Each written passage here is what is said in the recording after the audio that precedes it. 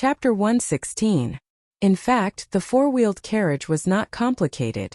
The key was the steering mechanism. The steering mechanism was not difficult either. It was just a thin layer of paper. Once it was exposed, it would no longer be mysterious. The front axle of the four-wheeled carriage was connected to the chassis through a rotating pivot. This way the front wheels could turn. The front wheels of the carriage were smaller than the rear wheels. The front wheels were responsible for steering, while the rear wheels carried the weight. Since it was a four-wheeled carriage, the load capacity of the carriage would be higher than that of two wheels. This was without a doubt. As for the shock absorbers and springs of the carriages of the future, Li Wangyu did not have any extravagant hopes. After all, it was a carriage used to transport goods. There was no need to consider comfort. It was not strange that he knew the structure of this carriage. When he was young, the village had a cooperative carriage to transport goods. The few naughty children loved to ride in the carriage. That carriage had broken down several times. Every time it was repaired, Li Wangyu would look at it from the side. After a while, he figured out what was going on with this carriage. Carpenter Lu and his three sons' craftsmanship was really good. In addition, the family just happened to help people build ox carriages. The wheels and other things were ready-made. He took his three sons and used 2 hours to process a set of steering mechanism for the carriage. He found the chassis of the ox carriage and installed it. Not long after, the first four-wheeled carriage of the Tang dynasty was built. Because it was temporarily modified from the chassis and wheels of the ox carriage, it looked a little strange. The old villager walked around the four-wheeled carriage a few times. He had a look of disbelief. "Xiaolang, is this what you said? A carriage that can pull 30 pickles? Don't joke around. This is impossible." Li Wangyu laughed. "Try it and you will know." Everyone pushed this extremely simple four-wheeled carriage back to Li Wangyu's house. It attracted a lot of attention from the villagers. "What kind of carriage is this? It looks strange. Why does it have 4 wheels? How can these 4 wheels be used? Maybe it's Li Jia Xiaolang's new toy. We'll know when we see it." The four-wheeled carriage was pushed to the entrance of Li Wangyu's residence. Li Wangyu didn't have time to feel sorry for his 2 horses. He even brought the 2 horses that Yang Quan and his entourage rode over, and had Carpenter Lu harness them. Following which, he called for the Ox brothers to help move the grain.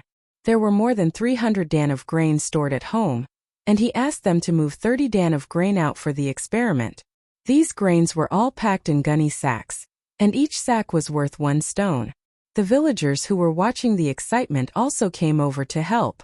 Soon, a total of 30 dan of grain was piled on top of the carriage, forming a small mountain. This made the villagers who were watching the show burst into discussions. "What is Li Jia Xiaolang trying to do? You're not thinking of using these 4 horses to pull the carriage, are you? Impossible, that's 30 dan of grain. Even 4 oxen wouldn't be able to move it. Isn't it? Who has ever seen so many things made of horse? What's more, this carriage looks strange.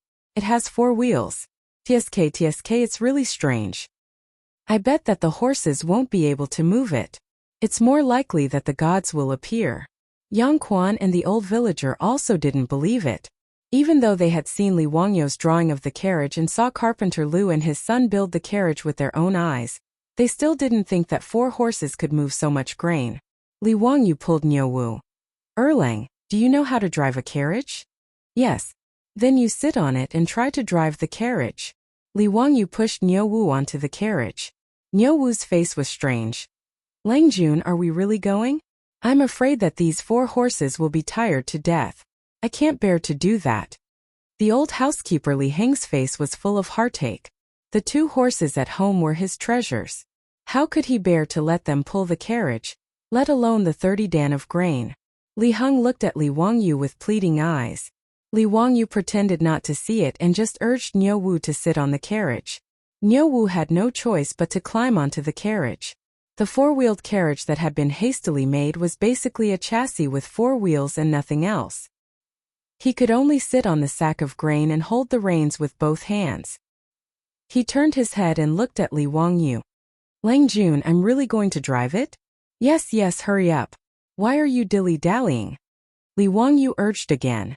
Niuwu had no choice but to shake the reins and make a jia sound to urge the horses to move.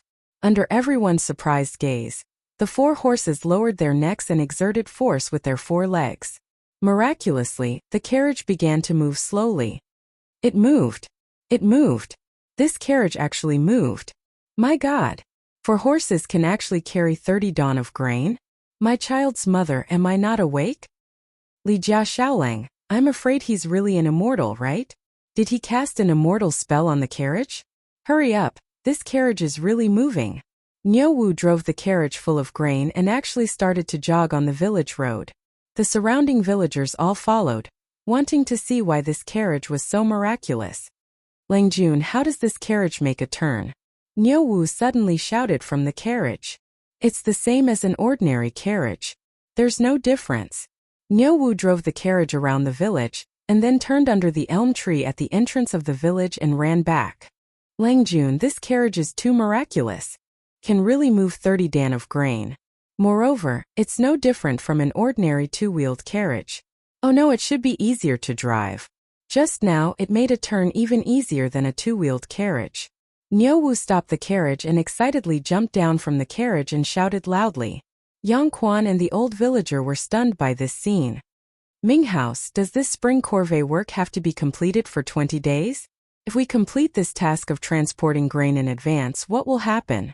Li Wangyu saw that the 4-wheeled carriage was successful and suddenly thought of something. He quickly pulled Yang Quan and asked, Of course not. Your corvée work this time is to transport grain. When the grain is transported, the corvée work will be completed. Yang Quan casually replied, his eyes never leaving the 4-wheeled carriage. The next moment, Yang Quan excitedly grabbed Li Wangyu's arm and said, Zio, you can actually make such a magical weapon? If all the carriages in the Tang dynasty were like this, do you know how useful it would be? Quickly give the carriage blueprint to me. I want to submit it to the imperial court. Li Wangyu helplessly rolled his eyes. If *CK, you want to take away all the good things I have. Do you have any shame? Why are all the officials of the Tang dynasty like this? Minghouse, I can't give you the blueprint of the 4-wheeled carriage. Why is that? Yang Quan was puzzled. Li Wangyu smiled and said, Wait until we finish this spring corvée work. Yang Quan was stunned. Thinking of his question just now, he suddenly understood. He pointed at Li Wangyu and said with a smile, Zio you. Okay, I understand. Then I will wait for a few more days. Li Wangyu's words made Yang Quan immediately understand what he wanted to do. However, he was not prepared to oppose. As the saying goes, it is impolite not to reciprocate. Since Li clan used such a shameless method first, then Li Wangyu should fight back a little. Chapter 117. After confirming that the 4-wheeled carriage was indeed feasible, the old village was so excited that he almost knelt down in front of Li Wangyu. He originally thought that they would not be able to escape this calamity, and that all of the strong laborers in the village would be sent to carry out the task of transporting grain in the spring. However, he did not expect that Li Wangyu would be able to create a magical weapon like the 4-wheeled carriage. The poisonous trap that the Li clan of Hu County had set for Dingzhou village was actually so easily resolved by Li Wangyu. This was the idea that Su Jingzong had given to the Li clan. Ever since Li Zhou passed away, the Li clan of Hu County only had a few 7th rank and 8th rank officials left in the court. The one with the highest rank was the member of the clan who was in charge of the army in Chang'an County. Su Jingzong was naturally very clear about the situation of the Li clan of Hu County. After all, he was the vice minister of the imperial clan and was responsible for managing these relatives of the imperial clan. As a result, Su Jingzong gave the Li clan leader such a desperate plan. Right now was the time for spring. He had the Li clan secretary of the Li clan conscript corvée labor in Dingzhou village, and pushed the task of transporting grain to Dingzhou village. Even if Dingzhou village wanted to report this matter, they could not say a single word. Transporting 1,000 dan of grain and a distance of 800 li was completely in line with the regulations of corvée labor in the spring. However, due to the busy farming season, the county yamen would not do this under normal circumstances as it would delay the farming season. If the corvée labor of a village was conscripted once a year, if it was a task of transporting grain, 200 dan or 1,000 dan were all in line with the regulations. However, if the Dingzhou village's corvée wanted to complete the task of transporting grain, they would have to use all of the strong laborers in the village. If the Li clan thought of a way to do something else, such as changing the ones pulling the carriage to old cows or sick cows, then the Dingzhou village's corvée labor would be even more difficult. At that time, even if the entire village was mobilized, they might not be able to transport 1,000 dan of grain to Yinzhou in 20 days.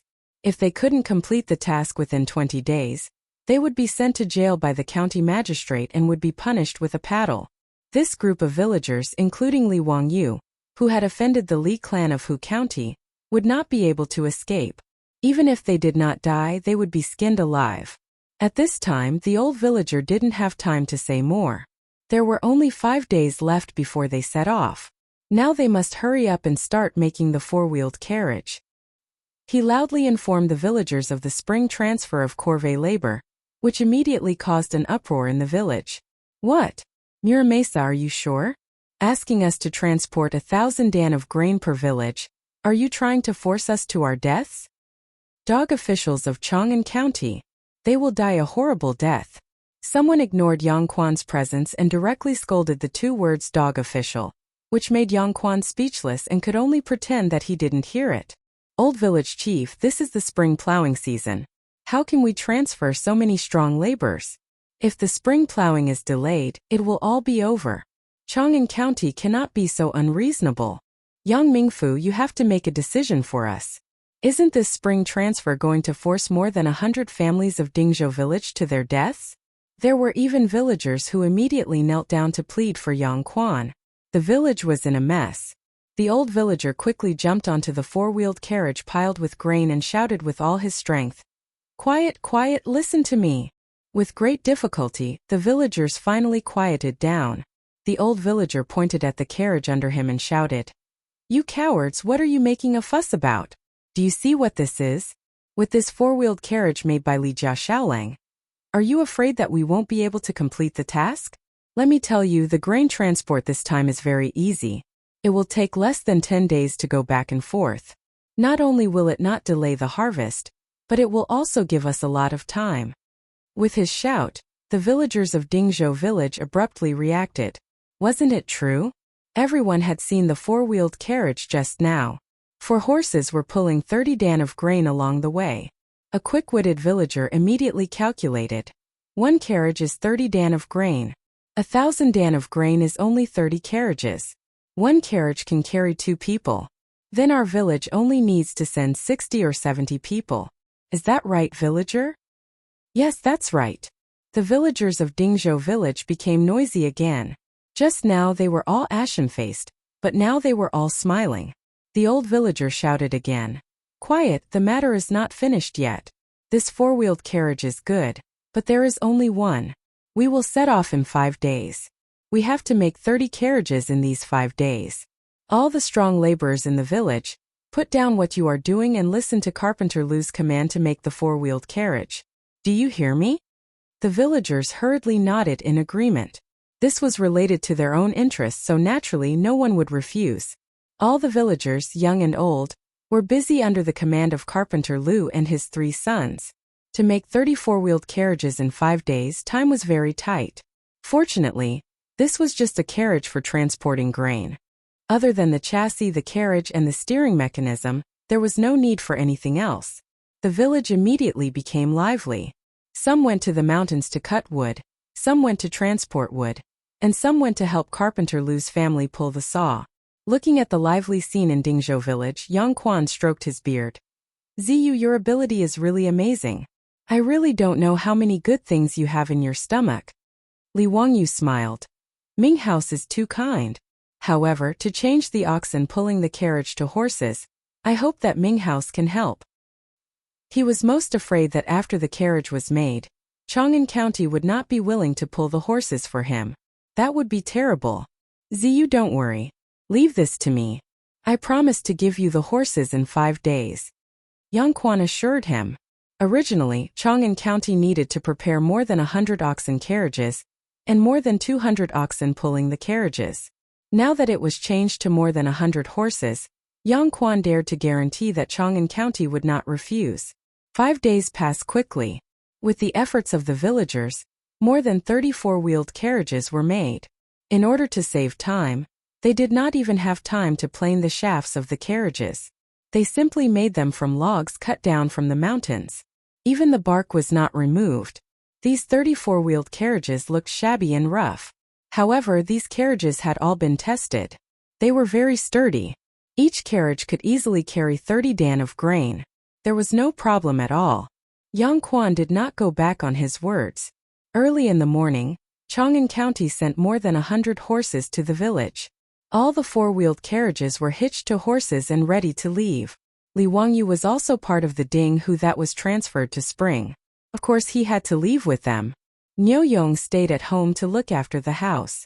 Niu Wu accompanied him to Yinzhou to transport grain. Under the instructions of his beautiful superior, Li Wangyu climbed into the carriage. The old villager also set off to transport grain. He shouted, "Let's go!"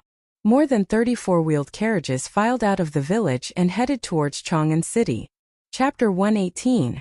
The granary of Chang'an was built near the East-Way Bridge Pier in the north of the city. The huge Chang'an granary took up almost 1,000 acres of land and was very large in scale. After the grain was transported from the Wei River to Chang'an, it was transported to the nearby Chang'an granary. The grain stored here not only had to supply the millions of people in Chang'an, but it also had to be transported to the entire Guanyi circuit and Longyu. In the entire history of Huaxia, transporting grain was the most troublesome problem. Due to the limitations of transportation, when transporting 100 dan of grain, people and horses would eat on the way. In the end, only 70 to 80% of the grain would be transported to the destination. Furthermore, the further the distance, the greater the consumption. For example, transporting grain from Chang'an to Yinzhou was a journey of 800 miles. Under normal circumstances, it would take about 10 days. 1,000 dan of grain required more than 100 laborers. In 10 days, these people would eat 50 dan of grain. Adding on the consumption of the cows, it would only be more than that. After transporting the grain to Yinzhou, about 20% of the grain would be consumed. This was considered a short-distance transport. If they wanted to transport grain from Chang'an to Longyu or even further, the journey would take 1 to 2 months. The consumption would be even more terrifying. This time, Dingzhou village was recruiting laborers to transport grain to Yinzhou. As long as they could pay 800 dan of grain at the granary in Yinzhou, they would have completed the task. The extra 100 dan of grain would be their rations for the return journey. More than 30 four-wheeled carriages formed a long line and arrived at the Chang'an granary on East-Way Bridge under the surprised gazes of the pedestrians. The old villager took out a receipt from Chang'an and handed it to the granary's Su Li. After confirming that they were the laborers, he began to arrange for them to release the grain. The receipt had to be stamped by the granary. After the grain was delivered to Yinzhou, the granary also had to be stamped to confirm the receipt of the grain. Finally, they would take the receipt to Chang'an to prove that they had completed this year's labor task. When the granary Su Li saw that Li Wangyu only brought 30-odd four-wheeled carriages, he was puzzled. "Villager Qian, you are transporting 1,000 dan of grain this time. Why did you only bring these carriages? And they are all carriages? Didn't the county prepare ox carts for you?" The old villager's face was full of smiles. It doesn't matter. Our carriage is big enough." Su Li had a strange expression on his face, but this matter was not under his control. He only needed to provide enough food according to the voucher. As for how Dingzhou village would be transported away, it had nothing to do with him. After checking that there were no mistakes in the receipt, the stitches, the secret plan, and the stamp were all correct, Su Li called the laborers in Chang'an's warehouse to begin moving the grain and loading it onto the cart. Everyone in the Chang'an warehouse was taken aback. Each of these carriages was loaded with 30 dan of grain, and the carriages were piled up to the brim. With so much food, won't the horses tire to death? This horse belongs to the county. If it dies, you will have to pay for it. Su Li kindly reminded. He had been working in this Chang'an warehouse for many years, but he had never seen a cart that could carry so much grain at one time. Even an ox cart could only transport 10 dan of grain at most. 30 dan of grain for a cart, this was simply crazy. The old villager just smiled and didn't answer. After more than 30 four-wheeled carriages were completely loaded, He checked around to make sure that the grain was securely tied. He stepped onto the carriage and waved his hand in high spirits. "Let's go." Su Li and the laborers in Chang'an's warehouse all craned their necks, ready to see a joke. Such a heavy carriage, even if the horses were tired to death, they wouldn't be able to move it. Not to mention 4 horses, even 4 oxen wouldn't be able to move it. But when the 30 or so 4-wheeled carriages all began to slowly move out of the Chang'an granary, the eyes of Su Li and the laborers of the Chang'an granary almost fell out of their sockets. These carriages were really pulling 30 dan of grain. The 4-wheeled carriages drove on the courier road and headed north in the direction of Yinzhou. This was the first time Li Wangyu had traveled so far in the Tang dynasty. Even the previous owner of this body had never left Huxian and Chang, and let alone him, a modern person from more than 1,000 years ago. Niu Wu drove the carriage in the middle of the convoy, while Li Wangyu sat on the side, looking around curiously.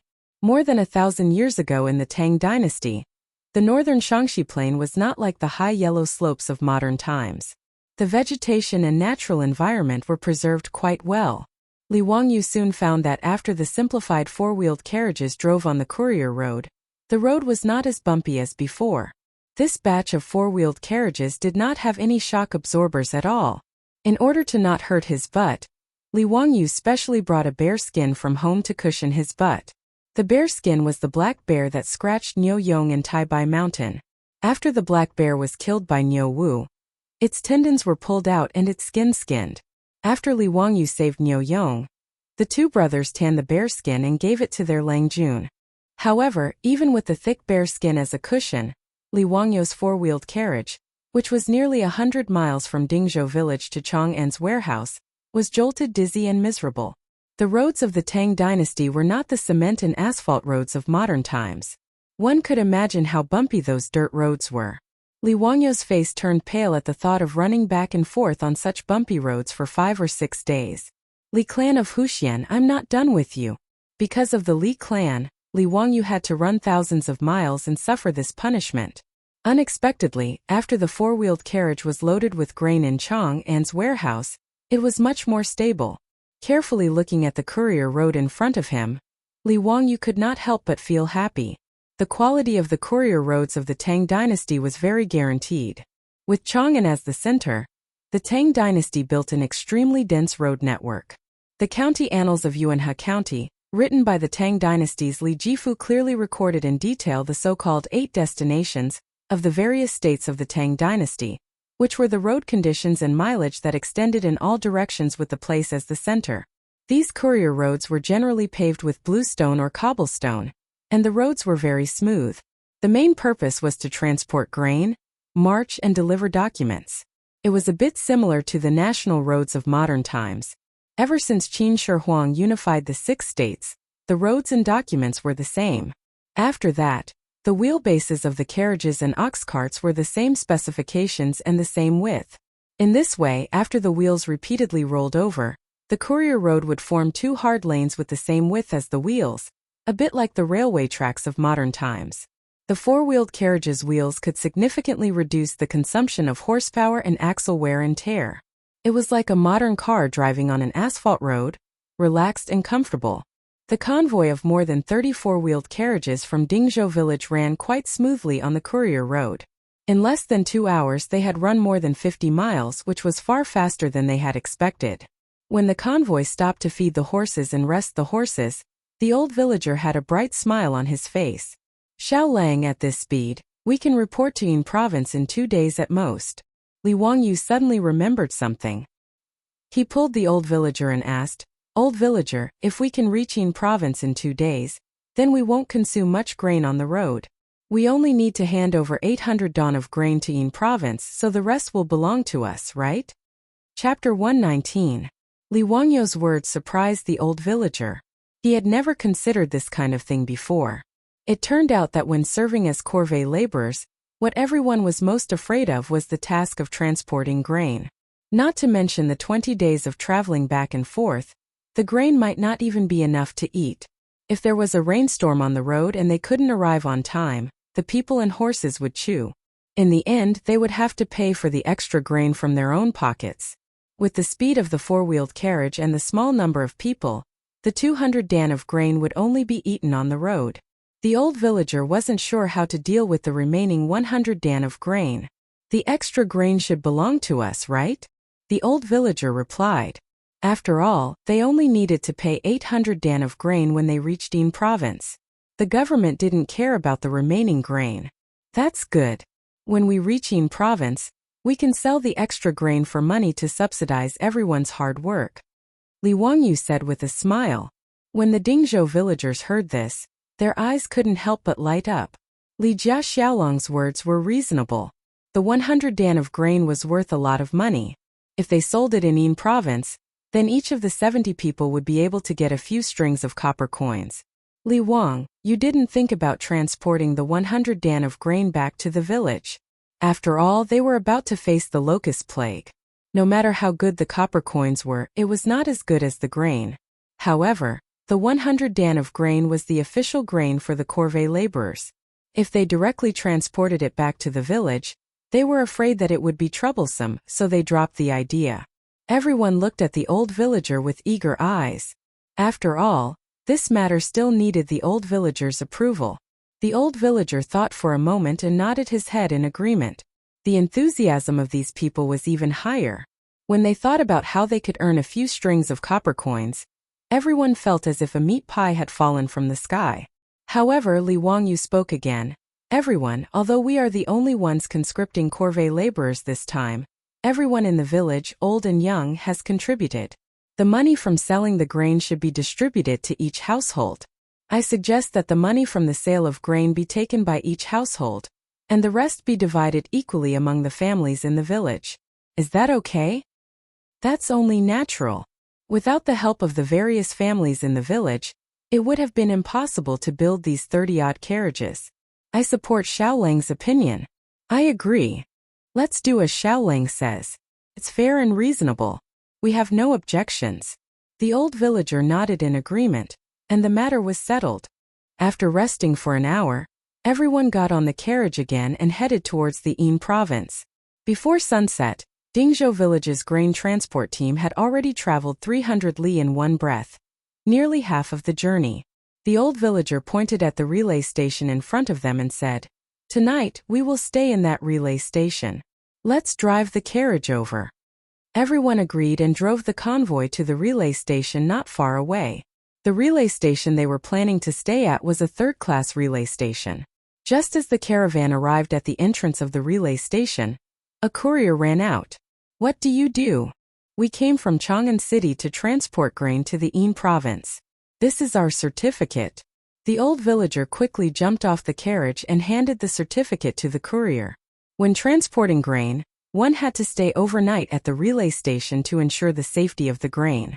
After the courier checked the certificate, he let them into the relay station.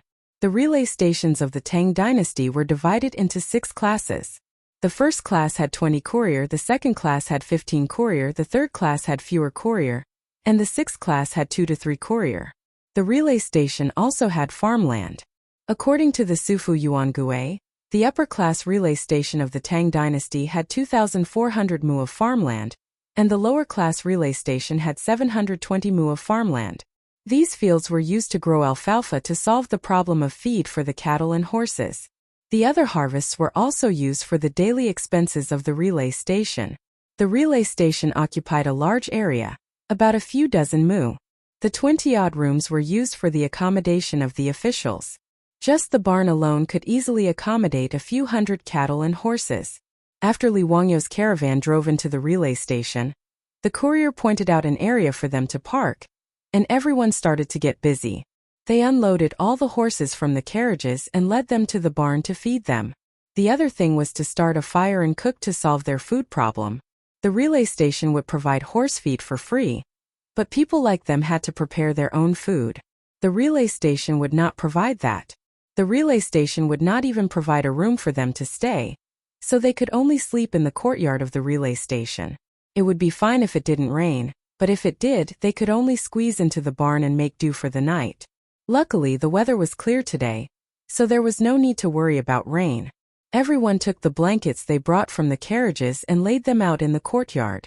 They lit a fire to warm themselves up and prepared to sleep. After rushing around for a day, even if it was just a carriage, everyone was exhausted. Just as they were about to sleep, they heard someone calling outside the relay station. The courier mumbled to himself as he went to open the door. It was a man with a face full of vicissitudes. He was dressed like a scholar, but his clothes were shabby. He led an old donkey to the relay station. "Do you have any proof?" the courier asked. This proof naturally referred to the proof that one could stay in the relay station. The Tang dynasty had 4 kinds of proof. The first was a silver medal, which was issued by the province and written with the words Imperial Horse Silver Medal. The second was a horn talisman, the third was a voucher, and the fourth was a transmission talisman. The last 2 were paper certificates, and the one in the old village chief's hand was a voucher. Only with these certificates could one pass through the relay stations and passes of the country without any obstruction. The man took out a transmission talisman and handed it over. The transmission talisman was a talisman to pass through. The postman inspected him for a bit before letting him in. However, he did not have a pleasant expression on his face. "Bring the donkey to the barn yourself. Then, like them, find a place to sleep." He pointed at Li Wangyu's caravan and said.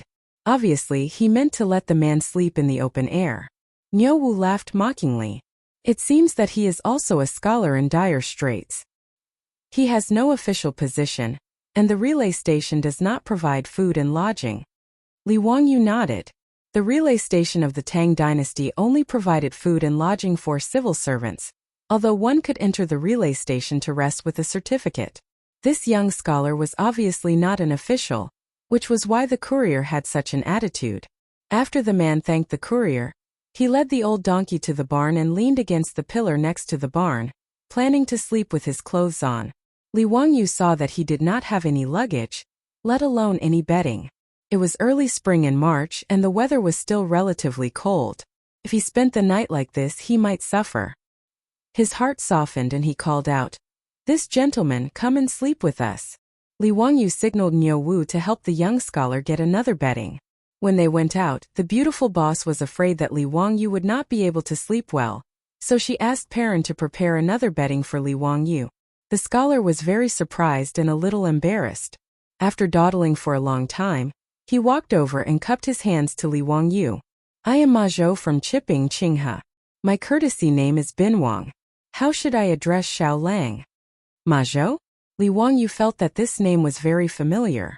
After thinking for a while, he suddenly raised his head and said in surprise, "You are Ma Zhou?" Chapter 120. Li Wangyu's exclamation surprised Ma Zhou. He was puzzled. "Xiao Lang knows me? How should I address you, Xiao Lang?" Li Wangyu was speechless. "Of course I know you, but I only know you from the history books of the future. It was such a coincidence that I could meet Ma Zhou at this relay station." This famous person of the Tang dynasty had met another living person today. Ma Zhou was a legendary figure of the Tang dynasty. He was an orphan when he was young and came from a poor family. However, Ma Zhou was a genius. After he was successful in his studies, he became a teaching assistant in Bo Prefecture. However, because of his poverty, he became unruly and drank all day. In the end, he resigned and ran to Chang'an to stay in the house of Chang He. In the 5th year of Zhengguan, Pai Lupi ordered hundreds of officials to write a memorial to discuss the gains and losses of the imperial court. Ma Zhou was recognized by the Pai Lupi and entered the imperial court as an official. Later, Ma Zhou rose through the ranks and finally sat in the position of the prime minister of the Tang dynasty. One had to admit that he was a great figure. Li Wangyu did not know how to answer Ma Zhou's question. He quickly changed the topic. "Brother Bin Wang, you haven't eaten dinner yet, right? Niu Wu, bring our dry rations over and let Brother Bin Wang fill his stomach." Niu Wu agreed and went to fetch the dry rations. He also helped Ma Zhou get a bowl of water for dinner. Ma Zhou smiled embarrassedly. He was about to decline when he heard his stomach growling. This made him even more embarrassed. Li Wangyu smiled and stuffed the dry rations into his hands. He sat beside him and started chatting. "Brother Bin Wang, I am Li Wangyu from Hu County. My courtesy name is Zio. This time, I am transferring the official rations to Yinzhou." Li Wangyu introduced himself first. "Brother Zio, thank you." Ma Zhou also bowed again. Brother Bin Wang, where are you going? Li Wangyu calculated the time. At this time, Ma Zhou should still be staying at Lieutenant General Chang He's house. Why did he come to this relay station? Ma Zhou smiled. I went to Yanzhou to visit a friend. I was in a hurry and almost missed the relay station. Yanzhou was the Yan'an of the future. On the way from Chang'an to Yinzhou, they were heading in the same direction as Li Wangyu and the others. Li Wangyu looked at the old donkey tied to Ma Zhou's barn and couldn't help but laugh. Brother Bin Wang, this old donkey of yours isn't even as fast as a person walking. There are still over 200 li to Yinzhou. How much time would it take for you to ride it? When Ma Zhou heard this, his face turned red. Ever since he resigned from his teaching assistant position in Bozhou, he had been living in Chang He's house. Although he didn't have to worry about food and clothing, he was still living under someone else's roof. As a hanger-on, he didn't have much money. This old donkey was even borrowed by him. Although it was slow, it was still better than walking by himself. I've made a fool of myself in front of Brother Zio. Ma Zhou smiled. Li Wangyu looked at the downtrodden Ma Zhou in front of him and started to make some calculations in his heart. His luck was so good to be able to meet Ma Zhou at this time. Naturally, he had to build a good relationship with him. If he could make friends with the future prime minister of the Tang dynasty, why not? Li Wangyu even pondered in his heart. Looking at Ma Zhou's current state, it was obvious that he wasn't in an important position in Chang He's residence. Was it possible for him to kidnap him to Dingzhou village first? After the locust plague, he and Su Chongqing had planned many properties in their minds. However, there were only so many people in his house. He didn't have enough manpower. Whether it was the two brothers Niu Yong and Niu Wu, or the old housekeeper Li Heng and Perrin, none of them were talents who could hold their own. As for the 4 maidservants sent by the enemy, there was no need to mention them. If he could kidnap Ma Zhou, the future prime minister of the Tang dynasty, to his place, that would be wonderful. Whether it was the Tang dynasty or the 21st century, what was the most precious thing? Talent. Ma Zhou was such a talent. The more he thought about it, the more Li Wangyu felt that it was feasible. However, Li Wangyu didn't feel that he was exuding the aura of a king that could make Ma Zhou bow down to him. Even the Niu brothers only wanted to repay him because he saved Niu Yang's life. Li Wangyu revealed 8 white teeth and a bright smile appeared on his face. Brother Bin Wang, since you and I are fated to meet, why don't we leave this old donkey at the relay station and you can take our carriage and leave? Our carriage is fast. We can send you to Yinzhou tomorrow. This. Ma Zhou was a little hesitant. His old donkey was very slow. From Chang'an to this relay station, it had been a journey of about 300 miles. However, he had already spent 3 to 4 days eating and sleeping in the open. If he could really hitch a ride, Ma Zhou would naturally be happy. However, he and Li Wangyu had never met before. At this moment, they were just strangers who had met by chance. How could he be so shameless as to hitch a ride? Brother Bin Wang, along the way, I can also ask you for advice on poems and songs. Please don't decline. Li Wangyu added fuel to the fire. These words surprised Ma Zhou. He thought that Xiao Lang was just an ordinary farmer. How could he know poetry? Li Wangyu of Hu County? Only then did Ma Zhou realize that this name was very familiar. After thinking carefully, he suddenly stood up and bowed. May I ask if you are the Li Zio who wrote on Yang Quan and Journey to the Gallant? Li Wangyu's plagiarized poems had already spread throughout Chang. There wasn't a single Confucian scholar who didn't know how to recite them. Ma Zhou liked them even more. He copied these poems down and recited them all day long. He always regretted that he didn't have the opportunity to meet Li Zio. He often sighed at how talented he was to be able to write such famous works. When he heard Li Wangyu's self-introduction, he didn't realize that this young farmer who was conscripted to serve the corvée was the author of these poems. Li Wangyu also stood up and bowed. This is my humble work. I hope Brother Bin Wang can give me some pointers. After confirming that the young man in front of him was really the Li Zio that he had been thinking about day and night, Ma Zhou was somewhat at a loss. He never thought that the person who could write such famous poems would be such a young man. I don't dare. Zio's poems are majestic and exquisite. I should be the one asking Zio for advice. Li Wangyu laughed in his heart and prepared to use his deception. If he didn't trick Ma Zhou into going to Dingzhou village, it wouldn't be considered a success. Last time he failed to trick the Medicine King Sun Simiao. No matter what, he couldn't let Ma Zhou go. Li Wangyu pulled Ma Zhou and didn't care about sleeping. The two sat by the bonfire and began to talk. As a modern transmigrator, although Li Wangyu was just an ordinary university student, after experiencing the explosion of information in the future, the amount of knowledge in his mind could be said to be astronomical and geographical in the Tang dynasty. After a long conversation with Ma Zhou, Li Wangyu fully displayed the eloquence that he had honed in his university dormitory. His eloquence flowed like a torrential river. He had successfully hoodwinked Ma Zhou with his lies. Ma Zhou thought of Li Wangyu as a celestial being. Zio, you have such great talent. Why don't you become an official? Haha. I only want to give my love to mountains and rivers. I have no interest in officialdom. But Brother Bin Wang, I see that you have the talent to be a minister. In the future, you will definitely be able to become a minister. Zio has overpraised me. But what do you mean by becoming a minister? Ma Zhou didn't understand and asked. Li Wangyu was at a loss for words. He forgot that there were only great scholars in the Ming dynasty. In the Tang dynasty, there was no such thing as becoming a minister. The next morning, Ma Zhou didn't hesitate to leave the old donkey at the relay station. He nimbly climbed into Li Wangyu's carriage, afraid that he would miss the opportunity to talk to Li Wangyu. The four-wheeled carriages filed out of the relay station and sped towards Yinzhou. Chapter 121. While Li Wangyu was fooling Ma Zhou, an unexpected visitor came to the Li family of Dingzhou village. The Medicine King Sun Simiao actually came back to pay a visit. He even brought a middle-aged Taoist with him. After being informed by the old housekeeper Li Heng, the beautiful boss came out to greet Sun Simiao as the lady of the house. She warmly welcomed Sun Simiao into the central room in the front yard and served him tea. After living in the Tang dynasty for more than half a month, Su Chongqing had slowly gotten used to the way the Tang spoke. Old immortal son, what brings you here today? Sun Simiao smiled and said, I'm very interested in the penicillin that the Li family kid talked about. I went to deal with some secular affairs a few days ago and collected some copper coins. I want to build a Taoist temple in Dingzhou village to study penicillin. I wonder if you'll welcome me? His words surprised and delighted the beautiful boss. The king of medicine was willing to build a Taoist temple in Dingzhou village? That would be a great thing. Old immortal son, you're willing to build a Taoist temple in our Dingzhou village? That's great. Have you decided where to build it?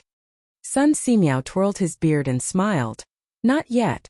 I plan to go to the county government of Huxian and ask them to allocate a piece of land for me to build a Taoist temple. At this time, Sun Simiao was quite famous. After Pai Lupi ascended the throne, he invited Sun Simiao to the court and wanted him to stay in Cheng. However, Sun Simiao refused. The old Taoist was dedicated to Taoism and walked the path of medicine to become an immortal. He was not willing to stay in Cheng and to treat the rich and powerful. For this reason, Pai Lupi felt very regretful and compared Sun Simiao to an immortal like Guangchengzi.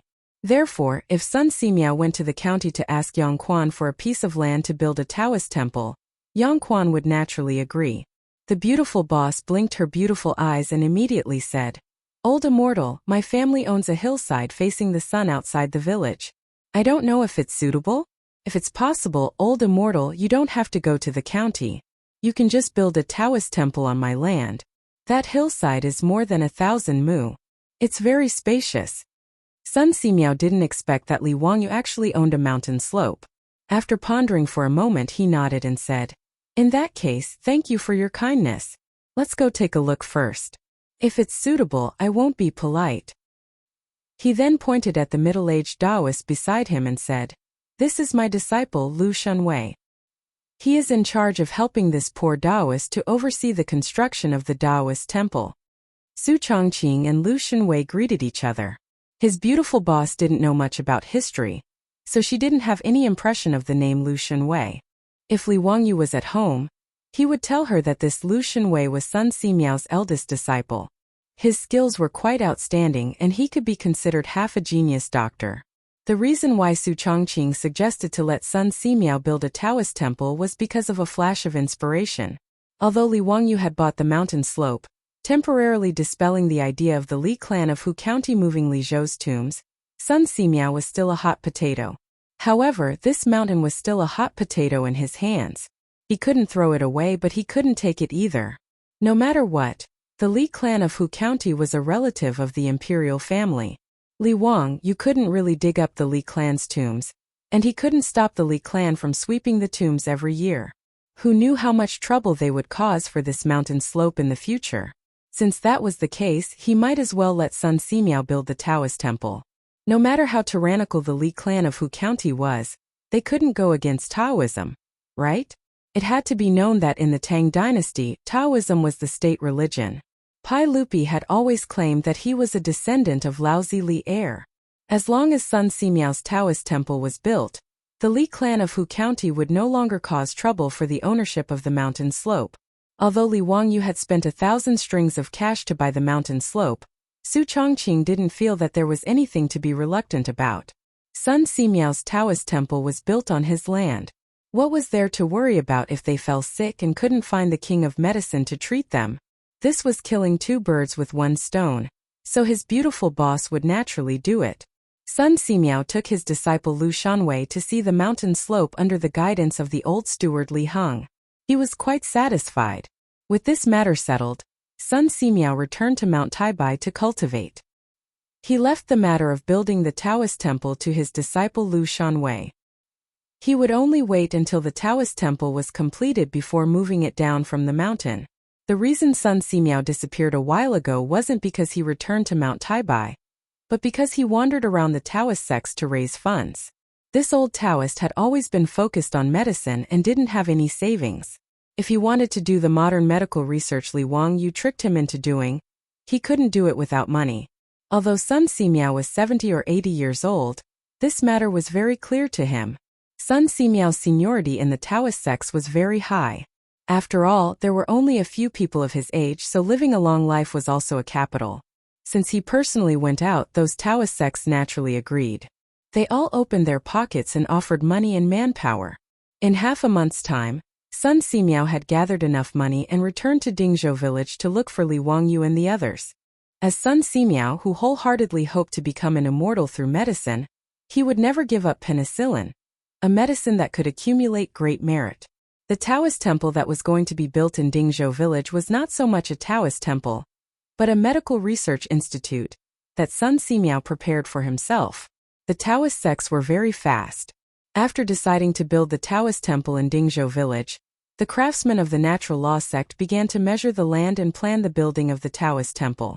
When Su Chongqing received the king of medicine Sun Simiao at home, Li Wangyu's four-wheeled carriage carrying grain team was already running on the post road.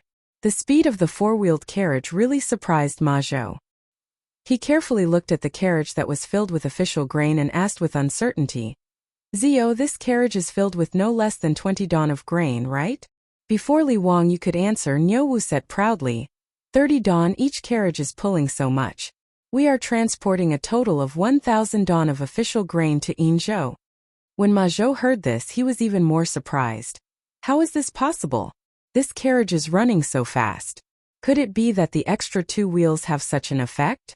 Who built this four-wheeled carriage? Why have I never seen it before? Niu Wu laughed loudly. While driving the carriage, he pouted his lips at Li Wangyu. This was built by my Langjun, so naturally you have never seen it before. Not only that, my Langjun also built a water wheel that can carry water without manpower. It is even more magical. When Ma Zhou heard this, he became even more unsettled. He cupped his hands at Li Wangyu and said, Zio, is it convenient for me to go to Dingzhou village and see what the water wheel is? Li Wangyu was worried that he could not find a topic to trick Ma Zhou into going to Dingzhou village. When he heard what Ma Zhou said, how could he not agree? He immediately nodded and agreed. The two of them agreed that when the carriage returned from Yinzhou, they would pick up Ma Zhou and return to Dingzhou village together. The four-wheeled carriage ran very fast on the post road. In less than half a day, the city of Yenzhou was already in sight. Li Wangyu and Ma Zhou reluctantly bid farewell and agreed to meet again in 3 days. The grain team bypassed Yenzhou and continued to speed towards Yinzhou. Chapter 122. On the way, they rested for another night at the relay station. On the third day after they set off, the grain transport team from Dingzhou village drove into Yinzhou. After checking the grain transport certificate for the soldiers guarding the city and asking for the location of the Yinzhou warehouse, the team drove straight to the warehouse to hand over the official grain. The old villager only brought 26 carriages to the warehouse to hand over the grain. Sure enough, the officials did not have any questions. After checking that the grain was in good condition, they signed and accepted it. They also signed and stamped the old villager's certificate. Thus, Dingzhou village's spring transfer this year was completed. They only spent 3 days out of the original 20 days of official work. Even with the return trip, it only took 6 or 7 days. More importantly, they also saved more than 100 dan of grain, which was not a small fortune. After the handover with the warehouse, the old villager and the others did not bother to find a place to rest and eat. They asked passers-by where the market was and hurried over. If the grain was not exchanged for copper coins, the old villager and the others would not feel at ease. What surprised Li Wangyu and the others was that the price of grain in Yinzhou was much higher than in Chang'an. However, this was normal. Chang'an gathered grain from all over the world, so it was not strange that the price of grain was lower than other places. The retail price of grain in Chang'an was 360 copper coins per bushel, while in Yinzhou it was 400 copper coins per bushel. They easily found a grain merchant to sell their 100 dan of grain. The merchant offered a purchase price of 350 copper coins per bushel. Niu Wu muttered in a low voice about profiteers as he watched the bags of grain being carried down from the carriages and sent to the grain store. The old villager only kept the rations that everyone ate on the way back. The rest of the grain was exchanged for copper coins, a total of 420 strings of coins. Everyone who served the corvée was given 1 copper coin each. According to what Li Wangyu said before, the rest of the money could be given to each household when they returned to the village. This was not a small windfall, and everyone was grinning from ear to ear. It was the first time that they could earn money by serving the corvée. Knowing that Li Wangyu was the one who had brought all of this to everyone looked at him with even more respect and gratitude. Ever since Li Wangyu moved back to his old house in Zhou village, he had unknowingly brought a lot of changes to the village. After the construction of the water wheel, the farmers no longer had to expend the effort of stepping on the dragon bone water wheel to fetch water. The Li family's oxen were also lent to the farmers for free for the spring plowing. Now Li Wangyu had built these 4-wheeled carriages for everyone's benefit. One after another, Dingzhou village benefited immensely from his meritorious deeds. Li Wangyu's status in the hearts of the simple and honest villagers of Dingzhou village was even higher than that of the old village chief. Because it was getting late, they didn't plan to rush back today. The old villager led everyone to find a carriage shop to stay. 10 copper coins for a night at the carriage shop. If it was in the past, these farmers would definitely not be willing to do so. They would rather sleep in a carriage for the night than spend 10 copper coins for lodging. However, since they had the copper coins from selling grain in their pockets, they could afford to be extravagant for once. All of them moved into the large shared bunks within the carriage and horse shop. Li Wangyu pinched his nose as he walked into the room. He immediately came back out. The smell was simply too pungent. He felt that he would rather sleep outdoors. Although he wasn't as obsessed with cleanliness as his beautiful boss, he still couldn't stand the sour smell in the room. Niu Wu, however, understood him. He smiled and said, "Lang Jun, you should get another room. Our family doesn't lack that money. Why do you have to wrong yourself?" Li Wangyu readily accepted his advice and immediately turned to look for the shopkeeper of the carriage shop to get him a room to stay in. Regarding Li Jia Xiaolong's unsociability, the farmers of Dingzhou village, including the old village chief, didn't feel that there was anything wrong with it. In their opinion, it was a sin to let Li Wangyu, the literary star, share a room with them. After staying in the carriage shop, Li Wangyu had nothing to do. So he took Niu Wu to the market in Yinzhou City for a stroll. It had been almost a month since he came to the Tang dynasty. Other than going to Chang'an City once, he hadn't seen what the other cities were like. Yinzhou City was also known as Yulin City in the future. As an important city in the northern part of the Guanyi circuit, Yinzhou was still very lively. The Turks, Xianchuo Khanate, Goguryeo, Biqi, Xinlua Lugue, and other countries all had to pass through Yinzhou on their way to Chang'an in the Tang dynasty. Therefore, although Yinzhou's trade couldn't be compared to Chang'an, it was still quite prosperous. Li Wangyu and Niu Wu walked around the market. From time to time they would buy some snacks to eat as they walked. As they were strolling, they heard a merchant arguing with someone not far away. Li Wangyu curiously went over.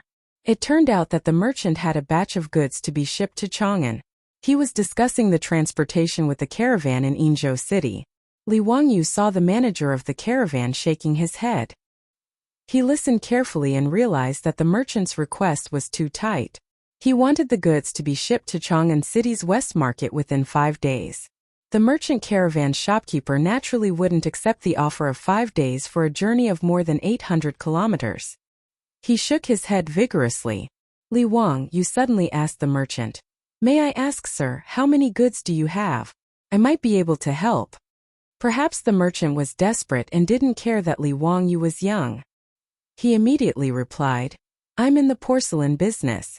I need to ship a batch of porcelain to Chang'an City. There are about 800 to 900 dendrobium. Xiaolang, do you have any idea? Dendrobium was a unit of weight in the Tang dynasty. 1 dendrobium was equal to 1 stone, which was about 50 kilograms. Hearing the merchant's words, Li Wangyu couldn't help but laugh. What a coincidence. He actually encountered such a situation while strolling around. Before he could say anything, the shopkeeper of the caravan beside him said, Shopkeeper Ma, you're being too impatient. How can this young man help you transport the goods to Chang'an within 5 days? He's not a god. I think you should send someone to Chang'an City first and apologize to the merchant. Then compensate him with some copper coins and ask him to wait a few more days. I can promise you that I'll deliver all the porcelain to you within 10 days. The porcelain merchant called Manager Ma looked depressed. Compensation is a small matter. But won't the Ma family's reputation be ruined? My Ma family's porcelain has never been so untrustworthy. The other merchants were discussing. Manager Ma is really unlucky. His porcelain kiln collapsed for no reason. All the porcelain that was about to be shipped out of the kiln was destroyed. Isn't that right? This is an unexpected disaster. Manager Ma has been in business for many years and has never missed a delivery time. The Ma family's porcelain is also one of the best in the Guanyi circuit. Their shop in Chang'an City's West City is an old shop. If the delivery time is missed, it'll be difficult for the merchant to make a fuss. If you ask me, I'll just have to pay more copper coins. Li Wangyu stood to the side and listened to the others with a smile. He roughly understood what was going on and said again, Manager Ma, if I can help you deliver the goods within 5 days, how much can you pay me? His words stunned the shopkeeper of the caravan and the surrounding merchants who were watching the commotion. This kid didn't know how to brag. Chapter 123. The shopkeeper of the caravan was unwilling to lose his business. He and shopkeeper Ma had been business partners for a long time. Usually, the Ma family's porcelain was shipped to Chang'an through them. This time, the shopkeeper of the caravan shook his head because of the incident at the Ma family's kiln. Of course, the porcelain could not be delivered in 5 days. That was why he tried to persuade shopkeeper Ma to delay the delivery time. Li Wangyu suddenly interfered. Shopkeeper Ma was unwilling to accept it, and did not believe that someone could deliver the goods in 5 days. Young man, what nonsense are you talking about? This is not 1 or 2 pieces of porcelain that can be delivered by horse carriage. 800 to 900 dendrites of porcelain can only be delivered by ox cart. How can it be delivered to Chang'an in 5 days? Not only did the shopkeeper of the caravan not believe it, but the surrounding merchants also did not believe it. They all began to blame Li Wangyu for boasting. Xiaolang, don't joke around. Shopkeeper Ma is so anxious. Why are you still making fun of him? How can you make such a promise? How can the reputation of the Ma family's porcelain be taken lightly? Delivering 700 to 800 dendrites of porcelain to Chang'an in 5 days? Only the gods can do that. Shopkeeper Ma, you should send someone to Chang'an to appease the barbarian merchant. A few days won't make a difference. Yes, don't be foolish and listen to this young man's boasting. It will be a big deal if your reputation is ruined. Hearing everyone's words, shopkeeper Ma didn't dare to believe Li Wangyu's words, but he still had a trace of hope in his heart, hoping that Li Wangyu's words were true. Mr. Xiaolang, do you really have a way to deliver the porcelain to Chang'an in 5 days? Shopkeeper Ma decided to ask clearly. Li Wangyu's words were his only hope. Li Wangyu smiled and nodded. Of course, as long as the transportation is reasonable. Don't worry, shopkeeper Ma. I promise to deliver the porcelain to Chang'an in 5 days. Although he said it with certainty, shopkeeper Ma still hesitated. He could not believe Li Wangyu's words. The shopkeeper of the caravan was even more furious. Young man, how can you be so ungrateful? How dare you boast like that? That's right. You think you can deliver it within 5 days just because you said so? On what basis? This young man's accent clearly doesn't belong to the Yin province. Shopkeeper Ma, be careful not to be deceived. Li Wangyu smiled even more happily in the face of everyone's accusations. Who says I don't have proof? Wait a moment. He pulled Niuwu over and whispered a few words in his ear. Niuwu nodded and squeezed out of the crowd. Not long after, Niuwu returned. He took out a piece of paper and handed it to Li Wangyu. This was the proof of Dingzhou village's transfer of grain this spring. Li Wangyu had specifically asked Niuwu to go back to the horse carriage shop and ask the old village about it. Shopkeeper Ma. I'm from Chang'anhu County. I'm here to deliver government grain to Yinzhou. Look at this voucher. It's written very clearly on it. When did we receive the grain from the Chang'an warehouse? When did we receive the grain from the Yinzhou warehouse? How much grain did we deliver? These are all very clear. You'll know if I can help you deliver the porcelain in 5 days. Li Wangyu unfolded the proof and let shopkeeper Ma look at it carefully. The surrounding merchants also gathered around and stretched their necks to look at the contents of the proof. When they saw it clearly, everyone couldn't help but gasp. It's written on the proof that they delivered 1,000 dan of grain from the Chang'an warehouse 3 days ago, and delivered it to the Yinzhou warehouse today. How is this possible? This proof can't be fake, right? No, the proof is real. There's an official stamp on it. It can't be fake. Only carriages can deliver 1,000 dan of grain from Chang'an to Yin province in 3 days, right? Did you use hundreds of carriages to travel day and night? According to this speed, this Xiao Langsan really isn't bluffing. Shopkeeper Ma was even more excited. He thought that his family's reputation would be tarnished this time, but he didn't expect a glimmer of hope to be waving at him. Xiao Langsan, is what you said true? Can you really help this old man deliver this batch of porcelain in 5 days? Of course. Shopkeeper Ma quickly grabbed his sleeve. Then let's go sign the contract now. I'll entrust you to deliver the porcelain. Li Wangyu wasn't in a hurry. He slowly put away the proof and put it in his pocket. Then he smiled brightly and asked, Shopkeeper Ma, how do you calculate the transportation cost? How about 300 strings of coins? When it came to money, Shopkeeper Ma, who was anxious just now, immediately returned to his shrewd businessman nature. The transportation cost of the ox cart in the Tang dynasty was also very expensive. It was 100 copper coins for every 100 miles it traveled with a load of 50 kilograms. However, this kind of large shipment would be much cheaper. Shopkeeper Ma's batch of porcelain usually cost 300 to 400 strings of coins to transport to Chang'an City. Of course, the Ma family's porcelain wasn't cheap like the ones Li Wangyu custom-made at the kiln in Huxian. According to modern standards, those were high-end custom-made handicrafts, so the price was naturally quite expensive. The main reason why the Ma family didn't move their kiln to the vicinity of Chang'an City was that there was a kind of kaolin in Yin province that was especially suitable for firing porcelain.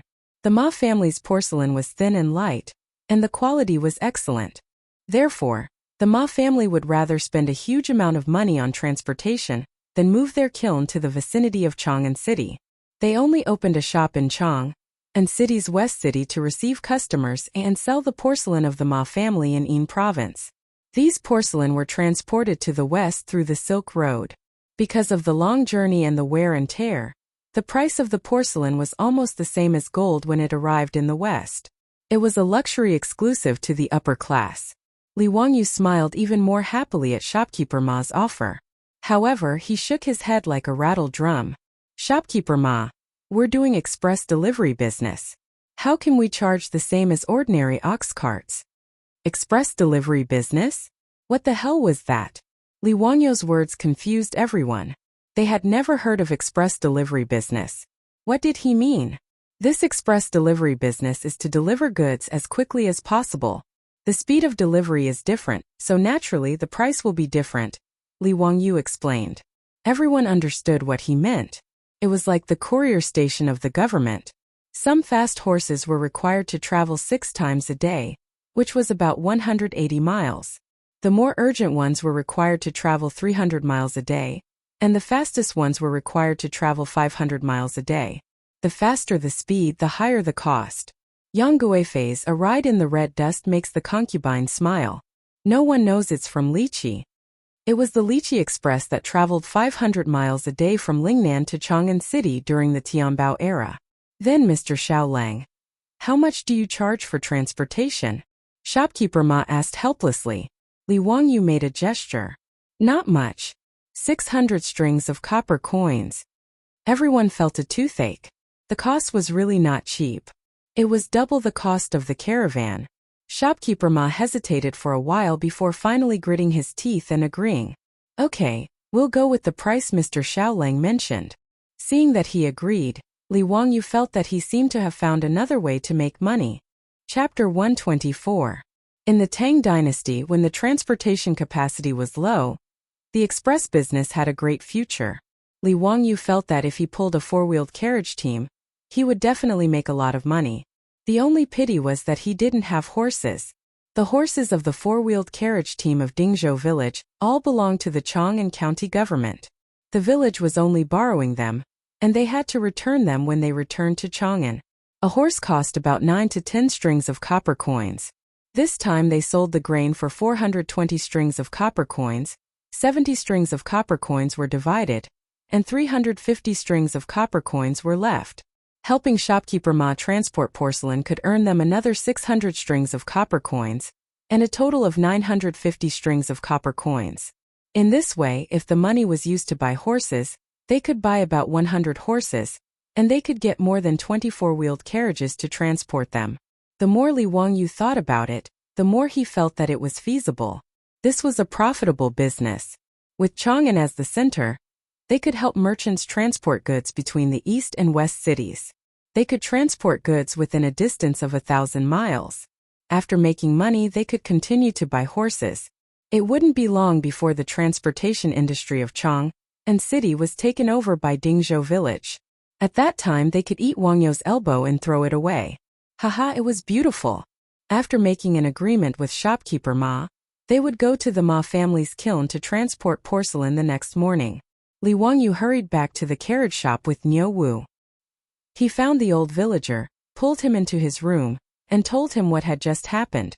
When the old villager heard that Li Wangyu actually went out for a stroll and found a job for the team to transport goods back to Chang'an, his face wrinkled like a chrysanthemum. When he heard that Li Wangyu said that the transportation cost was 600 strings of copper coins, the old man almost had a heart attack. Xiaolang, stop fooling around. How can you give so much money? Just let us transport goods? The old villager shook his head, thinking that Li Wangyu was joking with him. Li Wangyu smiled and stared at him without saying anything. The old villager was speechless. He asked in disbelief, "Are you really going to give me 600 strings of cash?" "That's right. I'll go and pick up the goods tomorrow morning. If you deliver them to Chang'an within 5 days, I'll pay you 600 strings of cash. Here's the contract." Li Wangyu took out the shipping contract he had signed with shopkeeper Ma. The old villager hurriedly took it and read it carefully several times before he finally believed that it was not a joke. "Oh my God, isn't this a pie falling from the sky? It won't take 5 days. It'll be delivered in 3 days." The old villager said excitedly. Li Wangyu shook his head. "We can't be so sure. What if we run into something special along the way? For example, if there's a rainstorm or something that delays the journey, you'll have to pay for it." "That's true. You can't be so sure. Xiaolang, you're so thoughtful." The old villager nodded repeatedly. "Li Wang," you asked again. "Old village chief, what do you think of this matter?" "What do you mean?" "This business of transporting goods. Can we do it?" The old villager was stunned. "Of course we can do it. This business is like picking up money. Unfortunately, this is the only time. When we return to Chang'an, the horses will have to be returned to the county government." Li Wangyu smiled and pointed to the contract on the table. "Isn't this money?" We'll buy horses and transport them ourselves. We'll pick up goods for the merchants in Chang'an. What do you think? His words stunned the old villager for a long time.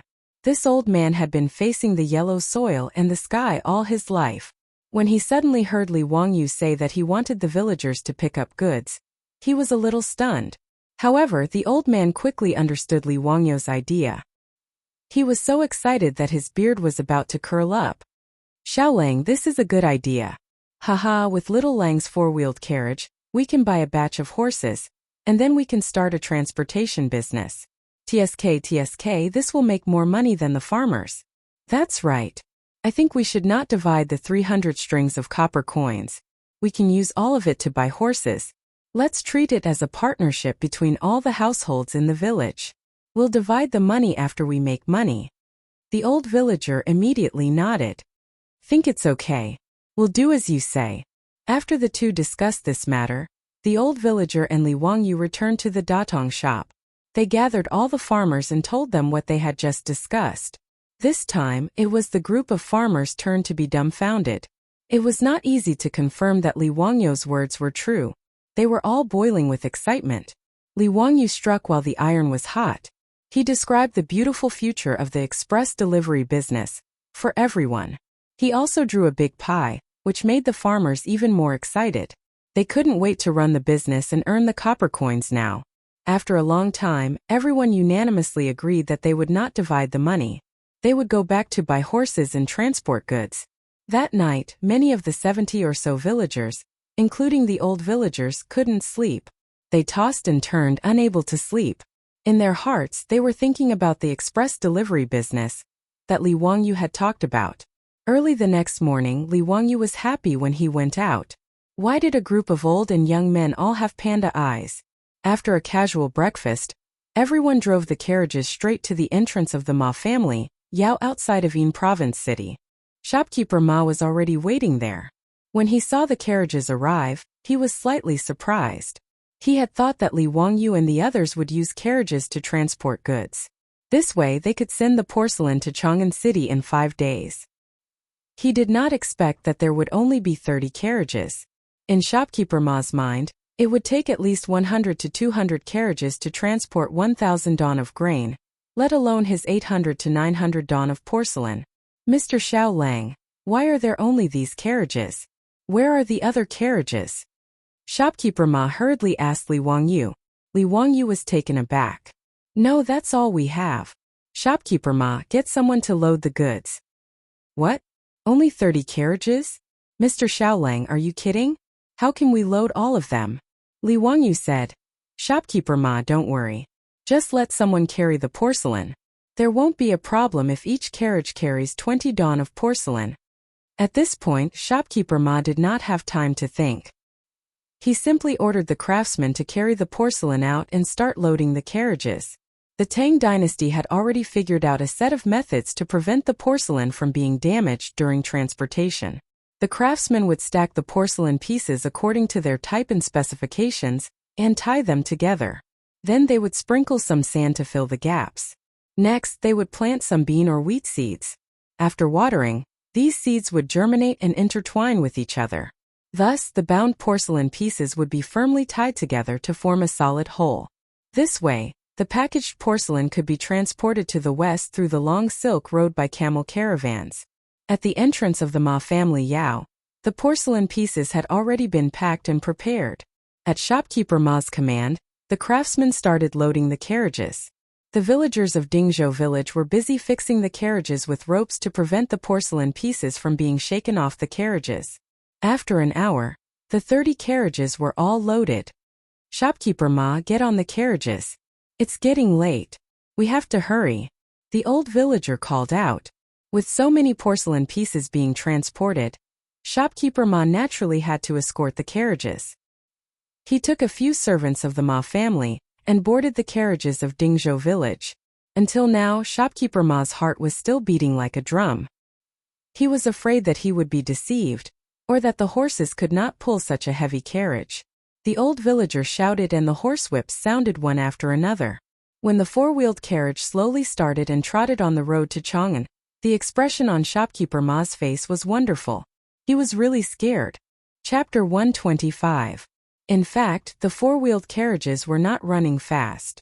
Compared to the speed of horses, the carriages were only trotting. But even so, the speed of the carriages reached 20 kilometers per hour, which was about the same as the speed of bicycles. Every 2 hours, the carriages stopped to let the horses rest for an hour. In one day, the carriages ran 200 or 300 miles on the post road. Shopkeeper Ma was finally convinced that they could reach Chang'an in 5 days. No, at this speed they could reach Chang'an in 3 days at most. Shopkeeper Ma, who was used to this post road, was shocked. That night, Shopkeeper Ma found Li Wangyu when he was resting at the post station. "Mr. Xiaolang, I wonder if your carriages can undertake this kind of transportation for a long time in the future?" After witnessing the speed of the four-wheeled carriages of Dingzhou village, the shrewd Shopkeeper Ma immediately thought of continuing the cooperation in the future. Li Wangyu was happy. This express delivery business was really promising. He had the first repeat customer. He immediately nodded. "Shopkeeper Ma, from now on, our carriages of Dingzhou village will undertake the transportation business in the east and west of Chang. If Shopkeeper Ma wants to cooperate for a long time, there is no problem. We can give you a discount." Shopkeeper Ma was overjoyed. He wanted to ask Li Wangyu to sign a long-term transportation contract, but Li Wangyu temporarily refused. What a joke. They hadn't even bought their horses yet. Now they were borrowing a chicken to lay eggs. Li Wangyu promised to wait for the four-wheeled carriages of Dingzhou village. Once they were officially established, he would immediately go to the West Market to contact Shopkeeper Ma. Only then did Shopkeeper Ma leave with satisfaction. When the carriages passed through Yenzhou, Ma Zhou had already been waiting at the agreed place, for fear of missing the meeting with Li Wangyu. When they passed by the post station where they stayed for the night, Ma Zhou sold the old donkey to the postman at a cheap price. He still took Li Wangyu's carriage. The future prime minister of the Tang dynasty was completely convinced by Li Wangyu in just 2 or 3 days. Whether it was Li Wangyu's random astronomical and geographical knowledge, or Li Wangyu's practical knowledge, they all made Ma Zhou's heart burn. Not to mention that Li Wangyu would occasionally come up with 1 or 2 wonderful poems, which made his heart itch even more. Ma Zhou was also someone who wanted to get to the bottom of things. He kept asking about the astronomical and geographical knowledge that Li Wangyu had casually mentioned. However, Li Wangyu was just an ordinary university student in the future. That kind of general knowledge was something he knew but not the reason. If he had to fully explain why the sky was blue and why the fish could breathe in the water, that would really be asking for his life. Therefore, he could only evade Ma Zhou's question. Ma Zhou misunderstood. He thought that these were Li Wangyu's unique knowledge. As a bystander, it was very impolite of him to ask such a question. It was no wonder that Li Wangyu would hide something from him. With this mentality, Ma Zhou pondered for a long time and finally made a decision. When the four-wheeled carriage team passed by Fangzhou to rest, Ma Zhou disappeared. Li Wangyu was anxious and looked around for Ma Zhou. However, he saw Ma Zhou coming back with a pile of things in his hands. "Brother Bin Wang, where did you go?" "Teacher Zio, please accept this disciple's 6 gifts, and allow this disciple to become your disciple and learn from you." Ma Zhou respectfully bowed to Li Wangyu, and at the same time handed over the 6 gifts that he had just bought in Fangzhou. The 6 gifts for becoming a disciple were the 6 gifts that a disciple would give to their teacher. They were celery, which symbolized diligence and diligence; lotus seed, which symbolized painstaking education; red beans, which symbolized good luck; red dates, which symbolized high school early; longan, which symbolized perfection; and skinny strips of meat, which symbolized the disciple's sincerity. Ma Zhou's words gave Li Wangyu a fright. What the hell was going on? He just wanted to trick Ma Zhou into going to Dingzhou village to help. Why did this guy come to him for no reason to become his disciple? Not to mention that Ma Zhou was 27 or 28 years old this year, and he was only 16 years old. He was not even 20 years old yet. What was he trying to do? "Brother Bin Wang, don't mess around. I am only 16 years old." Ma Zhou said seriously. Confucius said, "There is always someone to learn from. Zio, you are more talented than me. I hope to learn from you. It is only right for me to be your disciple." Did he use too much strength to act cool? Li Wangyu began to reflect on himself. How did he trick Ma Zhou to the point that he was not clear-headed? Ma Zhou insisted on becoming Li Wangyou's disciple, which made things difficult for him. What could he teach Ma Zhou? The 36 moves to win in Mahjong or oral English. Li Wangyou suddenly felt that his university major was really a tragedy. If he knew that he would transmigrate back to the Tang dynasty, he would have chosen to major in ancient literature. However, he majored in e-commerce in university. Wasn't this a joke? Could it be that Ma Zhou wanted to become his disciple and study internet technology, computer technology, marketing, e-commerce technology, and e-commerce management in the Tang dynasty? Was this to prepare for his reincarnation 1,000 years later? Brother Bin Wang, I have little talent and knowledge. Please don't mention the matter of becoming my disciple again. Ma Zhou did not give up. He ignored Li Wangyou's rejection and directly knelt down. If teacher does not accept me as his disciple, I will not get up today. Li Wangyou suddenly understood what it meant to lift a rock only to drop it on his own feet. Why did he try to trick Ma Zhou? Li Wangyou looked at the old villager for help, hoping that he would help him persuade Ma Zhou. Who knew that the old man laughed and said, Xiao Lang, I think you should accept this Ma Zhou. He is also wholeheartedly interested in learning. You should encourage him. This old man is actually adding fuel to the fire. His conscience is really bad. Li Wangyou looked at Niu Wu again. Forget it, this guy is probably the same as the old villager. He will only try to persuade me. Looking around, no one could help him persuade Ma Zhou. Even the surrounding villagers of Dingzhou village were praising Ma Zhou. Ma Lang is really smart. He knows to ask Xiao Lang to be his disciple. TSK. Unfortunately, I am illiterate. Otherwise, I would have already worshipped Xiao Lang as my master. Forget it. Let your families Dalong and Erlang go to school. Maybe in the future, they will have the opportunity to be Xiao Lang's disciple. TSK. To be able to be Xiao Lang's disciple is really a blessing from the previous life. Who is Xiao Lang? He is the descendant of the god of literature from the heavens. This group of bastards is adding insult to injury. Li Wangyou only felt that his teeth were itching. Brother Bin Wang, do you really want to be my disciple? Li Wangyou rolled his eyes and came up with an idea. It's not impossible, but you have to answer one of my questions first. If you answer correctly, I will accept you as my disciple. How about it? Ma Zhou immediately clasped his hands and said, Teacher, please speak. Li Wangyou slowly said the question, but it made Ma Zhou and the surrounding onlookers stunned. Chapter 126. Li Wangyou really wanted to learn from those transmigration novels that he had read and give Ma Zhou a difficult problem like putting a 9-tune pearl through a rope. But firstly, he didn't have such a precious pearl. Secondly, using this kind of question to test the Tang people was asking for humiliation. Because in the spring and autumn period, Confucius had already given the answer. He painted the line with fat and made the ants pass. The Tang dynasty also had ants wearing 9 songs pearls, so other people already knew about this. Li Wangyou wouldn't ask for a rebuff. He gave Ma Zhou a logical reasoning problem. I have 12 copper coins now, and one of them is a fake coin with lead added, so the weight is different. I'll give you a weighing instrument that can only be weighed 3 times. You have to find the fake coin and ask how to operate it. Brother Bin Wang, if you can't solve this problem, you can forget about taking me as your teacher. The weighing instrument was the ancient Chinese balance. It used bamboo as the beam, silk as the button, and a copper plate at both ends. In the late spring and autumn period, the manufacturing technology of balance and weights was quite sophisticated. Li Wangyou deliberately gave Ma Zhou a difficult problem. He didn't believe that a scholar of the Tang dynasty could solve this kind of logical reasoning problem. Previously, when he asked the thief question in Zhang Liang's residence, it stumped many court officials. Even Yang Quan and the others couldn't figure it out. As soon as he asked this question, Ma Zhou's eyebrows locked and he began to think seriously. The villagers were even more confused when they heard this. They felt that there was no answer to this question at all. Are you purposely making things difficult for me? How can you find the fake coin with different weights from the 12 copper coins after weighing it 3 times? How about you use your hands to weigh it first? Which copper coin do you think is different and weigh it? I'm afraid this question is unsolvable. How can you give this kind of question to make things difficult?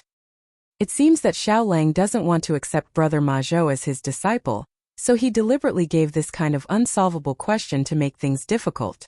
Shopkeeper Ma, who was watching from the side, was also stumped by Li Wangyu's question. He thought hard for a long time and felt that this question was unsolvable. 6 copper coins against 6 copper coins.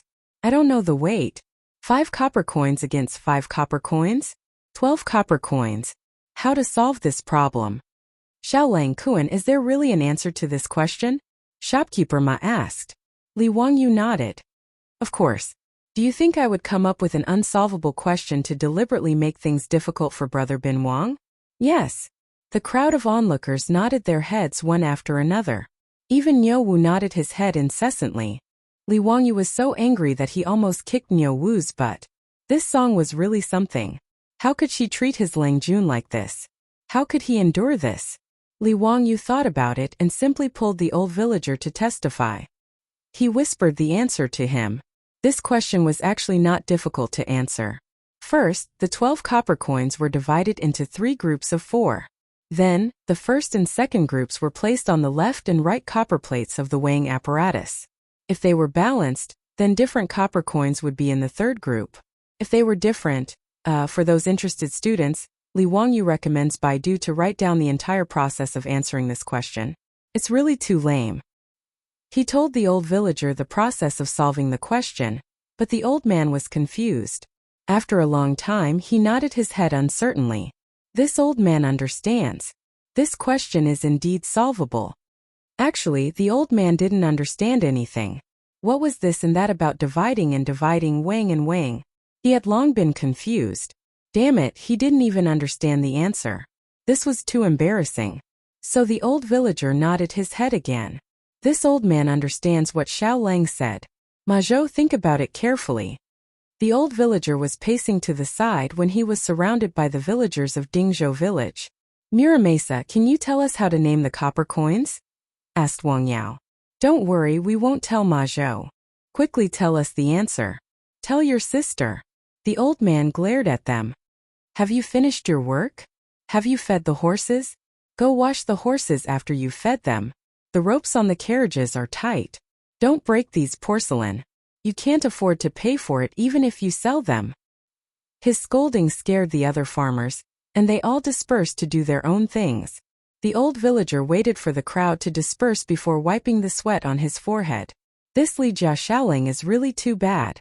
Since Li Wangyu gave Ma Zhou this difficult question, Ma Zhou seemed to have lost his soul.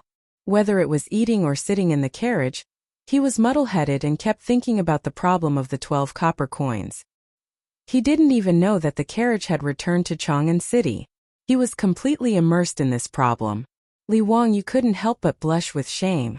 Did he use too much force and make Ma Zhou, the future prime minister of the Tang dynasty, stupid? If that was really the case, it would be a big sin. The carriage entered Chang'an City from Beiguang Gate and passed through 4 streets to reach Chang'an West City. The Ma family's shop was in the West City. This time, from Yinzhou to Chang'an City, they only rested for 2 nights. In 3 days, they covered the distance of 800 to 900 miles. Under the guidance of shopkeeper Ma, the carriage team drove to the entrance of the Ma family's porcelain shop. Shopkeeper Ma finally let out a sigh of relief. His family's reputation were finally saved. Shopkeeper Ma asked all the workers in the shop to come out and unload the carriage. The villagers of Dingzhou village also helped. Shopkeeper Ma invited the old villager and Li Wangyu into the shop and immediately asked the accountant to bring gold from the storeroom to pay the bill. 600 strings of coins was equivalent to 100 taels of gold. Shopkeeper Ma directly paid the carriage fee with gold and left the address of Dingzhou village. He said that he would ask them to help him transport the goods next time. After a long time, all the goods were finally unloaded. Until now, Ma Zhou was still sitting in the carriage, motionless, thinking about the 12 copper coins. Seeing that it was getting late, Li Wangyu and the old villager discussed that they might as well go back to Dingzhou village today and go to the Chang'an County government tomorrow to complete the task. Anyway, they still had a lot of time and were not in a hurry. After being on the road for 6 or 7 days, everyone was a bit homesick. The old villager nodded in agreement. At this time, the evening drum had already sounded. The carriage team exited the city through the Golden Gate next to Shi City and went around the city wall, heading straight for Hu County. The sky had just turned dark when the four-wheeled carriage team returned to Dingzhou Village, causing a commotion in the village. Dingzhou Village had a total of 127 families. This time, 70 people had been transferred to Chang'an County, accounting for almost two-thirds of the village's villagers. Now that the man in the family and their child had suddenly returned, it naturally attracted the attention of all the villagers to welcome them. The beautiful boss had also received the news. With a smile on her face, she led Perrin out to welcome Li Wangyu home. "Wangyu, you've worked hard. Why are you so smelly? Go and take a bath." Su Chongqing was just about to go up and talk to Li Wangyu, but he couldn't help but cover his nose with his hand as he spoke in disdain. Li Wangyu smelled himself. Of course, he had eaten and slept in the open for 6 or 7 days. His clothes were all smelly. He smiled awkwardly and ran back to the backyard to take a bath. Li Wangyu had run away, but he had forgotten about Ma Zhou. The child was still sitting in the carriage, muttering to himself as if he had lost his mind. Chapter 127. Li Wangyu took a comfortable hot bath and changed into a new set of clothes, but was stopped by his beautiful boss. "Hey, why did you bring back an idiot?" Li Wangyu was stunned. "What idiot?" But he immediately reacted. His beautiful boss was talking about Ma Zhou. "Haha, he is not an idiot. Do you know who he is?" "Ma Zhou." Su Chongqing was puzzled. "Who is Ma Zhou?" Li Wangyu was speechless. "Well, Ma Zhou is the future prime minister of Li Shimen. Is he powerful? Then why is he like an idiot?" Su Chongqing asked curiously. Li Wangyu chuckled and told his superior about how Ma Zhou wanted to be his disciple, and how he had given Ma Zhou a difficult logic problem.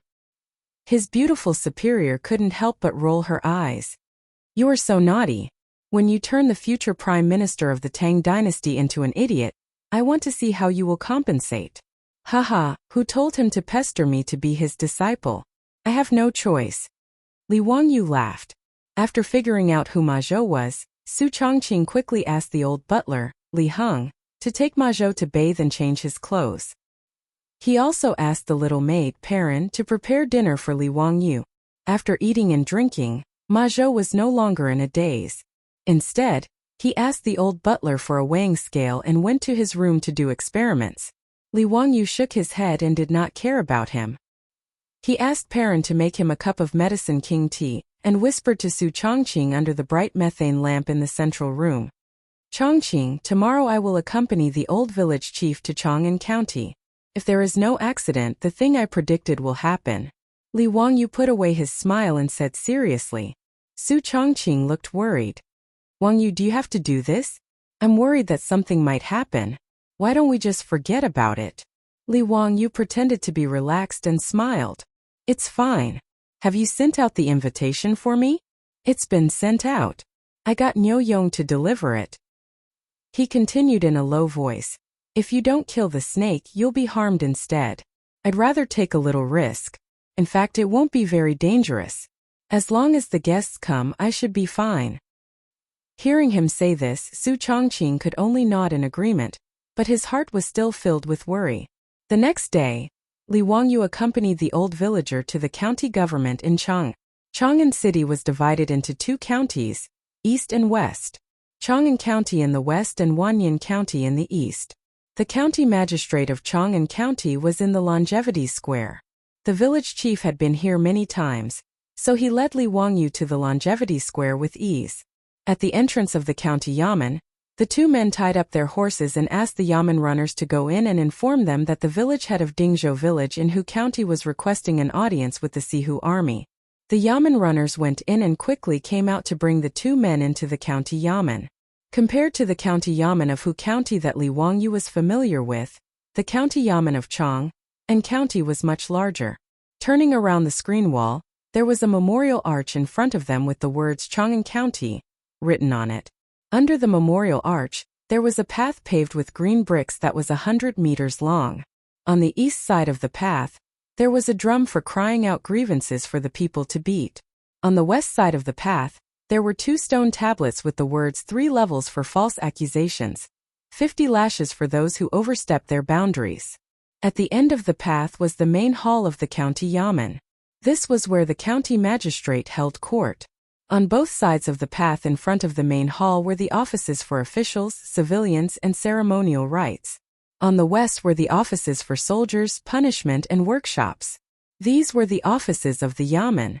They were led by the yamen runners to the east side of the house. The yamen runner reported, "Sihuli, the village head of Dingzhou village in Hu County is here." A middle-aged man with a white face and no beard walked out of the house. He was wearing a light green official robe.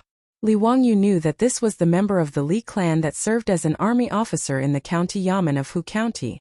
"Village head Qian, wasn't your village transferred to Yinzhou in spring to transport grain? What are you doing here today?" Sihuli asked impatiently. His tone was unfriendly. The old village head cupped his hands and bowed. "Sihuli, our village's transfer of spring this year has been completed. We are here to report." "What? Completed? Your village transferred 1,000 dan of grain to Yinzhou this year. It's only been 6 or 7 days and you say it's been completed. You dare to play tricks on me." Sihuli roared in anger after hearing the old village head's words. Li Wangyu curled his lips and interrupted. "Why are you angry, Sihuli? Our village's transfer of spring has naturally been completed. There is a receipt from the Yinzhou warehouse as proof." Sihuli extended his hand. "Give me the receipt." The old village head quickly took out the receipt and respectfully handed it over. "Sihu, please take a look. Our village has indeed completed the transfer of spring." Sihuli grabbed the receipt and carefully examined it. The more he looked, the more shocked he felt. According to the receipt, the Dingzhou village's household had delivered the grain at the Yinzhou warehouse 3 days ago. He couldn't help but rub his eyes and look at the receipt again. They were all correct. How was this possible? Sihuli wouldn't believe that the receipt was real even if he was beaten to death. He pointed at the old village head and angrily said, "Nonsense. This receipt was clearly forged by you. To deliver 1,000 dan of grain to the Yinzhou warehouse in 3 days, do you think I am an idiot?" Arranging Dingzhou village's transfer of grain in spring was naturally the order of the Li clan leader of Hu County. His goal was not only to delay Dingzhou village's spring plowing, but the Li clan had an even more sinister plan. Li Wangyu didn't know that because the four-wheeled carriage was too fast, they had unintentionally avoided a disaster. Su Jingzong, that person from the Great Yin, had given the Li clan of Hu County an even more sinister plan. He had the Li clan of Hu County send people to set off early. While they were resting at the relay station, they would take advantage of the night to pour dirty water on the grain. At the same time, he would send people to Yinzhou to bribe the official at the Yinzhou warehouse. At that time, when the Dingzhou village's household had worked hard to transport the grain, the official would use the excuse that there was a problem with the grain and refuse to accept the contaminated grain. The official at the Yinzhou warehouse would naturally have a reason to refuse to accept the grain that had been contaminated. As a result, the Dingzhou village's household would have to pay for the missing grain from their own pockets. When they returned to Chang'an, Sihuli would have an excuse to punish them. In short, according to Su Jingzong's plan, Li Wangyu and the villagers of Dingzhou village would lose a layer of skin even if they didn't die. But who would have thought that because Li Wangyu had built the four-wheeled carriage, the grain convoy speed would far exceed the Li clan of Hu County's expectations. The people they had sent were still bitterly waiting for the grain convoy at the relay station along the way. As for the clansman who had gone to Yinzhou to bribe the officials, by the time he reached Yinzhou, Li Wangyu and the others had already returned to Chang'an. Sihuli naturally knew all of this plan, but he never would have thought that the plan that the Li clan had planned for half a day would turn into a joke. This made Li Sihu feel extremely sullen and furious. Li Wangyu, however, opened his mouth to provoke Sihuli. The truth can't be faked and the fake can't be true. Could it be that Sihuli doesn't understand the seal on this document? Could it be that you're going to tear up the document and arrest us? His words were purely to provoke Sihuli. Unexpectedly, Sihuli, who was already angry from embarrassment, really grabbed the document and tore it into pieces. "What document? I didn't see it." Li Wangyu was delighted. Now, it all depended on whether or not the guests he had invited were good enough. Chapter 128. Seeing Officer Li tear up the slip of paper, the old villager panicked. Li Wangyu, on the other hand, had an imperceptible smile on his face. The old villager did not know of Li Wangyu's plan. Afraid of scaring the old man, Li Wangyu had not communicated with him about his plan. "Officer Li, how could you tear up this slip of paper? We really did transport all the grain to Yin province. This is absolutely true." The old villager fell to the ground and desperately tried to gather the pieces of paper. He wanted to piece them back together. "You still dare to speak nonsense? You two unruly people. You won't give up until you see the coffin. You actually want to forge a slip of paper and deceive me. Someone come. Arrest these two people and throw them into jail. They will be punished by the Ming House." The officer of the Secretary of State was a lower rank 7 official. Although he was not conspicuous in the Chang'an County, he was still an official with real power. His orders were naturally obeyed by the bailiffs of the Chang'an County. The officer of the Secretary of State was in charge of the county. He did have the right to imprison people who refused to serve the corvée and await the official punishment of the county magistrate. Ignoring the old villager's complaints, a few bailiffs took out chains and handcuffs and tied up Li Wangyu and the old villager. Officer Li's expression was ferocious. "Arrest these two unruly people and throw them into jail." "Yes, sir." The bailiffs replied and pushed Li Wangyu and the old villager to the county jail. The old villager cried out for his innocence all the way. Li Wangyu, on the other hand, was relatively calm. This was because all of this was part of his plan. Li Wangyu's plan was to use the four-wheeled carriage's speed to create a time difference. Naturally, no one would believe that he could travel between Chang'an and Yin province in 6 or 7 days. Then, he would use his words to deliberately provoke the Li clan secretary and Hu Zhongjun, so that he would arrest him and make a big deal out of it. When Li Wangyu found out that Dingzhou village had been moved to Spring, and that the Li clan was deliberately making things difficult for them, he felt that he had to make a big deal out of this matter and make the Li clan suffer in silence. Only then could he cut off the Li clan's desire to spy on him and Dingzhou village. Therefore, he used this ridiculously fast delivery time to dig a hole for Li clan. When Yang Quan had asked him for the blueprint of the four-wheeled carriage, he had not given it to him because he had thought of this. Yang Quan also guessed Li Wangyu's thoughts, so he didn't insist on asking for the four-wheeled carriage's blueprint. If Yang Quan reported the four-wheeled carriage to the imperial court in advance to ask for a reward, the matter would become public knowledge, and he would not be able to dig a hole for Li clan to jump into. Now Li Wangyu was very satisfied with the result. Not only did Secretary Li jump into the hole, but he also went from bad to worse and tore up the receipt. It was easy to lock him up, but it was not so easy to let him out. Li Wangyu did not struggle and obediently followed the Yamen runner into the county prison. However, once he entered the county prison, Li Wangyu regretted it. Was this place really meant for humans to stay? The prison was filled with the thick stench of feces and urine, as well as other unknown smells. It was so pungent that Li Wangyu almost fainted. The county prison did not even have windows, so it was dark and damp. There were all kinds of rusty torture instruments hanging on the walls, and there were even ochre-red dried blood. It looked very eerie and terrifying. The county prison's punishments were mainly flogging, imprisonment, exile, and death. Therefore, there were not many prisoners in the prison.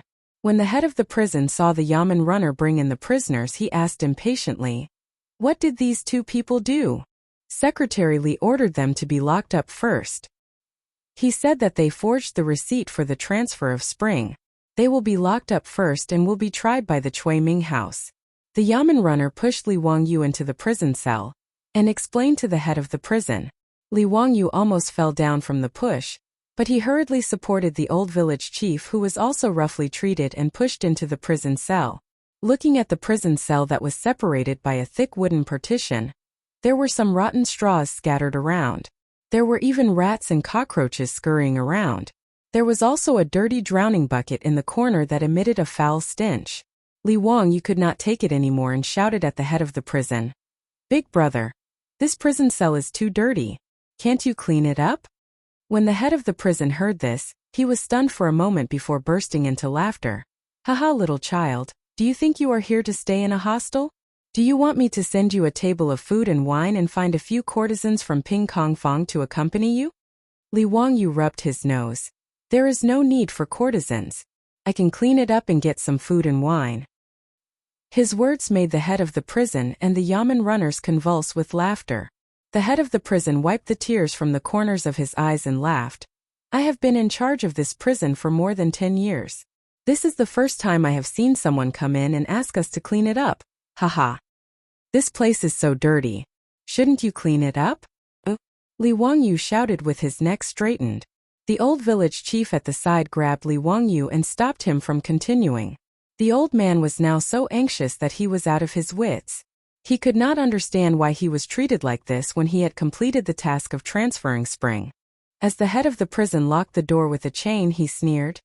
You little child look pink and tender. Be careful not to annoy me. I will lock you up with the prisoner with homosexual tendencies. Tut tut, Xiao Lang and others like you very much, haha. Threatened by the head of the prison, Li Wangyu immediately shut up. Forget it. People have to bow their heads under the eaves. I have to pinch my nose and bear it. Li Wangyu stared at the head of the prison and thought that when he got out of prison, he must take revenge.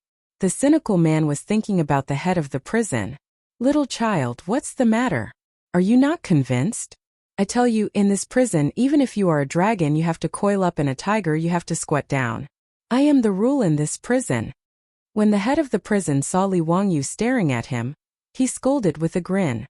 The old village chief was afraid that Li Wangyu would suffer losses, so he quickly stopped in front of him. The little child is not sensible.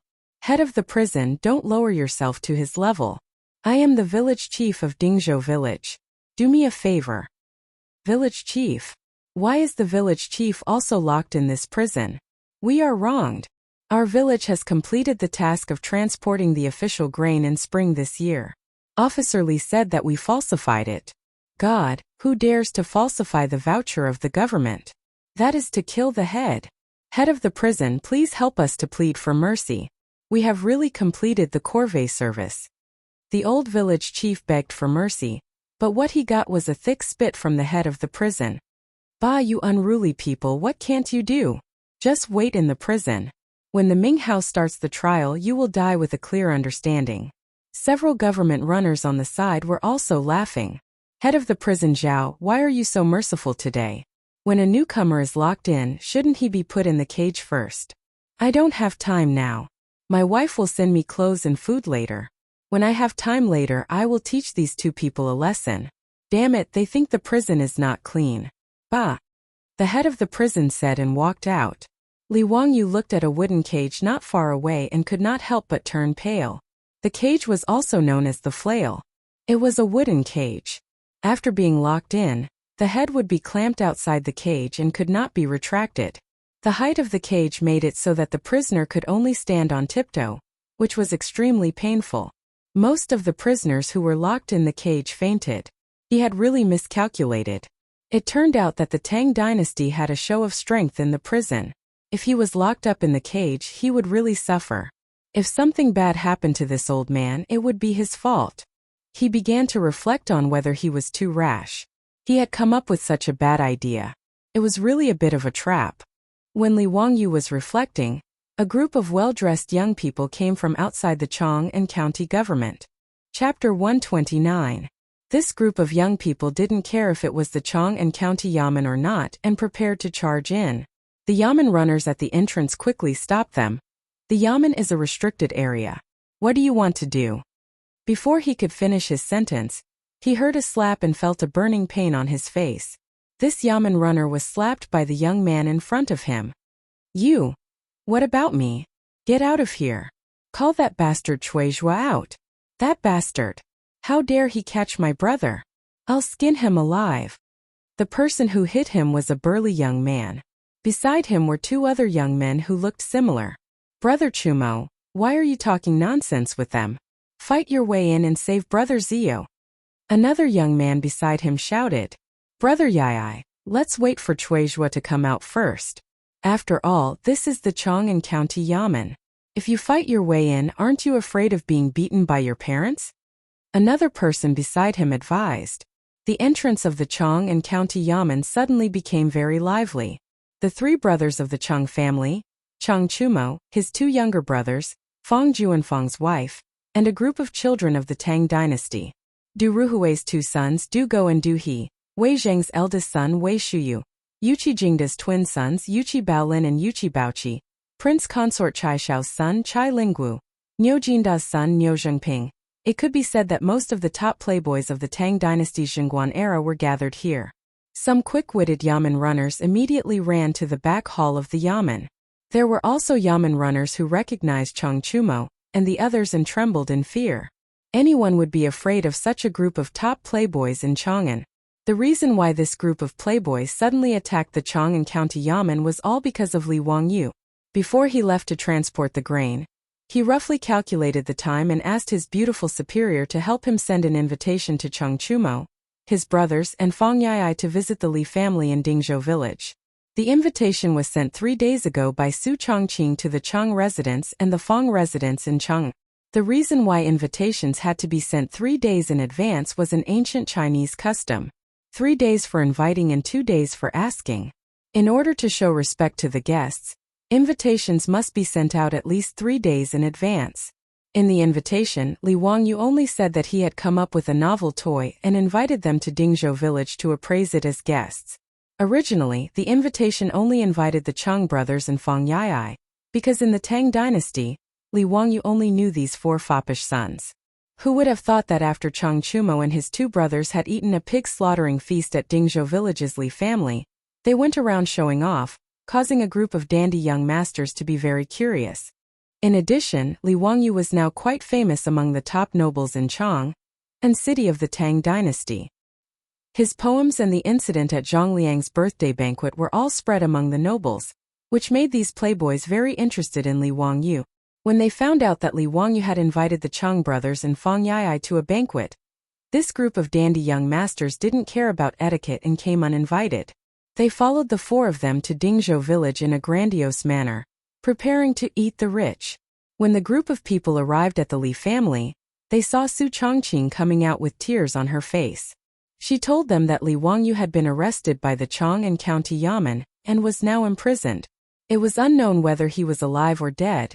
When Li Wangyu and the old villager went to the County Yamen to report, Niu Wu secretly followed behind them. He knew a bailiff at the County Yamen who had just received the news that Li Wangyu and the old villager had just been imprisoned by Magistrate Li. After Niu Wu confirmed that Li Wangyu had been imprisoned, he immediately rushed back to Dingzhou village on his horse. That was why Su Chongqing had cried and complained.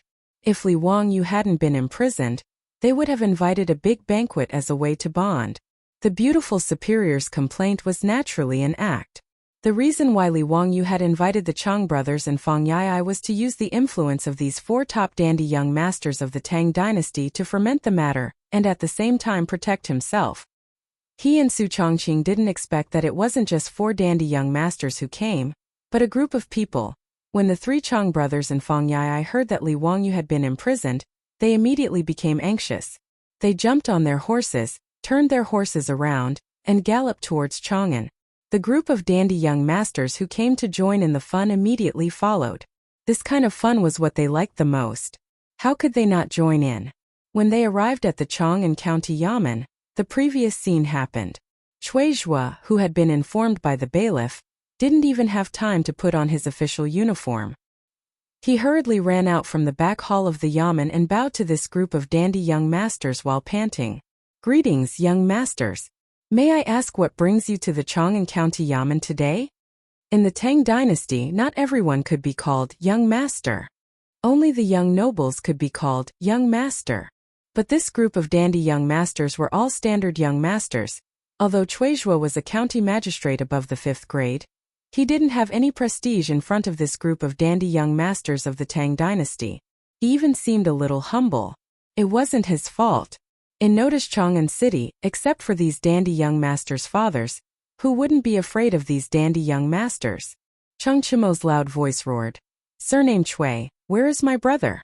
Let them out quickly, or I'll smash your County Yamen today." Cui Zhua was confused. Weren't the 3 Chang brothers in front of him? Were they the sons of Chang Yaojin's concubines? But why did they come to the Chang and County Yamen? "Child Chumo, did you make a mistake? My Chang and County Yamen wouldn't dare to catch the young masters of the Chang family." Cui Zhua answered carefully. Chang Chumo said angrily, "It's Li Wangyu from Dingzhou village. He's my brother too. Let him out quickly or I'll teach you a lesson." Fang Yai also stepped forward and grabbed Chuizhua's collar. If Brother Zio loses even a hair in your county yamen, we'll smash your Chong and county yamen today. Chuizhua was about to cry. Damn it, he was threatened by a group of first and second grade officials and the sons of the founding duke, and he still didn't know what was going on. He naturally knew about Li Wangyu. After returning from Dingzhou village that day, he asked around. After knowing about Li Jia Xiaolang from Dingzhou village in Hu County, Chuizhua had long given up on finding trouble with Li Wangyu. He even wanted to mend the relationship between them. But after meeting him that day, he hadn't seen Li Wangyu again. Now this group of playboys came knocking on his door and asked him to let him go. Wasn't this nonsense? Chuizhua smiled bitterly. Mr. Fang, I haven't seen Li Jia Xiaolang today. How can I let him go? Why did you say that he's in my Chong and County Yamen? Today, I've been handling official business in the back hall and didn't start the trial. Gentlemen, please investigate this matter clearly. Is there a mistake in this matter?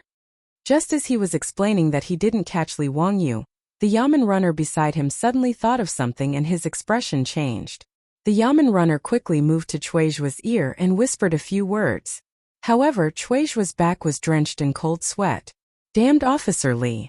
Are you trying to get me killed? Chapter 130. The Yamen runner quietly informed Chuizhua that Chief Li had ordered them to lock up 2 people today. They seemed to be from Dingzhou village in Hu County. One of them was even the village chief of Dingzhou village. When Chuizhua heard this, large beads of sweat began to form on his forehead. It was almost certain that the 2 people locked up were Li Wangyu and the village chief of Dingzhou village. Nonsense! Who agreed to do this? Quickly go and ask Li Jia Xiaolang to come out. Chuizhua urged. The Yamen runner received the order and immediately ran towards the county government prison. At this time, head warden Zhao had already returned from the county government prison. Because of a quarrel with his wife, head warden Zhao was in a bad mood. He wanted to teach the 2 new prisoners a lesson. Head warden Zhao led a few jailers to unlock the chains of Li Wangyu's cell and shouted at Li Wangyu. You come out. Li Wangyu didn't expect that his reinforcements wouldn't come. But instead, the head warden would show his strength. Hey big brother warden, let's talk nicely. We're all civilized people, don't be rough. Li Wangyu was being grabbed by a few jailers and was about to be stuffed into the cage. He was also anxious and randomly shouted. Didn't you want me to clean up for you? Bah! Have a taste of this cage first. Then you'll know why Prince Ma has 3 eyes. Li Wangyu struggled with all his might, but how could his small arms and legs withstand the strength of these burly jailers? His head was about to be forcefully pressed down and stuffed into the cage. You bunch of bastards! I'll teach you a lesson later. Li Wangyu was flustered and angry as he cursed loudly. The head warden and the jailers weren't angry. Instead, they laughed. Oh, you want us to teach you a lesson? Good, we'll wait here. Before he could finish his sentence, he heard hurried footsteps from outside the prison. The Yamen runner rushed in and shouted, Stop right now. The Ming House has ordered us to release Li Jia Xiaolang immediately. After he finished shouting, the jailer and the jailer were both stunned. The hand that was holding Li Wangyu down unconsciously loosened. Li Wangyu knew that the reinforcements he had invited had finally arrived. He shook off the jailer's hands and tidied up his clothes. But in the next moment, Li Wangyu's actions stunned everyone. He didn't walk toward the exit of the county government prison. Instead, he turned around and returned to the prison cell. He reached out to help the old village chief up and gently pushed him out of the prison cell. After the old village head left the prison, Li Wangyu didn't leave. He returned to the prison and closed the door behind him. Young Master Li Minghouse, please leave. The bailiff was so shocked by his actions that he could not speak clearly. Li Wangyu calmly blew the floor clean and sat down cross-legged. Go out? Why did he want to go out? Since they can lock me in, they won't let me out so easily. If I don't get an explanation today, I won't get out of this prison. The old village chief was also shocked by Li Wangyu's actions. He repeatedly urged, Xiaolang, don't make trouble. Since the Ming House let us go, let's go quickly. Old village chief, I won't go. You go back first. I'm fine. They won't dare to do anything to me. Li Wangyu smiled and waved at the old village chief. He already felt very guilty for implicating the old village chief. Now, He naturally wanted the old village chief to go back first so that the old man wouldn't be frightened. Li Wangyu's actions not only stunned the old village chief, but also the bailiff, jailer, and jailer. Other people who entered the prison were afraid that they wouldn't be able to get out. But this person didn't want to go out. The bailiff cautiously persuaded again. Xiao Lang, come out quickly. The Ming house and your group of friends are waiting for you. When Li Wangyu heard his words, he felt more confident in his heart. Don't talk nonsense. Go back and tell your Chui Ming house that I, Li Wangyu, think the environment of the county government prison in Chang'an County is good. I'm going to stay here for a few days and enjoy life. His words made the jailer and jailer so angry that their noses were almost crooked. The jailer stared and reprimanded. You little bastard, come out quickly. Believe it or not, I'll whip you to death. As the jailer spoke, he raised the whip in his hand and threatened to whip Li Wangyu.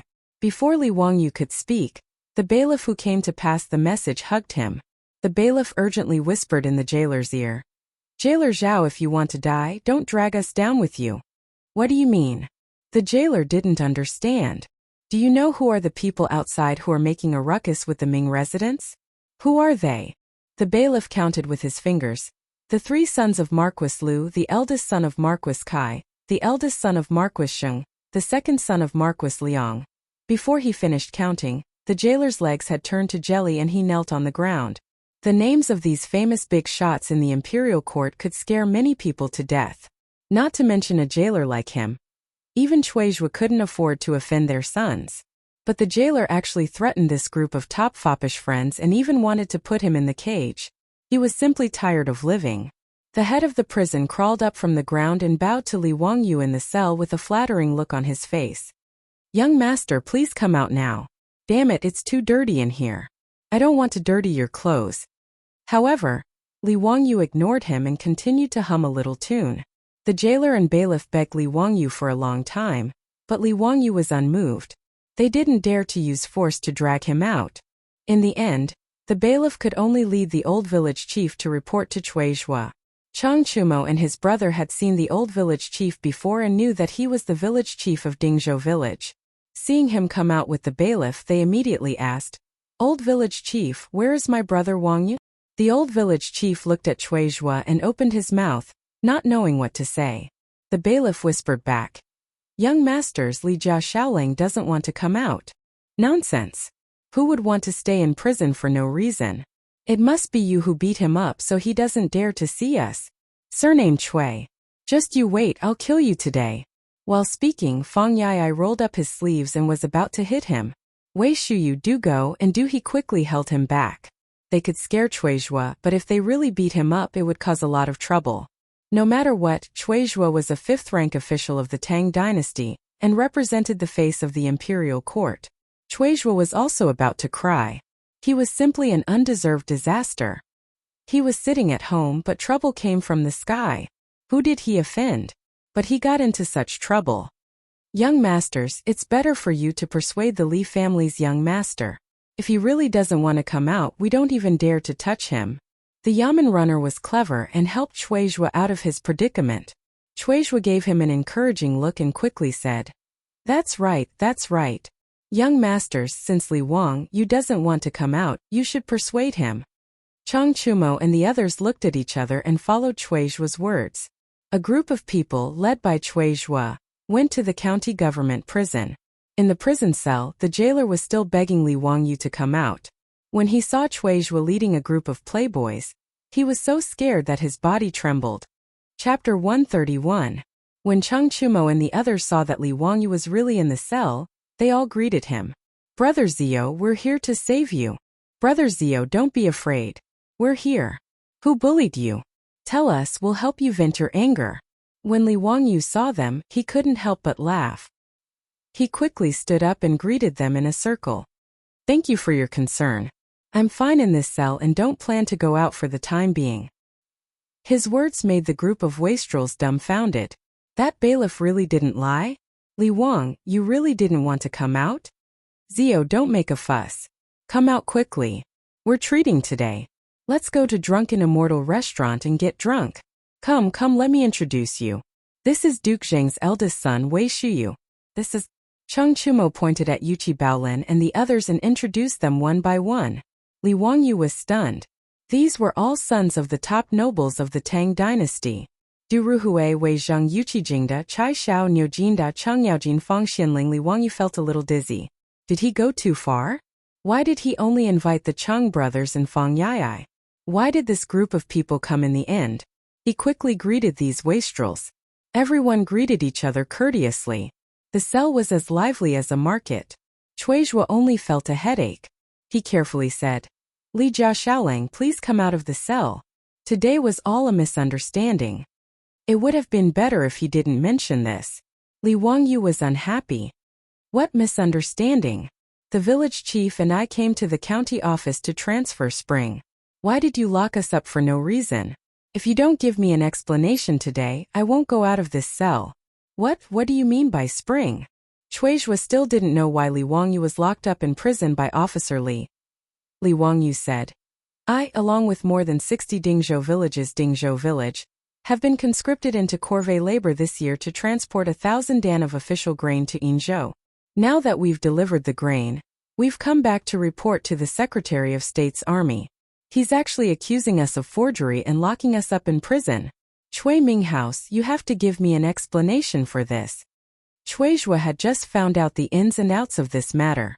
Before he had time to think about it, someone grabbed his collar again. Cheng Chumo, Cheng Chuliang and Cheng Chubi grabbed Chuizhua and spat on his face. Our brother, how dare you make him serve the corvée? Surname Cui, how dare you? I really don't know. Chuizhua replied with a mournful face. The corvée labor was arranged by the Secretary of the House of Commoners. This lowly official did not give any instructions. Including today's matter, this lowly official did not know about it. It was all done by the Secretary of the Army. Young masters, please understand. What about that bastard Secretary of the Army? Hearing Chuizhua's words, everyone believed him. They had some understanding of the county government's operations. Conscripting corvée labor was indeed the commoner's authority.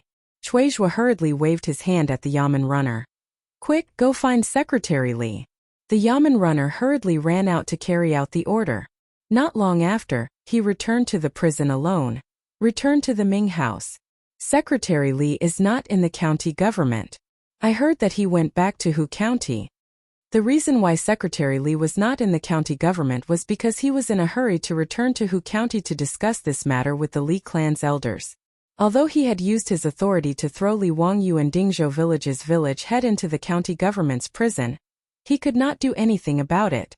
However, as the Secretary of the Army, he had no right to interfere with the punishment. That was the right of the county magistrate, Chuizhua. Therefore, if he wanted to beat Li Wangyu to death, he had to use the Li clan's influence to do something. In Secretary Li's view, Li Wangyu was a peasant who had no power or influence. As long as the clan put in some effort and bribed Chuizhua, it would be easy to sentence them to exile or 1,000 li. Like the elders of the Li clan in Hu County, Secretary Li did not see Li Wangyu as a member of the clan. Instead, because the Li clan had lost face several times, he saw Li Wangyu as a mortal enemy. He wanted to break his bones and suck his marrow. Naturally, Secretary Li did not know that after he left, the Chang'an County government had created a storm and trouble. Seeing that they could not find Secretary Li, Cheng Chumo, Feng Yai, and the others began to persuade Li Wangyu to come out of the prison.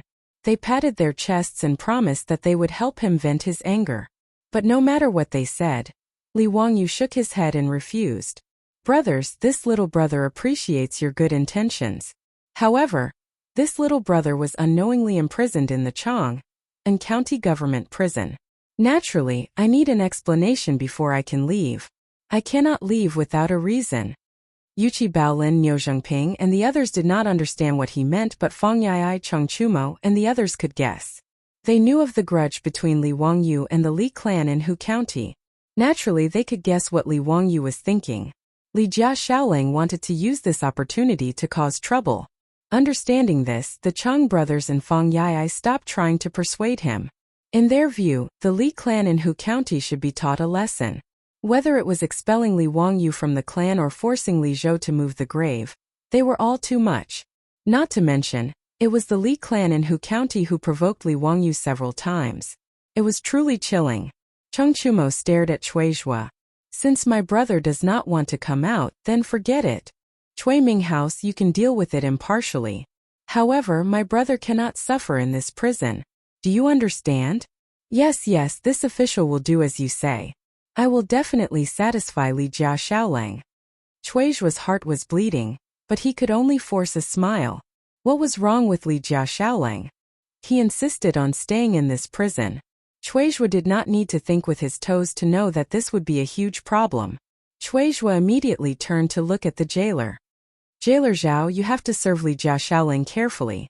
Do you understand? If he needs anything, you have to try your best to meet it. Don't shirk.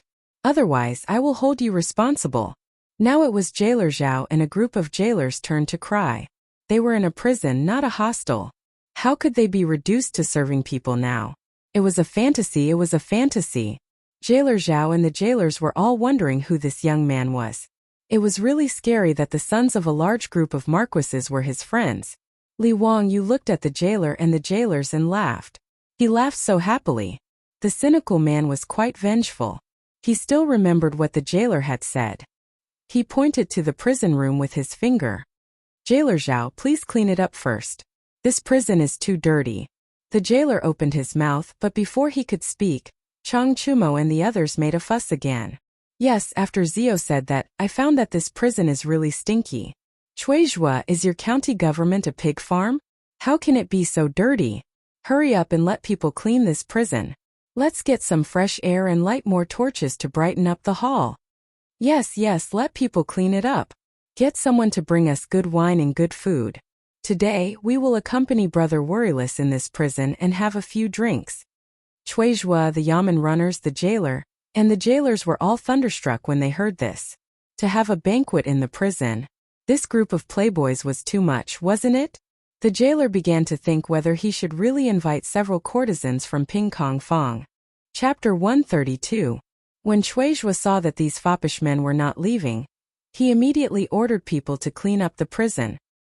He also ordered people to bring in mats and tables, and lit up large candles and incense. The Yamen runners in the county government were all called to the prison to remove the garbage, clean the floor, wipe the dirt, and wash the floor with clean water. In less than 2 hours, the originally filthy prison had changed its appearance. In He Zhao's opinion, this prison was cleaner than his own home. At least there were no candles and incense as thick as an arm in his home. The wine and dishes ordered from the restaurant in the west were carefully sent to the prison by the doctors of the restaurant. There were several large tables, and even more than 10 jars of wine were brought in. Li Wangyu was pulled to the table by the Chung brothers and sat down. A large bowl was directly filled with wine. Brother Wangyu, come on, let's drink. We won't go home until we're drunk. Wahahaha, this is the first time I've drunk in prison. It's great. Brother Shuyu, let's drink. Brother Wang, you're really a talent. Haha. Come on, let me toast you. The prison of the county government in Chang'an County immediately became like a wine shop. A group of foppish men drank a few glasses of wine and made a scene. Cui Zhua had already covered his face with his sleeves and ran away.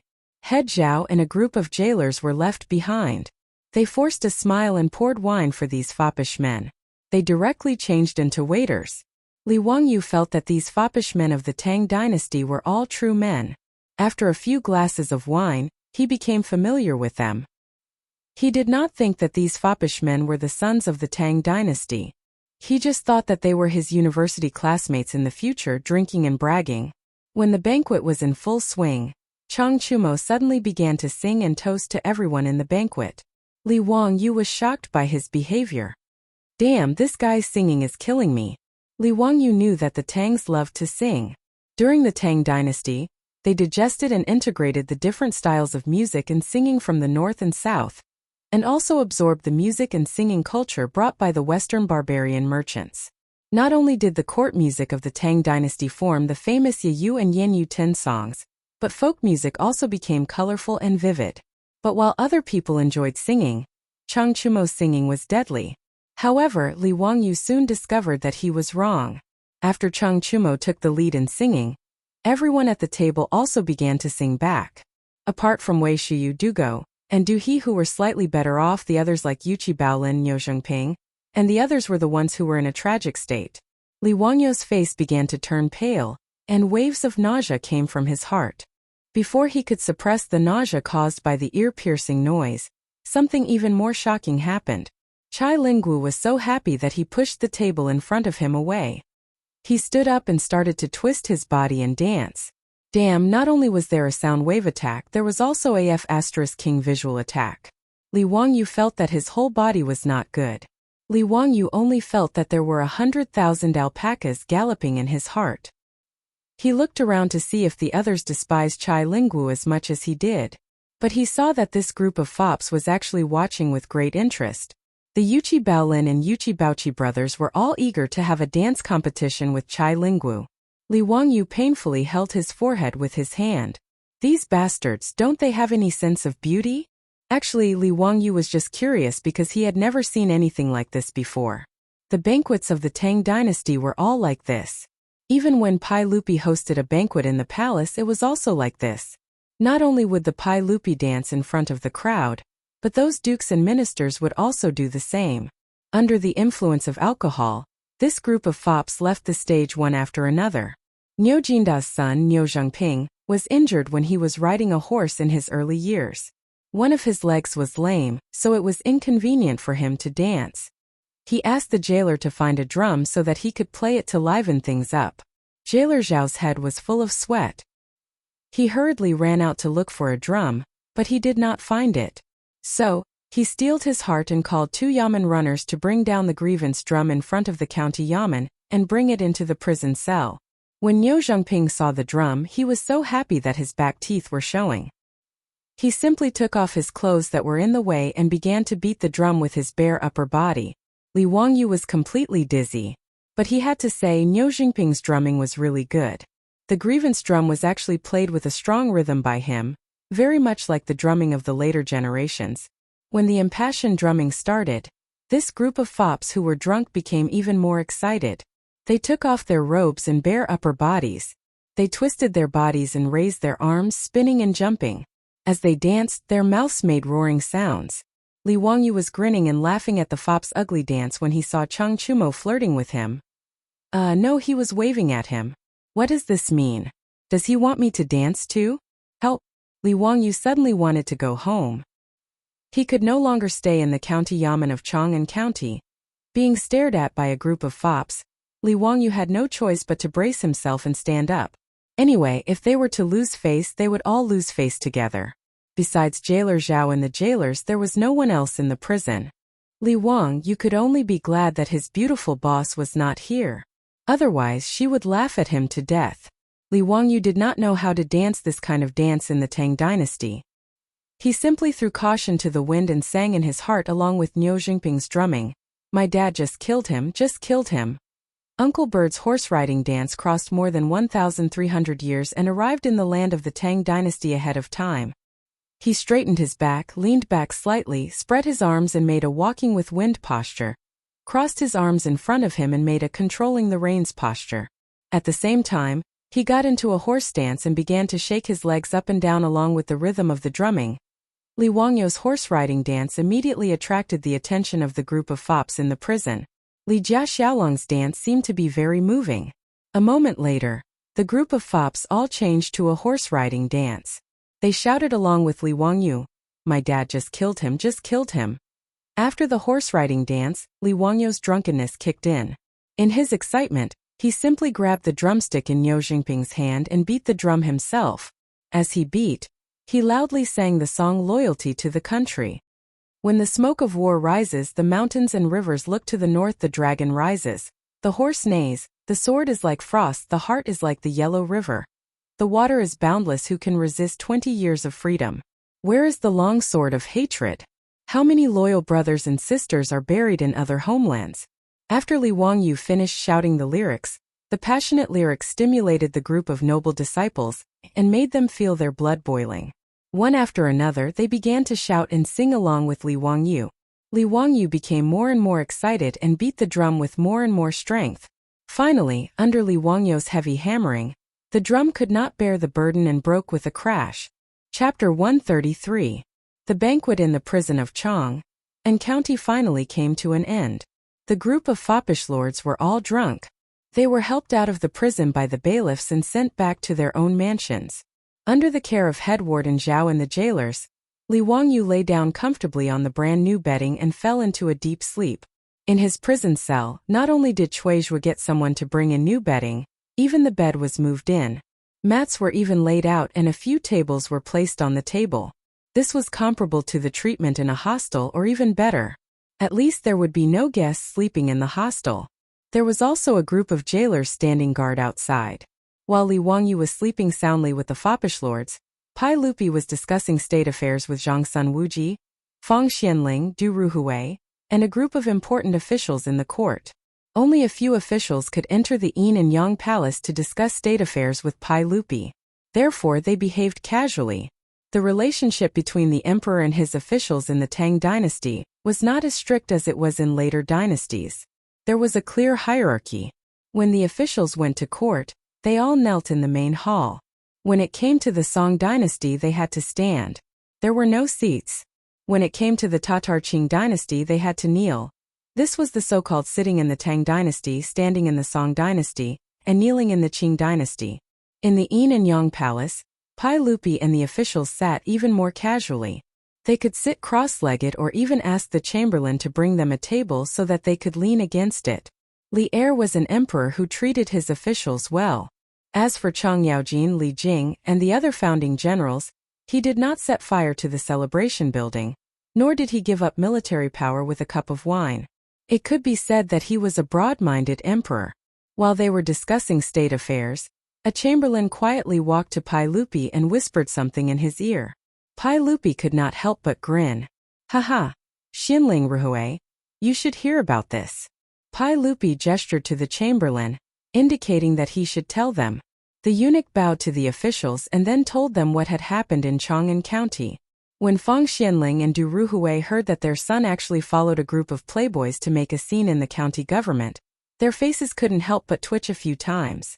Fang Xianling and Du Ruhui hurriedly stood up and bowed to Pai Lupi. Your Majesty, I am ashamed of my incompetence. Pai Lupi smiled and waved his hand. They're just a bunch of young men. It's not worth getting angry over. Why did they make a scene at the Chang'an County Yamen? The latter question was directed at the eunuch. The eunuch hurriedly replied, Your Majesty, it's because Li Wangyu from Hu County was imprisoned in Chang'an County. That's why they went to cause trouble and demanded Cui Ming House to release him. Fang Xianling and Du Ruhui, who were originally a little embarrassed, looked at each other when they heard the attendant's words. They were no longer anxious and sat back down. Everyone, including Zhongsun Wuji, looked at Pai Lupi. Li Wangyu again? Why was he imprisoned in Chang'an County? Pai Lupi coughed dryly and was about to ask about the situation when he heard the eunuch outside the hall announcing loudly, Her Highness the Empress is here. The Empress of the Tang dynasty was called Her Highness, not the Empress in the later TV series. Her Highness referred to the palace. Empress Zhongsun lived in the Lijiang Hall, so she was called Her Highness. Pai Lupi didn't have time to talk about this matter. He hurriedly stood up and ran to welcome his wife. The two were deeply in love and were a couple when they were young. Empress Zhongsun married Pai Lupi when she was 13. She gave birth to 2 sons and 1 daughter for Pai Lupi. The eldest son, Li Changqian, was the crown prince of the Tang dynasty. Empress Zhongsun's position in Pai Lupi's heart was far beyond that of the concubines in the harem. Pai Lupi carefully supported Empress Zhongsun, who was 5 to 6 months pregnant, into the Yin and Yang Palace. All the officials, including Zhongsun Wuji, bowed and greeted her. He asked the eunuch to bring a cushion and helped Empress Zhongsun to sit down. Pai Lupi then smiled and asked, Why is Guanyin maid here? You are pregnant. If there is anything, just ask the eunuch to tell me. Erlang, it's not the first time I'm pregnant. I'm not so delicate. The doctors at the Shangyao Bureau also asked me to move around more. Empress Zhongsun smiled and said, I cooked white dragon fish. Thinking that you are all discussing state affairs, I'm afraid you are all hungry. So I brought some for you all to try. She waved her hand and the eunuchs brought a bowl of fish soup to Pai Lupi and the officials. White dragon fish soup was made with mandarin fish. It was very fresh and thick and was the favorite of the Tang people. Thank you, Your Highness. I haven't tasted this white dragon fish soup for many years. Today, I'm basking in His Majesty's glory. Zhongsun Wuji teased. As his sister, Empress Zhongsun had a very good relationship with him. Big brother, can't you shut your mouth with food? Empress Zhongsun pretended to be angry. Pai Lupi didn't participate in the matters between the siblings. He only indicated for Fang Xianling and Du Ruhui to eat the fish soup. The fish soup had to be eaten while it was hot. It would be more fishy when it was cold. Erlang, I overheard the eunuch say that Li Jiaxiaolang of Hu County was imprisoned by the Chang and county government. Why is that? Empress Zhongsun suddenly asked. Pai Lupi also didn't know the situation. He looked at the eunuch who came to report and asked him to explain the situation to everyone. The 100 Horsemen Department reported that 12 days ago, the secretary of the Chang'an County government ordered Dingzhou village of Hu County to be transferred to Yinzhou warehouse in spring. Li Wangyu was also in the list of Dingzhou village. The eunuch bowed his head and reported. The 100 Horsemen Department was an organization set up by Pai Lupi after he ascended the throne. It was used to monitor the world. The eunuch was responsible for passing on information from the 100 Horsemen Department to Pai Lupi. Pai Lupi suddenly frowned and interrupted. Wait, that boy from the Li family, I remember that he just turned 16?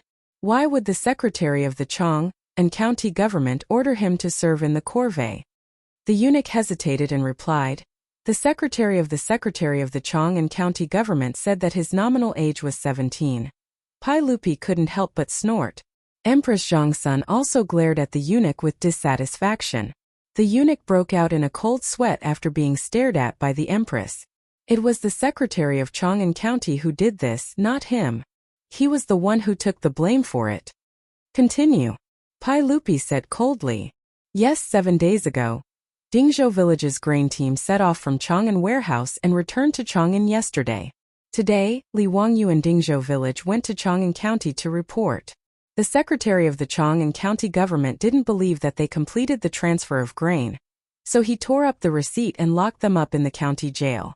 The eunuch quickly recounted the matter. Pai Lupi and Zhongsun Wuji were stunned.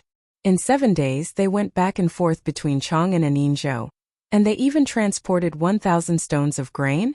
Hearing this, it seemed that the secretary of the Chang'an County government didn't do anything wrong. If someone reported back to them like this, they wouldn't believe it either. Pai Lupi coughed lightly and asked, Can you confirm that the boy from the Li family is telling the truth? The 100 Horsemen Department has already sent people to Yinzhou to investigate. They should be able to reply the day after tomorrow. It would take about 3 days to travel to and from Yinzhou. Pai Lupi heard this and nodded. Then let the boy from the Li family stay in the county jail of Chang'an County. It's good to learn a lesson. He then looked at Fang Xianling. Xianling, I'll have to trouble you to investigate this matter and find out the truth. Fang Xianling stood up and cupped his hands. I'll do my best. Empress Zhongsun said with dissatisfaction. Erlang, no matter what, Li Jiaxiaolang is only 16 and hasn't turned 20. His parents are dead and he's very pitiful. How can you throw him in the jail like this? How can he suffer such inhumane torture? She didn't know that Li Wangyu wasn't suffering in the jail, but was very satisfied. Chapter 134. Pai Lupi couldn't help but roll his eyes at Empress Zhongsun's words. He didn't know that ever since she saw the drunken Li Wangyu at the waterside pavilion, Empress Zhongsun had developed an inexplicable desire to protect him. In addition, eldest Princess Changel also felt that Li Wangyu's brother was very interesting. After returning to the palace, she couldn't forget about him. This made Empress Zhongsun even more fond of him. If it wasn't for Li Wangyu's drunken recitation of poems, she would have already summoned Li Wangyu to the palace and taught him a lesson. Okay, I will send someone to tell Chang'an County not to make things difficult for that Li family boy. If that little bastard really lied, I won't forgive him. Pai Lupi felt his teeth itch when he talked about Li Wangyu. Zhongsun Wuji and Fang Xianling looked at each other with smiles in their eyes. In the eyes of this group of court officials, Li Wangyu was pretending to be smart.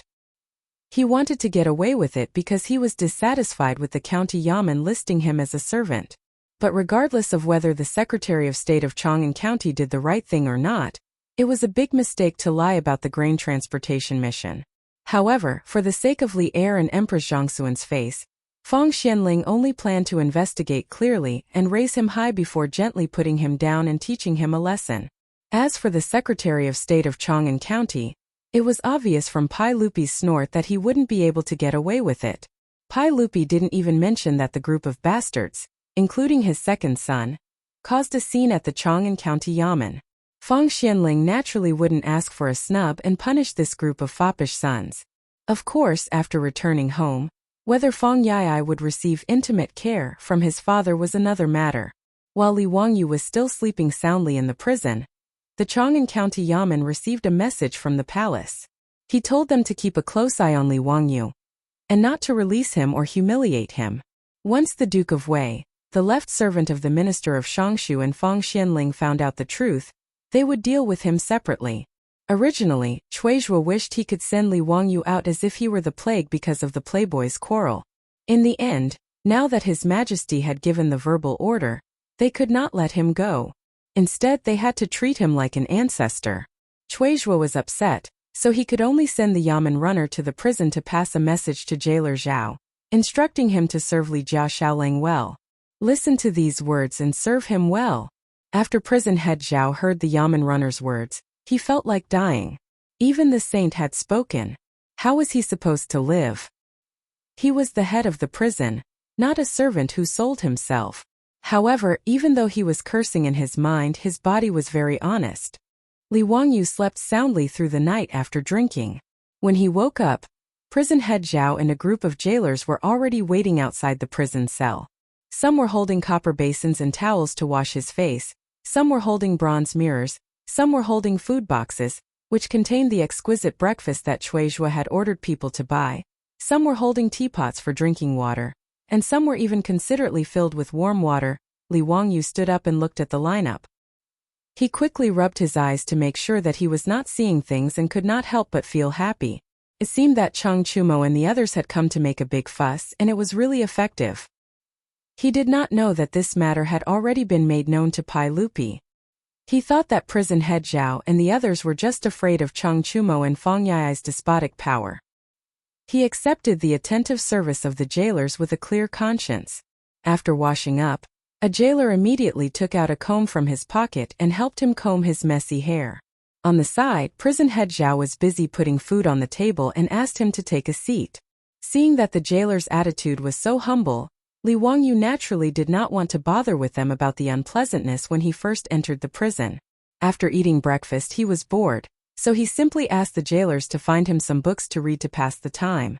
However, the ancient books of the Tang dynasty were really obscure and difficult to understand. Moreover, there were no punctuation marks. Just reading the books gave him a headache. Li Wangyu flipped through a few pages of the books and then threw the books aside, thinking about how to pass the time. In his mind, this matter should be solved soon. Since it had already come to this point, Chuizhua should not deal with the Li clan's Minister of Civil Affairs, right? He did not know that the matter had already been blown out of proportion, and now Chuizhua could not make the decision. Only Feng Xianling could personally handle the case. Feeling bored, Li Wangyu suddenly thought of what he should do. He asked jailer Zhao to find him some cardboard and mulberry paper. He cut them into pieces of paper of suitable size. Then he asked jailer Zhao to find him a map of Chang'an Market. He asked for a pen and ink. Then he started to write and draw on the cardboard. Prison head Zhao and the jailers were curious about what Li Jia Xiaolang was doing. They stretched their necks and looked at him for a long time, but they did not understand what he was writing and drawing. They only saw a row of grids on the cardboard, and the names of Shi Market, Dong Market, Pingkong Market, Chongren Market and so on were written on it. After drawing on the cardboard, Li Wangyu picked up the cut mulberry paper and began to write and draw on it. This made the jailers even more confused. What do you mean by 1 stroke, 10 strokes, and 100 strokes? If the beautiful boss was here, she would immediately cry out, Monopoly! Yes, Li Wangyu was bored and was making a game of Monopoly. When he was a child, there was no computer version of Monopoly. For a long time, the board game of Monopoly was popular. However, Li Wangyu did not have the money to buy it at that time, so he simply borrowed a Monopoly from a classmate and made one himself with cardboard and paper. This left a deep impression on him. But now in the Tang dynasty, the original names on the monopoly board were not suitable. Therefore, Li Wangyu simply asked for a map of Chang, and market, and used the names of the markets to replace the names of the land on the original map. As for the paper money, he replaced it with a pair of copper coins. As for the small houses and hotels in the game, Li Wangyu sent prison head Zhao to find suitable replacements for him. Prison head Zhao was quite a clever person. He actually managed to find a bunch of ceramic huts for them. These ceramic huts were originally toys for peddlers to sell, but he bought them back. Li Wangyu played with the ceramic huts and found them interesting. In fact, during the Tang and Song dynasties, ceramic toys were already very popular. In Li Song and Su Hanshen's peddler painting, there were dozens of types of toys. As for the dice, they were ready-made. Prison head Zhao and the jailers sometimes had nothing to do, so they would roll the dice and play a few rounds. When everything was ready, the Chang'an version of the Tang dynasties Monopoly game was released. Li Wangyu called prison head Zhao and the jailers to his side and taught them in detail how to play Monopoly. This group of jailers listened with great interest. Several big men sat down at a few tables, surrounded by a group of jailers, and began the journey of becoming a millionaire. As the game progressed, everyone became enthusiastic. From time to time, the surrounding jailers would burst out shouting. While they were having fun, no one noticed that a few figures had walked in from the main gate of the county jail. Chapter 135. Originally, there were no prisoners in the county jail, and because of Li Wangyu's matter, Chuizhua was afraid that there would be an accident, so he simply interrogated the prisoners who were still in custody yesterday. Then, those who should be flogged were flogged, and those who should be released were released. The prison, which originally had few prisoners, was emptied, and only Li Wangyu was left. Those jailers were now bent on pleasing Li Wangyu. Coupled with the attraction of the Monopoly game, there was not even a guard in Notice County Jail. Everyone crowded in Li Wangyu's cell to watch the game. Everyone was concentrating on the Monopoly game. From time to time, one could hear the crowd saying, "I'll buy Shi City. Here's 500 strings of coins. Give me the title deed. Ping Kong Fong is mine. Give me the toll 20 strings of coins." Several people came in through the open door of the county jail. When they saw the situation in the jail, they could not help but frown. One of them was about to speak, but was stopped by the leader. The few of them quietly walked into the prison cell and gathered around the prison guard to look inside. Li Wangyu grabbed the dice in one hand, shook it a few times in his palm, and threw it on the table. Unit 11. Xiaolang, you go to Unit 11 and draw an opportunity card. Haha, Xiaolang, you're unlucky. You're locked in the county jail for a day and can't move. Jailer Zhao's voice came. Li Wangyu angrily patted his thigh, feeling that his luck was too bad. Since he could not move in the next round, he stood up to stretch his waist, but was surprised to find that several strangers in fine clothes were standing outside the crowd. Li Wangyu was familiar with the two strangers in the lead. He had seen them at the birthday banquet in Zhongliang's mansion. The leading man with a curly beard had extorted the sketch Goddess Luo's painting that he had painstakingly drawn for 3 days. Him again. Why do I meet this person everywhere? He's like a ghost. The newcomers were Pai Lupi and Fang Xianling. Today, Fang Xianling came to Chang'an County to inquire about the case. The reason why Pai Lupi appeared here was that the 100 Horsemen Department had already replied to some interesting news. According to the 100 Horsemen Department's report, Dingzhou village had sent 70 villagers, including Li Wangyu, to transport the official grain. The 100 Horsemen Department's private investigation found that the 70 villagers agreed that they did go to Yinzhou within 7 days. Secondly, they used a carriage to transport the grain, and it was a type of four-wheeled carriage that they had never seen before. Then there was the document that had been torn up by the Secretary and Huzhan Army. The 100 Horsemen Department collected the remains and pieced them together. They found that the official seal and stamp of the Yinzhou warehouse on the document were real and not forged. This news immediately piqued Li Er's interest. He was very curious about what had happened. However, the situation in Yinzhou could only be verified tomorrow. Today, Fang Xianling came to Chang'an County to inquire about Li Wangyu, and Pai Lupi came with her. The two of them did not inform Chuizhua. They only brought a few guards and broke into the prison of Chang'an County. Unexpectedly, there was no one guarding the prison, and the door was wide open. Surprised, the two of them entered the prison and saw that the jailers were all gathered in the cell, shouting and playing something. They heard the crowd constantly saying, 30 strings of cash, give me 30 strings of cash, and, haha, you're unlucky, give me 50 strings of cash. Pai Lupi thought that these bastards were gambling, and his face became livid. He stopped the guards from speaking and sneaked behind the crowd with Fang Xianling, intending to catch them in the act. However, the scene that appeared in front of them puzzled the emperor and the prime minister of the Tang dynasty. The words East Market, West Market, and Ping Kong Fang were written on the paper, and the amount of money was just a toy drawn on the paper. What the hell is this? Pai Lupi and Fang Xianling did not say anything. They stood silently outside the crowd and watched. After watching for a while, the two of them roughly understood that this was a game, and it seemed to be very interesting. The two of them also watched with great interest. At this time, Li Wangyu suddenly stood up and moved his body. He accidentally found Pai Lupi. Li Wangyu stared blankly at Pai Lupi, and Pai Lupi also looked at Li Wangyu. The two of them stared at each other in silence for a long time. Xiao Lang, it's your turn. Prison head Zhao reached out and gently pulled Li Wangyu, which made Li Wangyu come back to his senses. He coughed softly and kicked the prison head, indicating that someone was coming. Prison head Zhao was so excited that he did not notice this. After being kicked several times by Li Wangyu, he came back to his senses and stood up blankly. Then he saw Pai Lupi and Fang Xianling, as well as the guards behind them. Although he did not know Pai Lupi and Fang Xianling, he was quite discerning. When he saw their luxurious clothes and the guards behind them, he knew that these two were important people.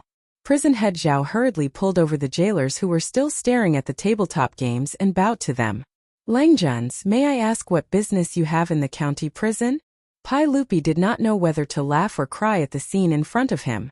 I told Chong and County not to mistreat this bastard. But you treat him like an ancestor? Not only was the cell clean, but the candles and incense were used. There were even beds and mats. Was this still a damn prison? And these jailers, they actually opened the prison door wide and ran in to play games with this bastard. It was ridiculous to the extreme. Fang Xianling coughed softly. We have something to ask Li Xiaolang. You can go out first. Prison head Zhao did not dare to ask more. He hurriedly led a group of jailers out of the cell, leaving Li Wangyu alone.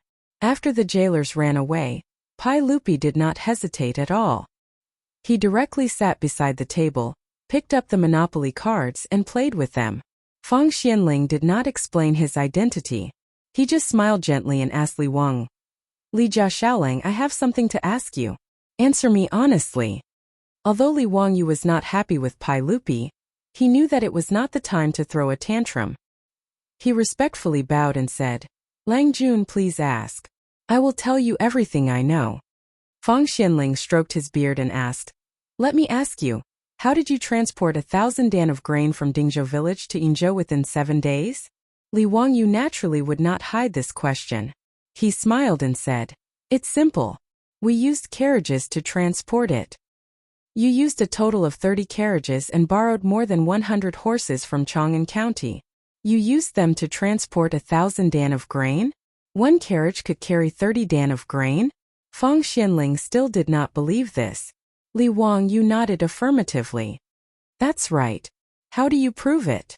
Pai Lupi suddenly asked. In fact, it was very easy to prove. Everything would be clear when the people of 100 Horsemen Department came back from Yinzhou tomorrow. However, Pai Lupi still wanted to hear Li Wangyu's answer. How to prove it?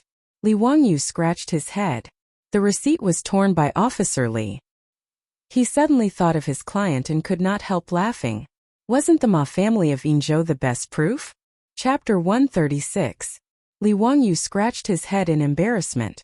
Returning to Chang'an from Yinzhou and helping the Ma family to transport goods. Was this considered taking advantage of the government? After all, the horses were pulled by the county government, and even the rations for the 70 people were provided by the government. Even the fodder for the horses on the return journey was provided by the post station for free. Li Wangyu laughed mockingly. When we were returning from Yin province because the carriage was empty, he took on a private job. I helped the Ma family of Yin province transport 8 to 900 dendrites of porcelain back to Chang'an. This can't be faked. Lang Jun, you can ask someone to find out. His words made Pai Lupi and Feng Xianling stunned. This bastard, he was serving the corvée, but he was still doing private work. They really didn't know what to say about him. Pai Lupi and Feng Xianling already believed that the Zhou family could go back and forth to Yinzhou within 7 days. But because they believed it, they were shocked. Li Wangyu didn't think much of the four-wheeled carriage, but the two immediately realized the value of it. Feng Xianling immediately reached out and summoned a guard. She whispered a few words and asked him to go to the Ma family in Shi City to verify the truth of Li Wangyu's words. Feng Xianling asked again, Li Jia Xiaolang, is this four-wheeled carriage your work? Li Wangyu nodded embarrassedly and said, Yes, I was forced to do the task of transporting grain by the county government, so I suddenly had the idea to make it. How much weight can this carriage carry? What's the speed? It has 4 horses and 2 coachmen. It can carry 30 stones and run 80 miles per hour. It can run up to 300 miles a day. Hiss! Li Wangyu's answer made Pai Lupi and Feng Xianling couldn't help but gasp. The great Tang was growing stronger with each passing day, but its territory was vast, and its greatest problem was the limitations of transportation and transportation. The transport capacity of 2-wheeled carts and wheelbarrows was limited. That was why there was a saying that grain could not be transported for thousands of miles. Putting aside the distant matters, in order to go on an expedition to the Eastern Turks, they had to transport enough supplies for the army, which was the biggest headache for the Tang dynasty's imperial court. It wasn't that they didn't have food, weapons, and armor, but they were difficult to transport, making it difficult for the army to resupply. Moreover, as the Tang dynasty gained more and more land, the transportation difficulties also led to a decline in the actual ruling power. For example, in Longyu, the actual area of control of the Tang army was actually very limited. This was caused by the lack of military power. If this four-wheeled carriage could carry so much weight and travel so fast, it would not only play a role in the military, but also bring about earth-shaking changes in all aspects of the Tang dynasty. Pai Lupi suddenly stood up and glared at Li Wangyu. You little bastard, you're just messing around. Quickly hand over the blueprint of the four-wheeled carriage. His words made Li Wangyu roll his eyes. The bearded man was at it again. Why did the officials of the Tang dynasty want to rob him of all the good things he had? Didn't they have any awareness of copyright in business? Or had they been infected by Cheng Yaojin? He was a bandit from Wagong village. Li Wangyu cupped his hands and said, I can give the blueprint of the four-wheeled carriage to the imperial court, but I have a condition. I hope you two Langjuns can agree to it.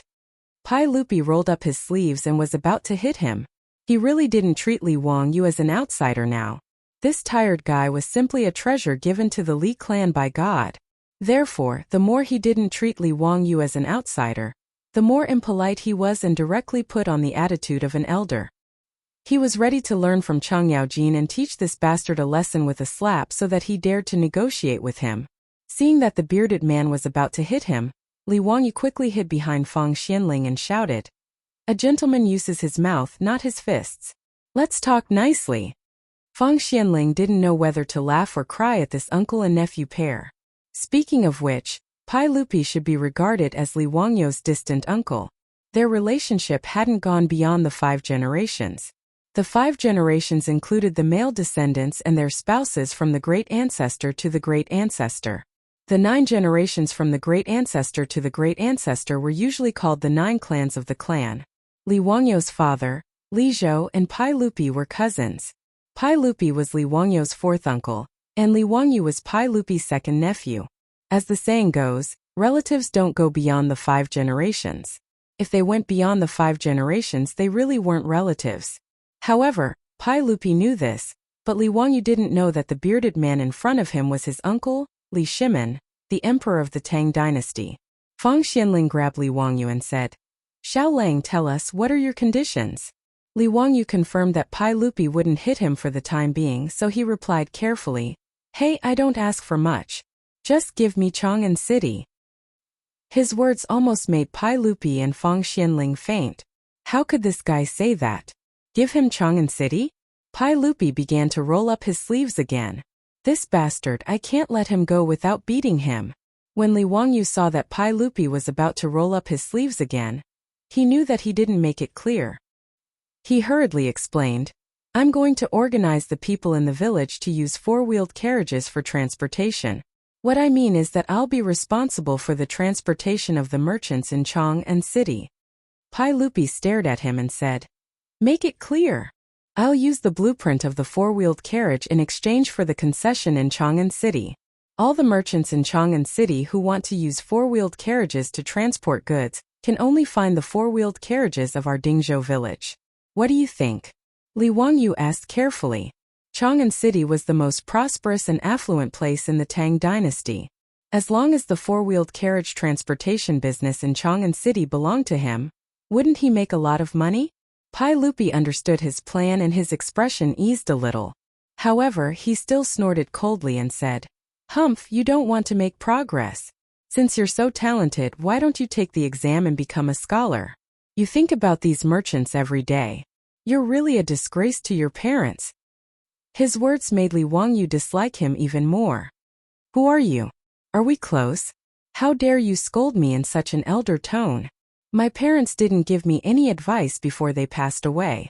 They only left me with a debt of $2 million. Why can't I make money with my own ability? I don't steal or rob. It's better than someone who takes other people's things, right? Li Wangyu was implying that Pai Lupi stole his four-wheeled carriage blueprint. Pai Lupi was so angry that he almost went berserk again. When Feng Xianling saw that the uncle and nephew were going to quarrel again, he hurriedly said, Xiao Lang, your condition? He stole a glance at Pai Lupi and saw him nod slightly. He continued, I can agree to your condition. Give me the blueprint of the four-wheeled carriage. Seeing that he agreed, Li Wangyu hurriedly asked, May I ask who you are, Lang Jun? Will the imperial court approve of what you've promised? Feng Xianling stroked his beard and laughed. Haha, my surname is Feng and my name is Xianling. I'll be the left servant of the minister. Xiao Lang, do you think this will count? Feng Xianling? The prime minister of the Tang dynasty? Feng Yi loves his father? Li Wangyu hurriedly bowed and saluted. I didn't know you were the prime minister. I was too rash. He looked at Li Er again, wanting to ask who this curly-bearded man who kept making things difficult for him was. However, seeing that Pai Lupi didn't want to introduce himself, Feng Xianling just smiled and said nothing. Li Wangyu was too lazy to guess. He was just a big shot of the Tang dynasty. Xiao Lang, can you give me the carriage blueprint? Feng Xianling asked. Li Wangyu shook his head and said, Minister Feng, I've been framed. I haven't even explained why I've been locked up in the county jail. Chapter 137. The reason why Li Wangyu stayed in the county jail of Chang'an County was to teach the Li clan of Hu County a lesson. The sudden appearance of Feng Xianling and the bearded man gave Li Wangyu a clear signal that his matter had been known by the officials of the imperial court. Although Li Wangyu didn't know why such a small matter would alarm Feng Xianling, he had to seize this rare opportunity. He did so many things just to make a big deal out of it. Even the prime minister of the Tang dynasty came out.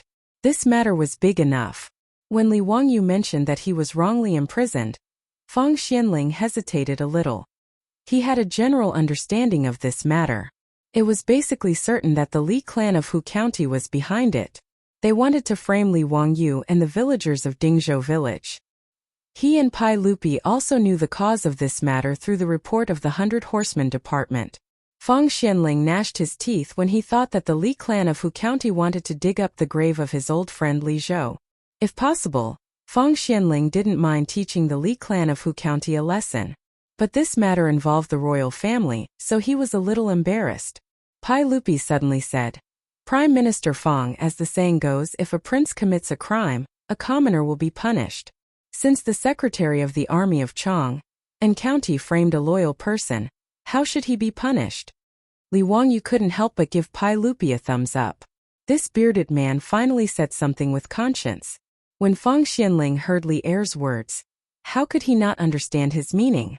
He smiled and nodded. That's natural. Since you have made a mistake, you should be punished. This old man will give you justice. Li Xiaolang, can you give me the four-wheeled carriage blueprint now? Li Wangyu didn't talk nonsense. He took out the blueprint of the four-wheeled carriage and handed it to Feng Xianling with both hands. Feng Xianling couldn't wait to unfold the blueprint. Pai Lupi also stood aside to watch. The four-wheeled carriage's structure wasn't complicated. The key was the steering mechanism. They looked at it for a long time and finally sighed. Li Wang, you are really smart. It's hard for you to think of such a wonderful thing. Li Wangyu blushed. He was a little ashamed that he copied the four-wheeled carriage from the West. But he thought that the West didn't give him a penny for using the four great Huaxia inventions. Thinking of this, Li Wangyu did not feel ashamed. Instead, he felt that it was only natural. Feng Xianling was a bit like Ma Zhou, who wanted to get to the bottom of the matter. She pointed to the drawing and asked, Xiaolang, why can the carriage's load increase so much with 2 more wheels? How to answer this question? It seemed to involve the problem of physical pressure. 4 wheels were more uniform than 2 wheels, so the pressure on the ground was less, so it was easier for the horse to drag it. In addition, the load of the wheels was not borne by the horse. The horse could pull the carriage with all its strength. It seemed to be the truth. Li Wangyu, a second-rate liberal arts student, could only explain it in this way. But how could he explain to Feng Xianling what pressure was? Li Wangyu blinked for a long time and finally said, a horse has 4 legs, and it runs faster than a man with 2 legs. It's the same principle. He was being unreasonable. Why didn't he say that a turtle also had 4 legs? Fortunately, Feng Xianling didn't really want to do scientific research, so she didn't continue to ask this question. All right, Li family's young man, you should go home now. Minister Feng, when will you give me the Chong and four-wheeled carriage franchise? Li Wangyu didn't hurry to leave and asked hesitantly. Pai Lupi's eyes widened again. Feng Xianling quickly replied, are you still worried that I won't keep my word? Tomorrow I will ask someone to send you the documents. You can rest assured now, right? Thank you, Minister Feng. Hehe. I thank you on behalf of the 127 villagers of Zhou village. Li Wangyu bowed deeply again. Well, you exchanged this with the blueprint. There's no need to thank me. I should thank you on behalf of the people of the Tang dynasty. Feng Xianling patted the blueprint in his hand and sighed with emotion. With this four-wheeled carriage, the Tang dynasty could reduce the number of villagers and save a lot of food and horses. This was a great contribution for 1,000 years. Li Wangyu saw that he had achieved his goal. He was afraid that Su Chongqing would worry about him at home, so he bowed to Feng Xianling and Pai Lupi and left the county jail. Seeing that Li Wangyu was finally leaving, Head Zhao and the jailers almost burst into tears. This ancestor was finally leaving. Head Zhao decided that after today's shift, he would go to the temple to burn incense and thank Buddha for his blessings. Li Wangyu just walked 2 steps out of the county office when he unexpectedly saw Niuwu squatting in front of the county office. Erling, why are you here? Li Wangyu asked curiously. Did Niuwu know that he was going home today? Niuwu was overjoyed when he saw him coming out of the county office. He quickly ran to him and said, Madam Su was worried about you, so she asked me to wait for you outside the county office. Lang Jun, has everything been settled? Yes, everything is done. This time there was an unexpected gain. Let's go home and talk about it. Niuwu brought 2 horses from home. They mounted the horses and slowly went to the illustrious Virtue Gate. Pai Lupi and Feng Xianling appeared in front of the county office. Looking at Li Wangyu's back, Feng Xianling suddenly said in a low voice, Your Majesty, we owe this child a lot. The emperor of the Tang dynasty had a complicated look on his face, but he nodded silently and did not say anything. As for Li Wangyu and Niuwu, after exiting the city gate, they rode their horses and rushed back to Dingzhou village in 2 hours. When they just entered the village, a sharp-eyed villager saw Li Wangyu on horseback and immediately shouted, Li Jia Shaoling is back. Miramesa, come quickly, Li Jia Shaoling is back. More and more villagers gathered around and bowed to Li Wangyu. Some excited villagers even knelt down and kowtowed to Li Wangyu. The villagers of Dingzhou village all knew in their hearts why Li Wangyu was arrested and thrown into the county yamen prison. Now that they saw him out of prison, they were truly grateful for everything Li Wangyu had done for the village. Li Wangyu also felt a fire burning in his heart, and was very touched to be remembered by the villagers like this. However, Li Wangyu also felt embarrassed that so many people knelt to him. He quickly jumped off the horse and helped the villagers up. "What are you doing? You're too kind. Please get up, get up." The old Muramasa also rushed over when he heard the news. He excitedly grabbed Li Wangyu and said, "Xiao Lang, it's good that you're back. It's good that you're back. If you didn't come back, I was going to take everyone to beat the drum." The villagers surrounded Li Wangyu for a long time before they finally let him go home. Li Wangyu remembered what Feng Xianling had promised him today. He quickly grabbed the old Muramasa and said, "Muramasa, come to my house. I have something to discuss with you." Chapter 138. Li Wangyu's return also made the beautiful boss breathe a sigh of relief. She looked at Li Wangyu with eyes full of joy and nostalgia. In fact, Li Wangyu had never understood. He was a country boy who grew up in the countryside. Although he went to a second-rate university, what attracted the turtle white-bone fairy? With Su Chongqing's condition, the people chasing her could line up for a few streets. But after transmigrating to the Tang dynasty, Li Wangyu knew that the beautiful boss also had a good impression of him, which was really strange. He originally kept a respectful distance from Su Chongqing, the beautiful boss, in the company. The so-called kidney function was proportional to the thickness of the wallet. Li Wangyu did not dare to think about marrying a beautiful woman and walking to the peak of life. However, he was too embarrassed to ask Su Chongqing about this matter. He could only temporarily suppress the doubts in his heart. As soon as Li Wangyu returned home, Su Chongqing drove him to the bathhouse to take a bath. In the hot water that had already been prepared, she also put grapefruit leaves. She wanted him to get rid of the bad luck. He could not help but feel funny, but he could not bear to reject Su Chongqing's kindness. This woman, did she really think that he was going to jail? After a comfortable hot bath, he changed into the clean clothes that Perrin had already prepared. In the living room, Su Chongqing had already prepared a table of food. Li Wangyu quickly asked the old villager who had been waiting for a long time to sit down together. They chatted while eating. "Chongqing, old villager. Guess who I saw in the county prison today?" "Who?" "He, the Prime Minister, Minister-left servant, Feng Xianling." Li Wangyu picked up a chopstick and said while eating. Su Chongqing could not help but exclaim softly, "Ah, Feng Xianling? That's a famous person in the Tang dynasty." As soon as she said this, she suddenly felt that something was wrong.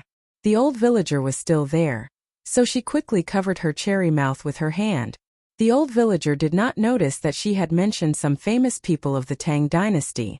The old man was also shocked by Li Wangyu's words. After a long time, he asked, "Xiao Lang, does Prime Minister Feng want to see you for something?" "Hey, you can say that. Today, I made a deal with Minister Feng," Li Wangyu said proudly. The old villager was even more surprised. "Ah, you are doing business with the landlord? What's the matter? Tell me about it."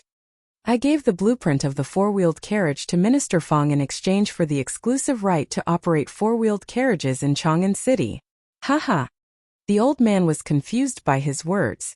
"What do you mean by exclusive management rights?" Li Wangyu took a sip of wine and said with a smile, "In the future, if the merchants in Chang'an City want to use four-wheeled carriages to transport goods, they must ask for the carriages of Zhou Village." "What? Wouldn't that become the government's monopoly? Is there such a good thing?" The old villager could not believe his ears. Even though he was just a small villager, he knew that the word monopoly had great benefits. In Chang'an City, there were no less than thousands of merchants' shops. If they all used the four-wheeled carriages of Zhou Village to transport goods, it was simply unimaginable. After a long time, the old villager said, "Xiao Lang, there are only more than 100 families in Zhou Village. Even if all of them go to drive carriages, I'm afraid that it won't be enough for the merchants in Chang'an City, right?" "Of course, old villager. When the time comes, we will issue exclusive licenses to others." Before Li Wangyu could answer, Su Chongqing explained for him with a smile. It was like the capital of the future. If all the taxis were only allowed to be operated by Li Wangyu and others, and it was illegal for others to run taxis, then they could make a lot of money just by selling the right to operate taxis. This was the advantage of monopoly. In the future, it was naturally impossible for anyone to monopolize the transportation demand of a city. But in the Tang dynasty, Li Wangyu believed that with the order of Minister Feng Xianling, The monopoly was necessary. Thinking of this, Li Wangyu wanted to laugh. The entire Tang dynasty, or even the richest city in the world, had thousands of merchants. How many four-wheeled carriages would they need to meet the demand? In the future, just selling the right to operate the special carriages would make a lot of money. 10 strings of cash for a four-wheeled carriage should not be a lot, right? 1,000 carriages would be 10,000 strings of cash. How about 10,000? Li Wangyu only felt that the beautiful days he had been looking forward to were waving at him. However, the profits would not be seen so quickly. It would take time for the four-wheeled carriages to become popular. Moreover, the cost of purchasing a four-wheeled carriage was not low. Just the 4 horses alone would cost about 40 strings of cash, and this did not include the cost of the carriage. The carriages that they built for this trip to Yingzhou were all made in a hurry. They did not use much iron and the workmanship was also very rough. On the way back, many of the carriage's axles were broken. Fortunately, they had considered this situation before they set off and brought a lot of spare axles, so they did not waste any time. Even so, after running nearly 2,000 miles to and from Yingzhou, the four-wheeled freight carriages that were made in a hurry were almost in a half-broken state. Since the convoy came back, the village's carpenter Lu had been busy repairing and improving the carriages with his 3 sons. Therefore, if they wanted to popularize the four-wheeled carriages, they would have to invest a lot of money first. Li Wangyu estimated that it would take at least half a year for the four-wheeled carriages to become popular in the Tang dynasty and become the main means of transportation. The old villager finally digested the good news that Li Wangyu brought back and asked, "Xiao Lang, what are you going to do about this?" Li Wangyu looked at his beautiful boss with a smile. Su Chongqing was better at this kind of thing than he was, so it was better to let her plan it. When it came to business, the beautiful boss immediately recovered the shrewdness of an elite woman in the modern workplace. After thinking for a while, she replied, "Old villager, what I mean is that my Li family and the 127 families of Dingzhou village will cooperate to do this business." "How do we cooperate?" "My Li family will take 50% of the profits from the four-wheeled carriage franchise in Chang. The village will use copper coins to contribute. This time we earned more than 900 strings of cash. Each family will contribute a little more to gather 1,200 strings of cash, which will be used to buy horses and build carriages. This will also take 50% of the profits. The 50% of the profits in the village will be divided equally between each family. What do you think?" Su Chongqing's words made the old villager wave his hand again and again. "Madam Su, this can't be done, can't be done. The carriages were all made by Xiao Lang. This time we can earn money because of Xiao Lang's contribution. Not to mention, the Chang'an carriage franchise is more than 50% of the profits." The old villager repeatedly refused. Su Chongqing's suggestion made him feel that he was taking advantage of the Li family. Su Chongqing didn't feel that she was at a disadvantage. Although technology was productivity, in the end it couldn't be separated from the simple and honest villagers of Dingzhou village. At the same time, Su Chongqing also deliberately wanted to tie the 127 families of Dingzhou village to the Li family. She couldn't be blamed for thinking this way. For her beautiful boss, there was no sense of security in the Tang dynasty, especially this time, Li Wangyu's imprisonment. Although it was his own plan, it also made Su Chongqing realize that the Tang dynasty, where officials were based on power, wasn't necessarily so beautiful. While the old villager and Su Chongqing were discussing the shares, the Li clan of Huxian ushered in a storm. Chapter 139. 2 days ago, after the Li clan secretary and Hu army had Li Wangyu and the village chief locked up in the county jail, he hurriedly rode back to Hu County with his servants. He found the clan elder and the clan elder to discuss how to use this opportunity to kill Li Wangyu. The group of people discussed in the clan leader's house for an entire night.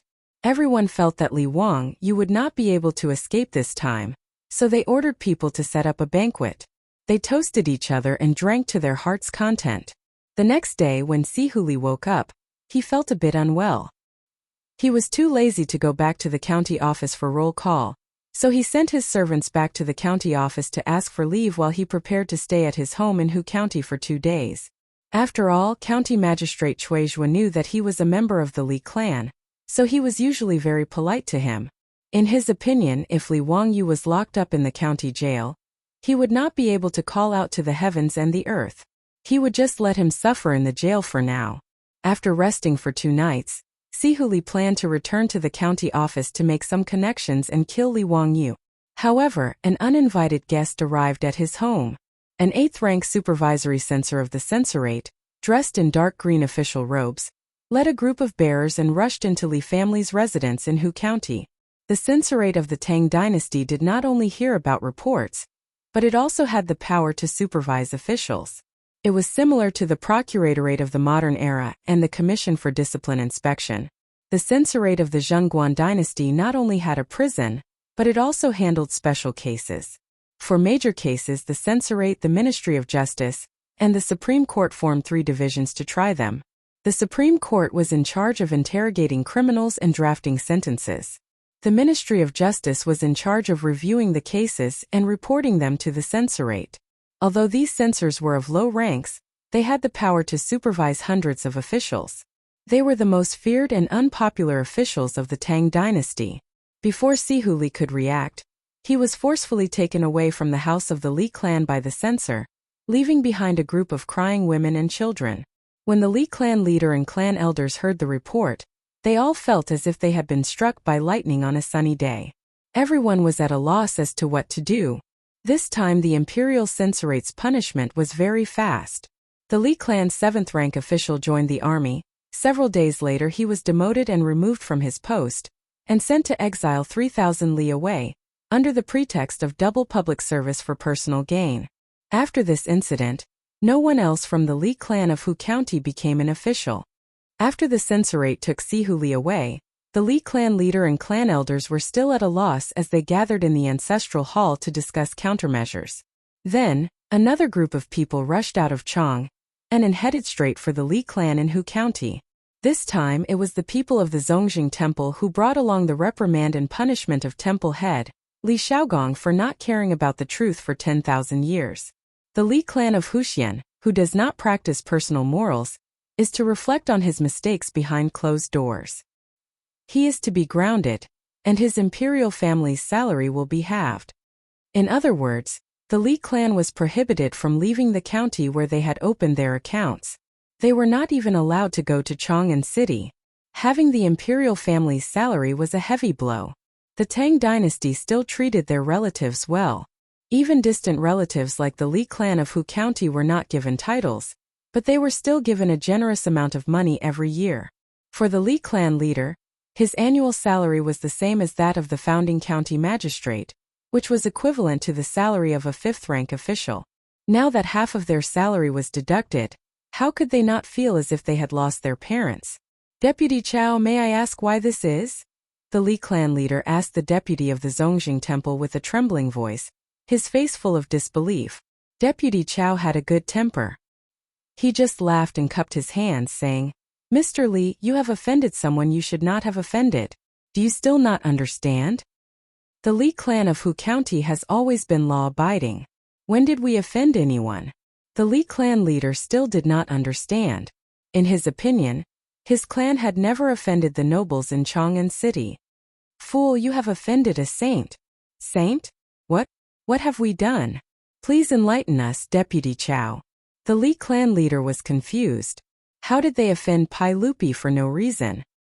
He did not have time to wail. He reached out and grabbed the deputy's sleeve, secretly stuffing a gold ingot into his hand. The deputy weighed the 5 taels of gold ingot and laughed. "Mr. Li, do you know Li Wangyu from Dingzhou village?" The Li clan leader was stunned. "Of course I know him. Why? Does it have something to do with him?" The deputy nodded. "Li Wangyu is now very famous in Chang'an City. He is in the emperor's heart. You actually wanted to dig up Li Zhou's grave. Your Li clan even imprisoned him in the Chang'an County. Aren't you just looking for trouble?" The Li clan leader muttered. How is this possible? He is only a 16-year-old kid. How can he do this?" The deputy glanced at him. He felt that this kind of person who did not have foresight and only cared about small benefits was a disgrace to the imperial court. However, he still patiently told him what he knew. What happened at the poetry gathering in Suzhong Lake and Zhang Liang's birthday banquet spread out through various channels. Although the deputy was an official of the Zongjing Temple, He also had a few good friends who were officials in Chang'an City.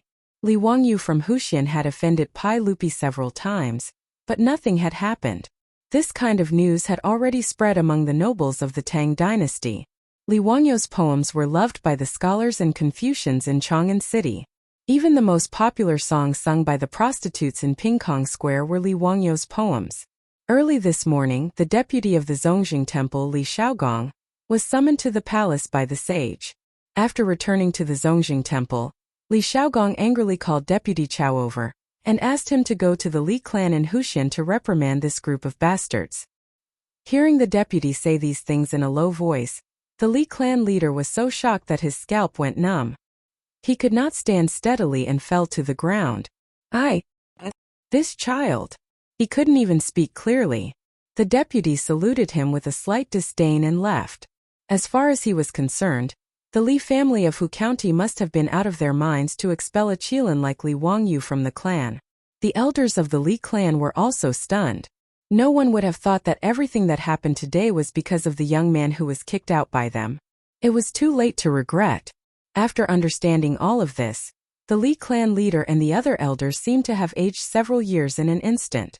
Their bodies became more bent and they looked senile. Li Gui suddenly ran in from outside and shouted, "Grandfather, that bastard Li Wangyu was released by the Chang'an County government." Before he could finish his words, he heard a crisp slap. Li Gui covered his rapidly swollen cheek with one hand and looked at the clan leader in disbelief. His grandfather had never hit him even once since he was young. "Bastard, you are not allowed to provoke that Li Jiaxiaolang in the future. Do you want to kill our entire clan?"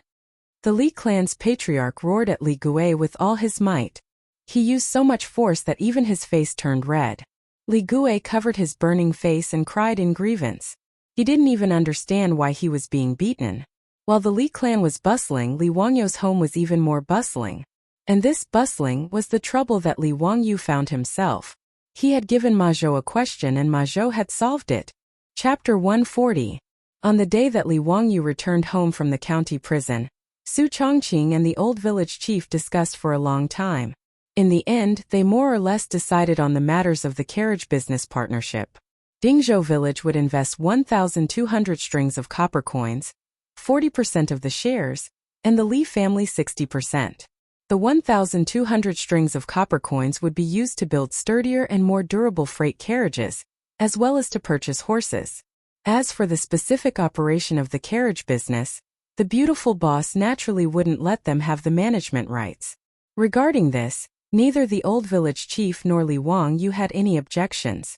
In the old village chief's opinion, Miss Su's business methods were simply like Fan Li's reincarnation. This old farmer, who had been farming for his entire life, was simply amazed by Su Chongqing. As for Li Wangyu, there was no need to even mention him. He was originally a subordinate of the beautiful boss in the future. Regarding this woman's business methods, he could only say one word: admiration. Although Li Wangyu didn't want to admit it, the beautiful boss was able to get a 7-figure monthly salary, while he only had a 6-figure annual salary. This was absolutely reasonable. After Su Chongqing transmigrated to the Tang dynasty, she had been holed up at home for almost a month. This really made this elite female professional feel suffocated. She wasn't one of those delicate canaries who didn't step out of the house. Instead, she was a modern woman with a strong career spirit. If she didn't do anything and just stayed in the house all day doing housework, washing clothes, cooking, and taking care of the children, it would be more painful than killing her. Now that she finally had a chance to slightly show off her business skills, how could Su Chongqing let it go? If Li Wangyu dared to say half a word of no, perhaps a bloody case of the Li family would occur. Seeing that Su Chongqing took the initiative to take over the carriage business, the old housekeeper Li Heng and parents secretly looked at each other. Both of them secretly let out a sigh of relief. There was no other reason other than the two of them didn't want Li Wangyu to be involved in the business of merchants. Whether it was the old housekeeper Li Heng or the little girl Perrin, they both hoped that their Langjun would take the imperial examinations and obtain scholarly honors in the future. Like their old master, he would patrol the heavens and enlighten the people. This was the right path. Merchants, on the other hand, were not allowed to participate in the imperial examination. If Li Wangyu wanted to operate the four-wheeled carriage, These two people would definitely stand out to dissuade him. Perhaps even Li Heng would try to persuade him again. Now that Madame Su was willing to take over this matter, it couldn't be any better. After the matter was settled, the old villager got up and said goodbye. He had to find the old man in the village to discuss this matter again. After respectfully sending the old village chief out, Li Wangyu drank the Medicine King tea in the central room, but he always felt that he seemed to have forgotten something. Li Wangyu looked left and right for a long time, then suddenly slapped his forehead. He had forgotten about Ma Zhou. After returning home from the county yamen, he almost forgot about Ma Zhou's existence. It was really embarrassing. Ever since Ma Zhou was kidnapped by Li Wangyu and brought back to the Li family, he had been holed up in his room, fiddling with the weighing apparatus and copper coins as if he was possessed. Even his meals were brought in by the maidservants. Ma Zhou didn't even know that Li Wangyu had been locked up in the county yamen prison. He was wholeheartedly trying to solve the problem that Li Wangyu had given him. The beautiful superior was also helpless against Ma Zhou's desperate spirit. She could only instruct the maidservants to take good care of him and let him be. Chongqing, is Ma Zhou okay? The beautiful superior was speechless and rolled her eyes. You finally remembered that there is still someone in the family? You are really good. After bringing Ma Zhou back, you didn't care about him at all. He is fine. Every day, he will be in his room calculating the 12 copper coins. You are so wicked. Let's see how you will explain if Ma Zhou gets sick. Li Wangyu smiled sheepishly and said, I was also forced into a corner. Who asked him to suddenly think of taking someone as his master? I? Before he finished his words, he heard a figure running in from outside the central room. As he ran, he shouted, Teacher, teacher! I calculated it. Haha, I calculated it. This voice involuntarily caused Li Wangyu's face to turn white. Su Chongqing, who was at the side, lightly covered his red lips with his hand, smiling until his eyes were curved. This person, he really couldn't be nagged. Li Wangyu's face was bitter. He looked at Ma Zhou, whose eyes were red and hair was messy. Brother Bin Wang, don't worry about that problem.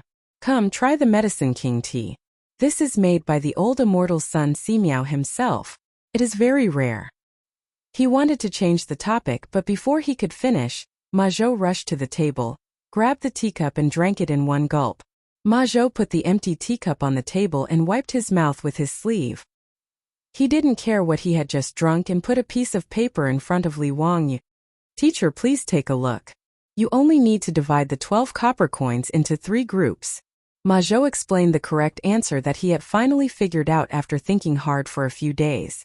The solution to this problem was so difficult, but it made Ma Zhou even more determined to take Li Wangyu as his teacher. Li Wangyu really didn't expect that Ma Zhou could really solve this logical reasoning problem. This made him feel a little awkward. Brother Bin Wang, this problem, yes, your answer is correct. Come, have some tea, have some tea. Li Wangyu wanted to change the topic again. Ma Zhou didn't give him the chance. He stared at Li Wangyu seriously and asked, Teacher, can you accept a disciple now? Hearing Ma Zhou's words, Li Wangyu felt a headache coming on.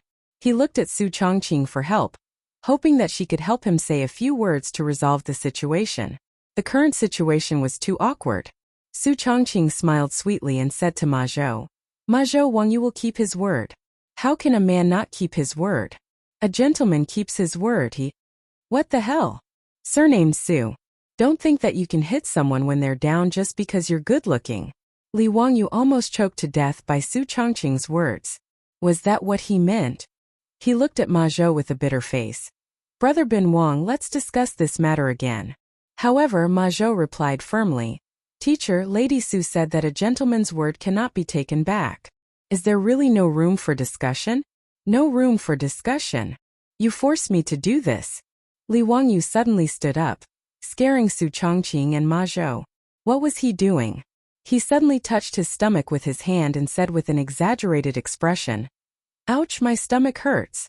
Brother Bin Wang, I have to go to the toilet. I'll be back soon. As soon as he finished speaking, Li Wangyu turned around and ran to the backyard. His speed was as fast as lightning.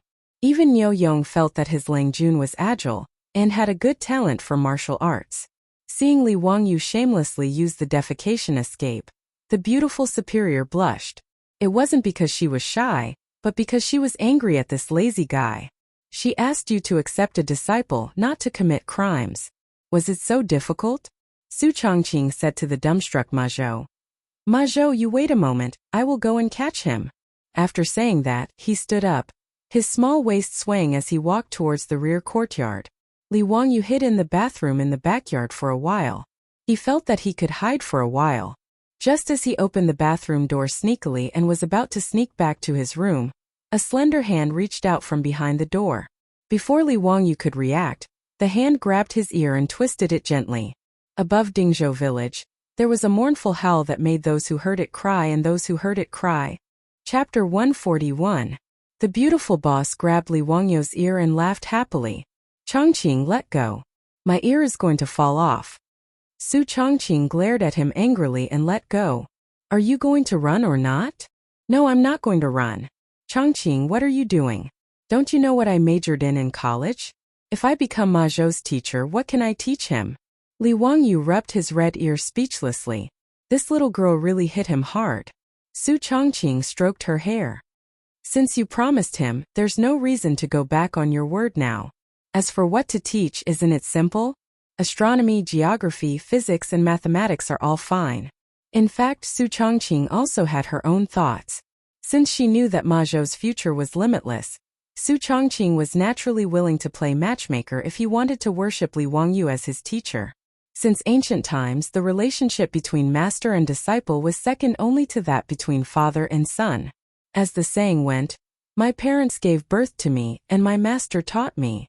If Ma Zhou worshipped Li Wangyu as his teacher, when he entered the imperial court of the Tang dynasty in the future, would the Li family still be afraid of being bullied?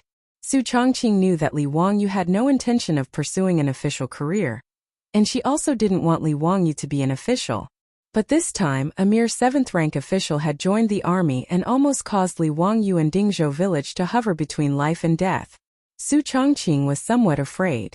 The Tang dynasty was not a legal society like later generations. In the era of officials, the saying "the county magistrate who destroys the family and the magistrate who destroys the family" was not a joke. Since that was the case, where could she find such a good thing to get a strong backer for her family in the future? In fact, Li Wangyu understood all the thoughts of the beautiful boss. He just didn't think that he could teach Ma Zhou, a famous person in the Tang dynasty. After a moment of silence, Li Wangyu finally nodded helplessly. He followed Su Chongqing back to the central room. Ma Zhou couldn't help but be overjoyed. Teacher, are you willing to accept me? Li Wangyu cursed in his heart. Since you insist on becoming my disciple, then don't blame me for teaching you astray in the future. He nodded and asked solemnly, Brother Bin Wang, have you thought it through? I really don't have anything to teach you. All I know is some miscellaneous things like essays, poems, political theories, laws, scriptures, and I'm not good at these. Li Wangyu also didn't want to cheat Ma Zhou. The knowledge he had was basically useless in the Tang dynasty. Whether it was to participate in the imperial examination or become an official, it was useless. Ma Zhou didn't hesitate at all. He directly knelt down and kowtowed to Li Wangyu 3 times. I'm willing to learn. It's my honor to be taught by you. Seeing Ma Zhou so determined, Li Wangyu didn't argue. In that case, I'll accept you as my disciple. Get up. Hearing Li Wangyu's words, Ma Zhou couldn't help smiling. He went to the table and poured a cup of tea. He respectfully handed it to Li Wangyu. This was the tea for the apprenticeship ceremony. Li Wangyu took the teacup, took a sip and put it back on the table. It was the completion of the apprenticeship ceremony. Since ancient times in Huaxia, the apprenticeship ceremony was like this. The establishment of the apprenticeship relationship was relatively simple. It was just a ceremony of admiration and cultivation. There was no formal apprenticeship ceremony. Brother Bin Wang. Li Wangyu just opened his mouth but was interrupted by Li Zhou. Teacher, since I've already been apprenticed, you can call me Bin Wang. Li Wangyu smiled and nodded. Bin Wang, I know a little about astronomy, geography, physics, and mathematics. Which aspect do you want to learn? Ma Zhou was stunned. Astronomy, geography, physics, and mathematics? The little teacher he apprenticed to knew a lot. He was excited and deeply bowed. If possible, I want to learn all of them. Li Wangyu nodded and was about to send Ma Zhou back to rest. Suddenly he remembered that in a TV series, when a master accepted a disciple, he would say something pretentious to teach him a lesson. He thought for a moment and thought of a sentence. Bin Wang, you can stay in my residence and learn slowly. I only have one sentence for you. Constantly strive for self-improvement and be virtuous. I hope Bin Wang will remember it in your heart. Constantly strive for self-improvement and be virtuous. Ma Zhou heard it and couldn't help but murmur. His eyes lit up. Teacher, this is the Qian hexagram and the Kuan hexagram in the Book of Changes. A gentleman should be unyielding, not avoid difficulties and constantly strive for self-improvement. A gentleman should increase his virtue and be tolerant of all things. Thank you, teacher, for your advice. I will remember it. Li Wangyu pretended to be profound and smiled but didn't say anything. After Ma Zhou left, the beautiful superior leaned close to his ear and whispered, "Wicked or not, copying the motto of Tsinghua University and using it as a lesson for your own disciple?" The phrase, constantly strive for self-improvement and be virtuous, was the famous motto of Tsinghua University in the future. It was put forward by Liang Qichao in a speech at Tsinghua University. He, why don't you think of a better one for me? Li Wangyu replied with a smile. The beautiful superior rolled her eyes at him and got up to leave. However, she was stopped by Li Wangyu. What? Don't go. Help me think of what to teach Ma Zhou. How to do the lesson plan. Li Wangyu pulled the beautiful superior's sleeve and said. Su Chongqing wrinkled her small and tall nose and snorted discontentedly. Humph, what does this have to do with me? Li Wangyu said angrily. Why doesn't it have anything to do with you? Just now you forced me to accept Ma Zhou as my disciple.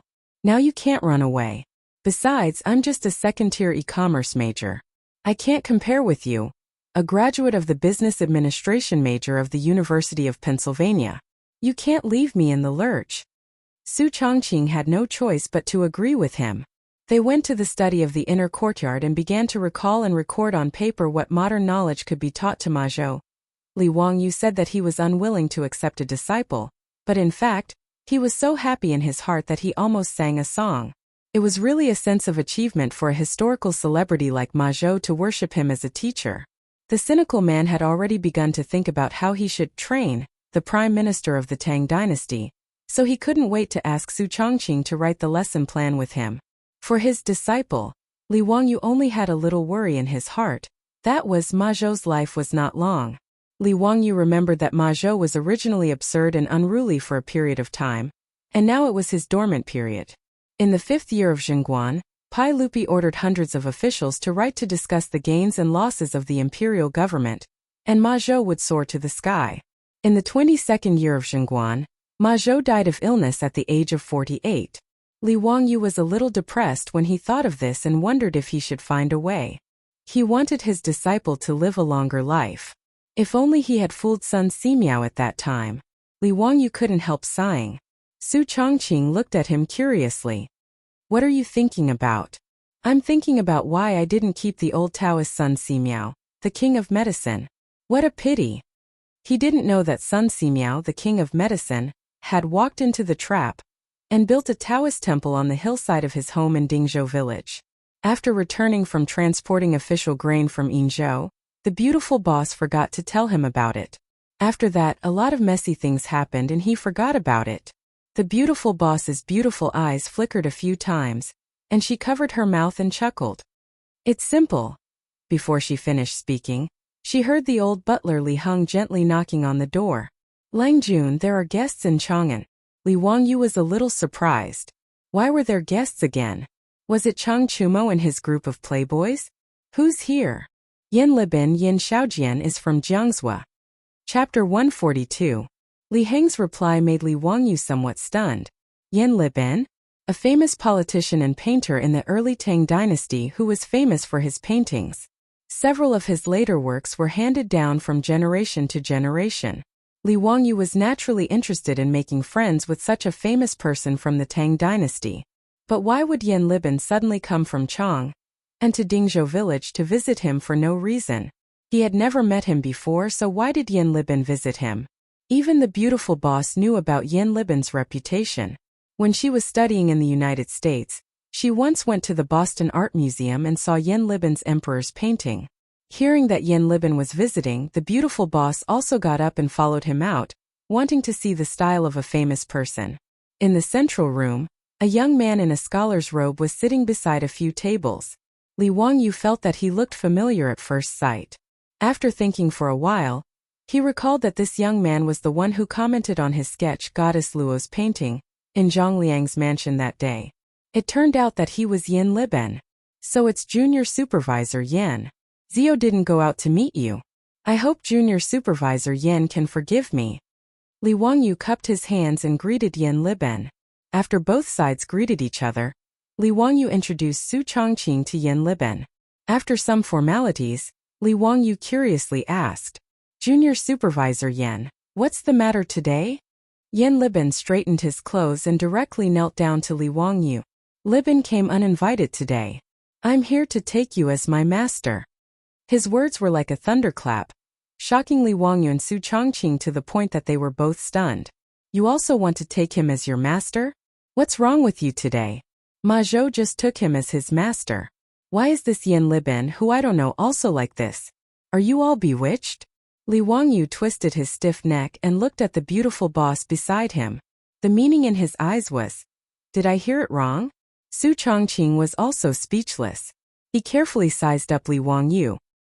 He was still that delicate and pretty 16-year-old youth. He didn't exude any aura of a bastard. Why do you say that, young Master Yen? What can I teach you? Li Wangyu felt a little dizzy. Yen Libin, however, bowed respectfully. Libin wishes to be Xiao Lang's disciple. I wish to learn how to paint. His words stunned Li Wangyu and Su Chongqing even more. Yen Libin went to Li Wangyu to learn painting? It felt as if Messi and Cristiano Ronaldo had come to him to learn how to play football, or Michael Schumacher had come to him to learn how to drive. Who was Yen Libin? Not only was he a famous painter in the early Tang dynasty, but even in the history of Huaxia, Yen Libin was not in the top 3, but he was in the top 10. He was like a god of painting. And such a great Yen Libin went to Li Wangyu's house and told him, a 16-year-old youth, that he wanted to learn painting from him. Wasn't this an international joke? For a moment, Li Wangyu had several thoughts in his mind. Was this Yen Libin a fake? But he did see this man in Zhongliang's mansion. He was obviously a nobleman of the Tang dynasty. Did Yen Libin drink too much today? He sniffed carefully and didn't seem to smell of alcohol. Did he have a fever or was he confused? It seemed that Yen Libin was full of energy and had no illness or disaster. Li Wangyu couldn't figure out what was wrong with Yen Libin.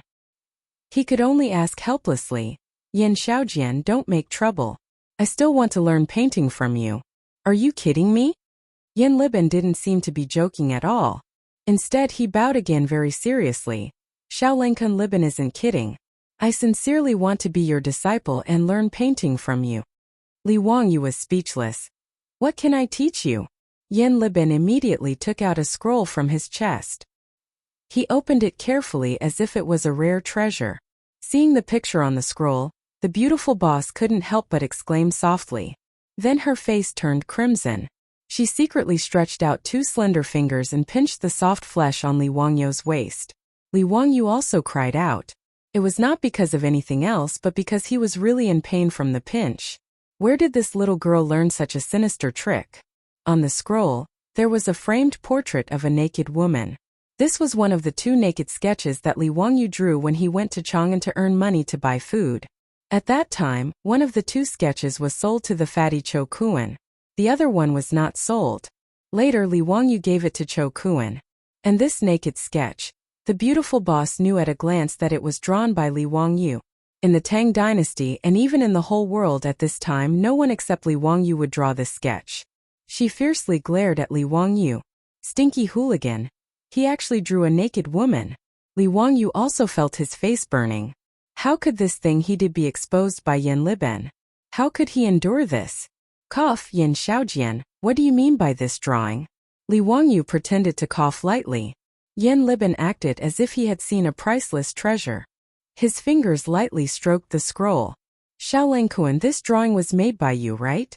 Li Ben wants to learn this unique painting technique. I hope Mr. can teach me. Li Wangyu subconsciously prepared to refuse. in front of the beautiful boss no matter what. He could not admit that this drawing of a naked woman was drawn by him. Although everyone was well aware, he did not intend to admit it. Yin Xiaojian, why do you say this? This drawing is very unique. This is also the first time I've seen it. How can I teach you any drawing technique?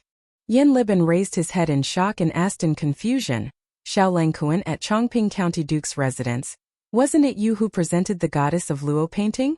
Why do you say this is the first time you've seen it? Li Wangyu was choked by his words. He almost choked to death on his own saliva. F***ck. I forgot about this. Cough, cough, cough. This is the second time I've seen it. But I went to the Cho residence. Duke Cho admitted that this drawing was made by Xiao Langkuan and gave it to me. Yin Liben said with a smile, his eyes revealing a trace of craftiness. Li Wangyu was speechless. He thought that Yin Liben was an honest person. He could imagine that as a fourth-rank assistant minister of the Ministry of Justice, a junior supervisor, going to a merchant family like the Cho family to ask about him, the Cho family might not keep it a secret for him. The truth was so. Yin Liben could tell that the drawing that Li Wangyu made was not an ancient drawing. However, he was smart enough not to say anything. After the birthday banquet at Zhang Liang's residence, he went to the Cho family in Chang, and who presented the drawing. Using this point, he was able to trick Cho Yuanliang into revealing that the person who drew the drawing was Li Wangyu from Hu County who presented the drawing that day. This drawing was also sold to him by the Cho family. After receiving the drawing, Yin Liben loved it so much that he could not put it down. He framed it and studied it every day. He also tried to copy it, but he could not get the hang of it. After studying it for many days, Yin Liben finally could not hold back his desire for this unique drawing technique, and came to ask for a master. After the beautiful superior came back to her senses, she kept blinking at Li Wangyu. There was only one meaning. Quickly accept this disciple. Chapter 143. In the eyes of the beautiful superior, one sheep was the same as herding a flock of sheep. Ma Zhou was just a potential stock, while Yin Liben was a blue chip. A fourth-rank official wanted to be Li Wangyu's disciple. Where else could you find such a good deal? Li Wangyu hesitated. It wasn't that he didn't want to teach him sketching skills, but he suddenly thought of a sentence that Yin Liben once said to his descendants in history. Old Tang Dynasty. The biography of Yin Liben recorded, when I was young, I was fond of reading. Fortunately, I was spared from facing the wall. But with my insight, there is no greater humiliation than being a servant. You should be warned not to learn this. This was what Yin Liben said himself. He meant that he had read books and poems since he was a child. Whether it was writing or discussing policy, he was definitely not inferior to his colleagues. Now, he also held an important position, but because he was good at drawing, he was called a painter, and was ordered around like a lowly servant. He felt deeply humiliated by this, and they should also learn from it. Don't let this small trick bring shame to them. Li Wangyu once saw Yin Liben say this in a history book. He deeply sighed about the low status of painters in the Tang dynasty. Even Yin Liben, who used to be a prime minister, felt that being a painter was a disgrace, let alone other people. So when he heard that Yin Liben wanted to learn sketching skills from him, Li Wangyu was very hesitant. He felt that he should persuade Yin Liben not to be obsessed with this small trick, so that he wouldn't regret it in the future. Young Master Yen, drawing is just a small trick. Why be obsessed with it? It's fine if you're bored. If young Master Yen is really interested, we can exchange ideas. There's no need to be a disciple. In response to Li Wangyu's sincere persuasion, Yin Liben was silent for a moment before he said in a deep voice, I appreciate Mr. Xiao Lang's kindness. Although drawing is just a small trick, I love it deeply and have never thought of giving it up. So, please accept me as your disciple and teach me drawing skills, Mr. Xiao Lang. Young Master Yen, I'm just a commoner, and I'm only 16 years old. If you want to take me as your master, it won't be good for your reputation. Li Wangyu persuaded again. Don't worry about it. Confucius said, among the three of us there is bound to be a teacher. Choose the good one and follow him. Xiao Langkuan is skilled in martial arts. Since I am your disciple, it has nothing to do with age or official position. Please grant my wish, Xiao Langkuan. Fine, it's this sentence again. Why is it the same emphasis as Ma Zhou? In the face of such a stubborn artist, Li Wangyu had nothing to say.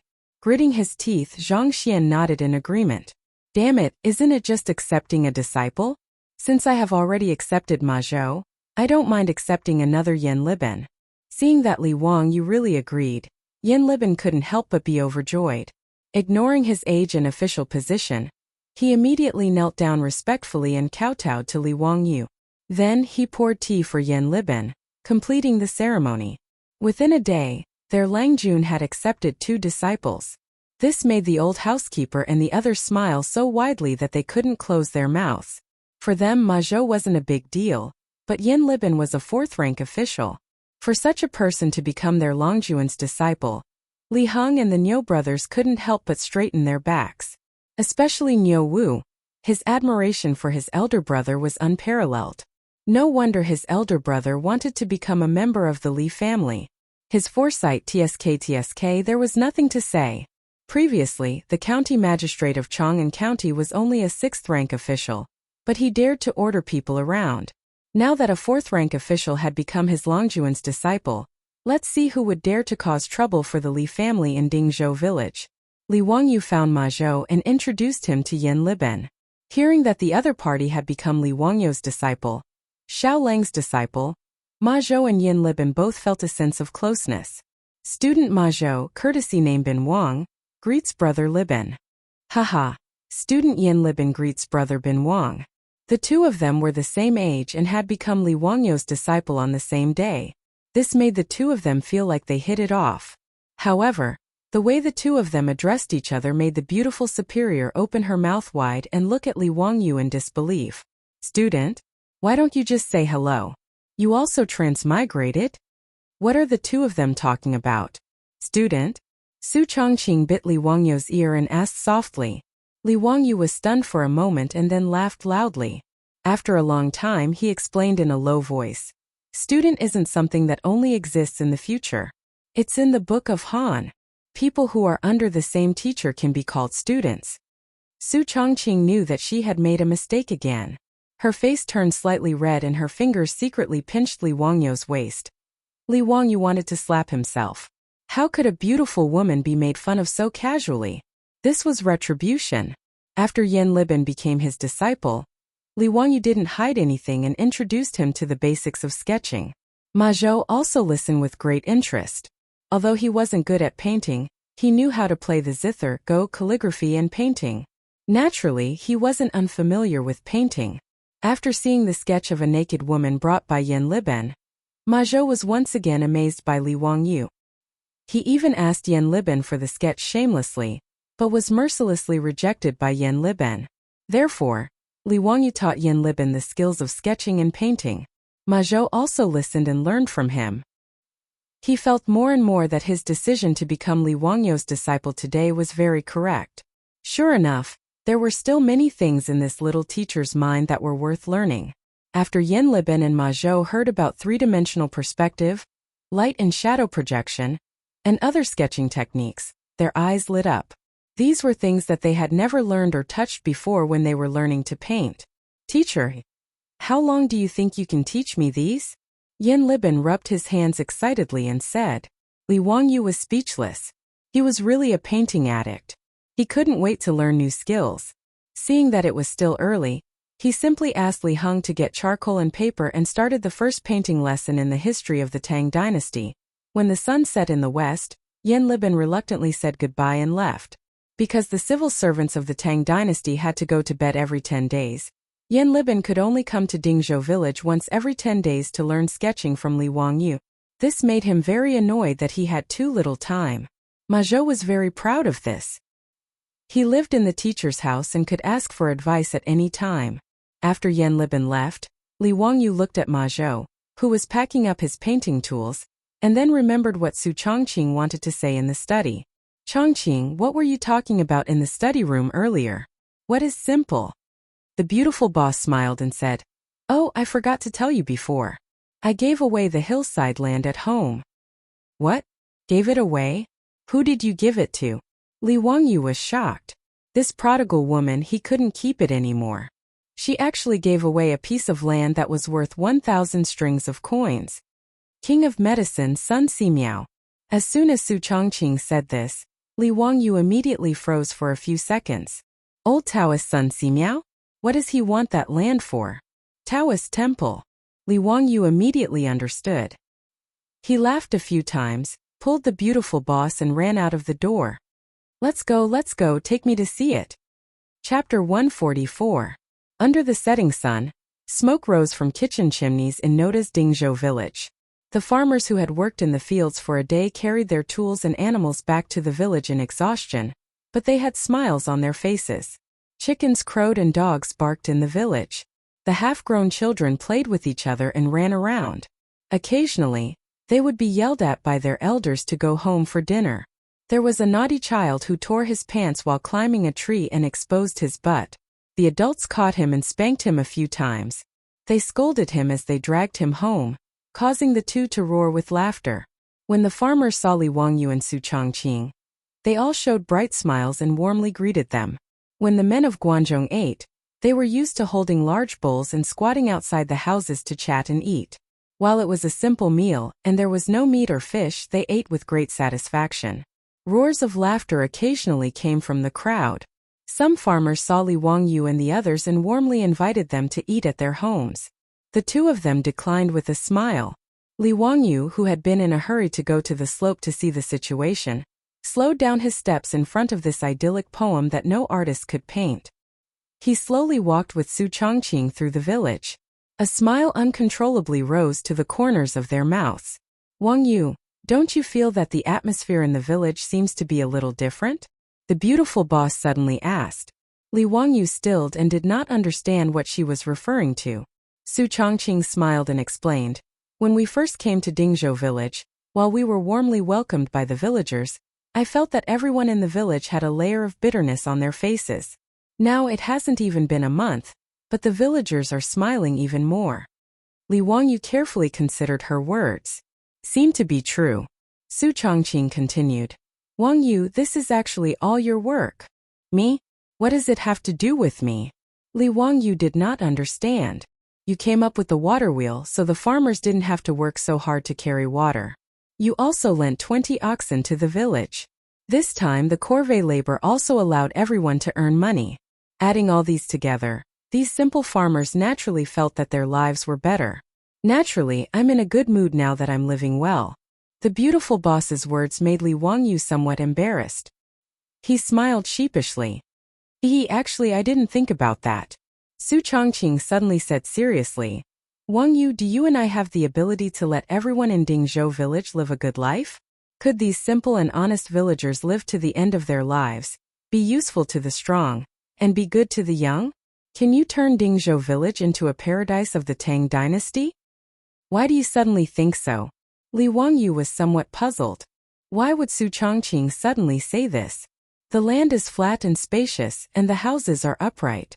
There are fertile fields, beautiful ponds, mulberry and bamboo trees. Along the crisscross paths, chickens and dogs could be heard. Among them, the people who come and go. The men in women's clothes are known as outsiders. Yellow hair hangs down and happy. Su Chongqing suddenly recited a passage from a text she learned in middle school. Peach Blossom Spring. Then she turned to look at Li Wangyu with a smile in her eyes. Because I suddenly fell in love with this land. Her words made Li Wangyu slightly stunned. He seemed to understand something and couldn't help but reach out to hold his beautiful boss's soft hand. Chongqing, you will. Dingzhou village will definitely become a paradise of the Tang dynasty. I promise you. Whether it was Li Wangyu or Su Chongqing, they both had their own relatives in the modern world. Li Wangyu's parents were still alive, but they could no longer see each other. It was the same for Su Chongqing. Her parents, her friends, and her life had all become impossible to find because of this inexplicable transmigration. Everything had become memories. Li Wangyu heard Perrin whisper to him several times that Sister Su secretly cried alone in bed at night. He knew that his beautiful boss was homesick. She missed the home that she couldn't go back to after more than 1,300 years. Therefore, Su Chongqing had always resisted the fact that she had transmigrated to the Tang dynasty. In her heart, this was an unreal dream. Everything was like a game. However, the rural life of Dingzhou village that was full of life finally made her like this place. She fell in love with this place. Therefore, she hoped that this place could become the peach blossom spring in her heart. Su Chongqing hoped that Dingzhou village could be turned into a paradise. Wasn't this also a kind of escape from reality? Ask what era it was now, but don't know the Han dynasty whether it was Wei or Jin. Li Wangyu held Su Chongqing's hand. The two silently looked at each other and understood each other's thoughts. The distance between the two was getting closer and closer. It was as if they could feel each other's heartbeat. Haha, Li Jiaxiaoling is embarrassed. Li Wangyu and Su Chongqing both turned their heads in surprise. They saw a group of small children in the village surrounding them. They were making funny faces and singing nursery rhymes. The beautiful boss immediately realized that her hand was still held by Li Wangyu. She couldn't help but blush and struggled to break free. One must know that this was still the Tang dynasty. It wasn't the era where men and women hugged and kissed on the streets of the modern world. The two of them holding hands in the village could be considered a very out-of-line action. Therefore, these half-grown children in the village all ran over to watch the commotion. Even the villagers who were squatting at the door chatting and eating in the distance occasionally let out kind laughter. This made Su Chongqing's face burn even more. He glared at Li Wangyu reproachfully before turning around and running back home. Li Wangyu was thick-skinned. He smiled at the group of children and said, "You little brats, what do you know? Do you know what a wife is?" "I know it's a wife. My father said that he would marry a wife for me in the future." A little brat shouted, causing the surrounding children to start to kick up a fuss. Li Wangyu smiled and patted their heads intimately. Then he turned around and chased after the beautiful boss. In front of a beautiful woman, there was no need to look at the old Taoist Laozi temple. "Chongqing, wait for me." Why are you running?" Li Wangyu shouted shamelessly, but it made Su Chongqing walk faster.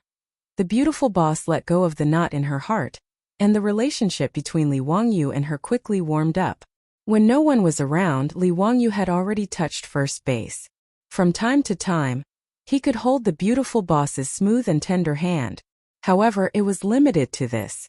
Although Su Chongqing studied in the United States, her thoughts were quite traditional. Li Wangyu wanted to go one step further and hit second base, but he didn't succeed. This made him feel very regretful. A home run was far away in the future. Su Chongqing began to busy herself with the four-wheeled carriage company of Dingzhou village. She put in a lot of enthusiasm for this matter. The Li family and Dingzhou village's partnership to open a four-wheeled carriage company had been unanimously agreed by the villagers. Many villagers were even grateful for the Li family's decision. They thought that the Li family was benevolent and wanted to make the whole village rich together. Recently, the beautiful boss would lead Niu Yong and the old village to Chang'an City at dawn. They would only come back at sunset. They were very busy. Li Wangyu, on the other hand, was very idle every day.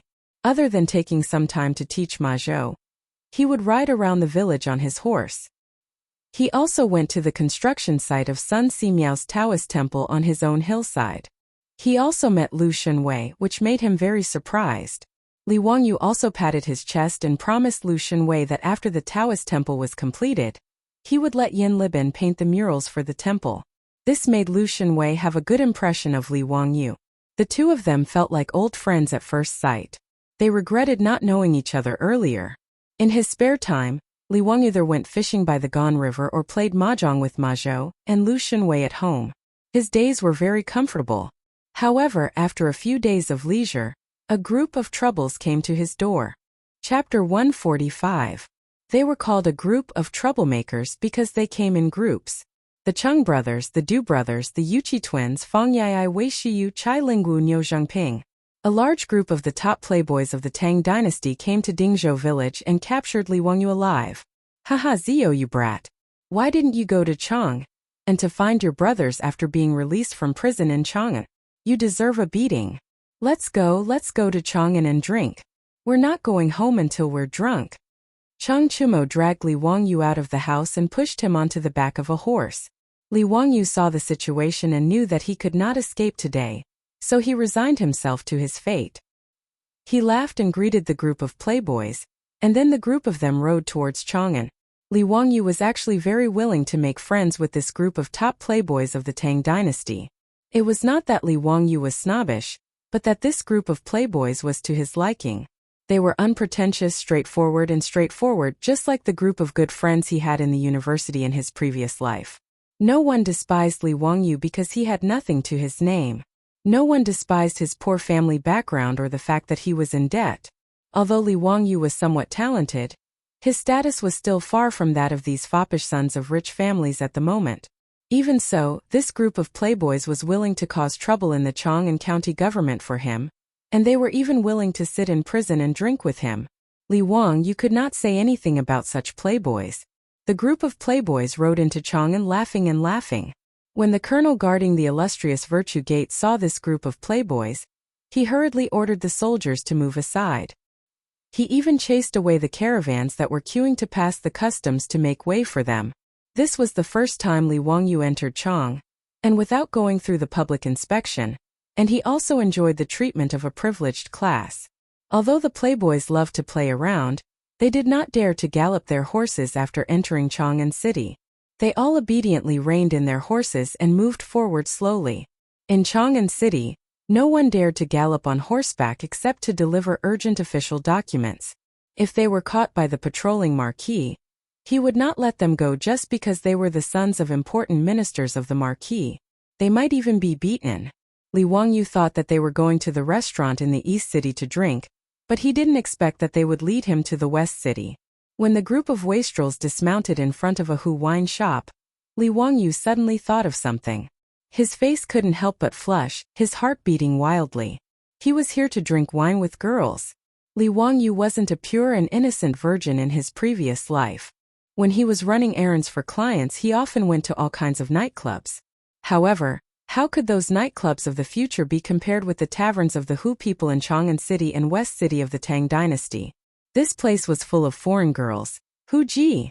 In the taverns of the West City, there were many Hu Ji. Moreover, their singing and dancing skills were exquisite and full of strong exotic charm, attracting countless literati to stop and indulge in wine and women. Even Li Bai wrote a poem for the taverns of the West City. In the wooling year, young men in the East City, silver saddles and white horses ride the spring breeze. Where do the falling flowers travel? Laughing into the Hu Ji wine shop. It could be seen that the banished immortal Li Bai was also a romantic figure. In the Tang dynasty, Hu Ji referred to the Sogdian women of the western region, who were also Persians.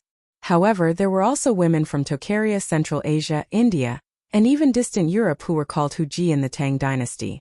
The Tang dynasty was prosperous, and the Silk Road endlessly transported wealth between the East and the West. Besides spices and gems, the goods transported from the West City to the Tang dynasty were mostly female slaves. The profits were 5 times that of silk, so the profiteering caravans continuously sold all kinds of female slaves from the West City to the Tang dynasty. Hu Ji were very popular in the Tang dynasty. Whether it was merchants or nobles, they didn't mind buying a few beautiful Hu Ji at home. The Hu Ji in the taverns of the Hu people not only had to sell wine as prostitutes, but they were also forced to provide all kinds of services, such as drinking, singing, dancing, and even sexual services. They were not much different from prostitutes. The Silk Road was the nightmare of these young women in the West City. Driven by the huge profits, these beautiful women were given away and played with like goods. In the end, they died in a foreign land, never to return to their homeland. The Tang dynasty poet Li He once wrote in the Song of the Dragon at night, "The curly-haired Hu Ji has green eyes. The sound seems to come from the sky, and the beauty under the moon cries for home." In this regard, Li Wangyu could only sigh in his heart, but he didn't want to be a savior and save these pitiful Hu Ji from their tragic fate. Seeing Li Wangyu in a daze at the entrance of the tavern, Fang Yai went forward and put his arm around his shoulder. "Brother Zio, why are you in a daze? Come in quickly." "Maybe it's because Li Jia Xiaoling is still a virgin, haha." Chai Linggu teased. The Yuqi twins also chimed in. "Haha, that should be the case. Today we brothers will treat you and find you a beautiful Hu Ji, so you can enjoy what it means to be a man." Li Wangyu was speechless. This group of scum. He gave them the middle finger to express his disdain, but forgot that in the Tang dynasty, there was no international language like the middle finger. "Wangyu, what do you mean by giving us the middle finger?" Wei Shiyu asked curiously. Li Wangyu was embarrassed and hurriedly explained, "It means to call you brothers." This is called sign language. The group of wastrels didn't suspect anything. They also thought it was fun and gave him the middle finger. Seeing Chang Chumo laughing happily at his two younger brothers' middle fingers, Li Wangyu was sweating like a waterfall. What a sin! Fortunately, Li Wangyu was the youngest in the group, so no one gave him the middle finger, and he escaped a disaster. However, Li Wangyu wasn't completely spouting nonsense. In sign language, the middle finger really did mean that he was an elder brother, and it meant that he would become the pillar of the family. The group of wastrels gave each other the middle finger and clustered around each other as they entered the tavern. The Hu taverns in Shi City were expensive. Those who weren't from influential families or merchant families wouldn't dare to patronize them. As soon as the large group entered the tavern, several young and beautiful Huji girls came out to greet them and led them to an elegant pavilion. Under the attentive service of the Huji girls, everyone took off their boots and went to the banquet. Chang Chumo directly waved his hand and said, "Call the best Huji girls for me. If you dare to use any ugly ones to make up the numbers, I will smash your tavern." The Hu shopkeeper of the wine shop had already rushed over. He smiled apologetically and replied in the great Tang official language with an accent, "Little Duke, what are you saying?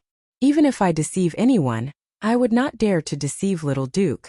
I will immediately ask the Huji girls to come over and serve you." Chang Chumo and his group of wastrels were all regular customers of Hu taverns. The Hu tavern manager didn't dare to neglect them. "Wait, are there any new Huji girls? This is the first time for my little brother. Find him a clean and refreshing Huji girl to serve him." Wahahaha. Chang Chumo pointed to Li Wangyu and said. Chang Chumo's words made the group of wastrels look at Li Wangyu and laugh, making Li Wangyu blush. These bastards. He wished he could pull out his 40-meter-long broadsword and chop them to death. However, Li Wangyu, the cynical man, didn't say anything against it. Instead, he was a little expectant. It was wise not to take Niu Wu out today. No one would tell the beautiful boss, right? Chapter 146.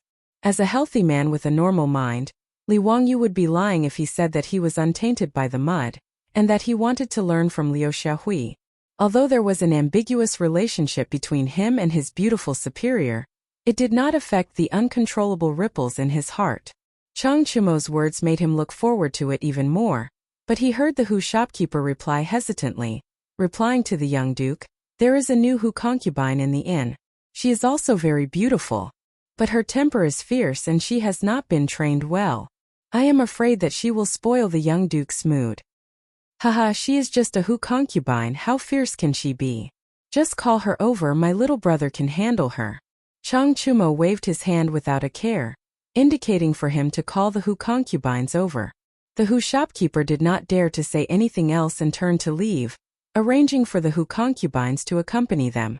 Not long after, a group of young and beautiful Hu concubines dressed in foreign attire entered the courtyard. They were dressed to the nines, each with a different style. For a moment the courtyard became enchanting and charming. It was very tempting.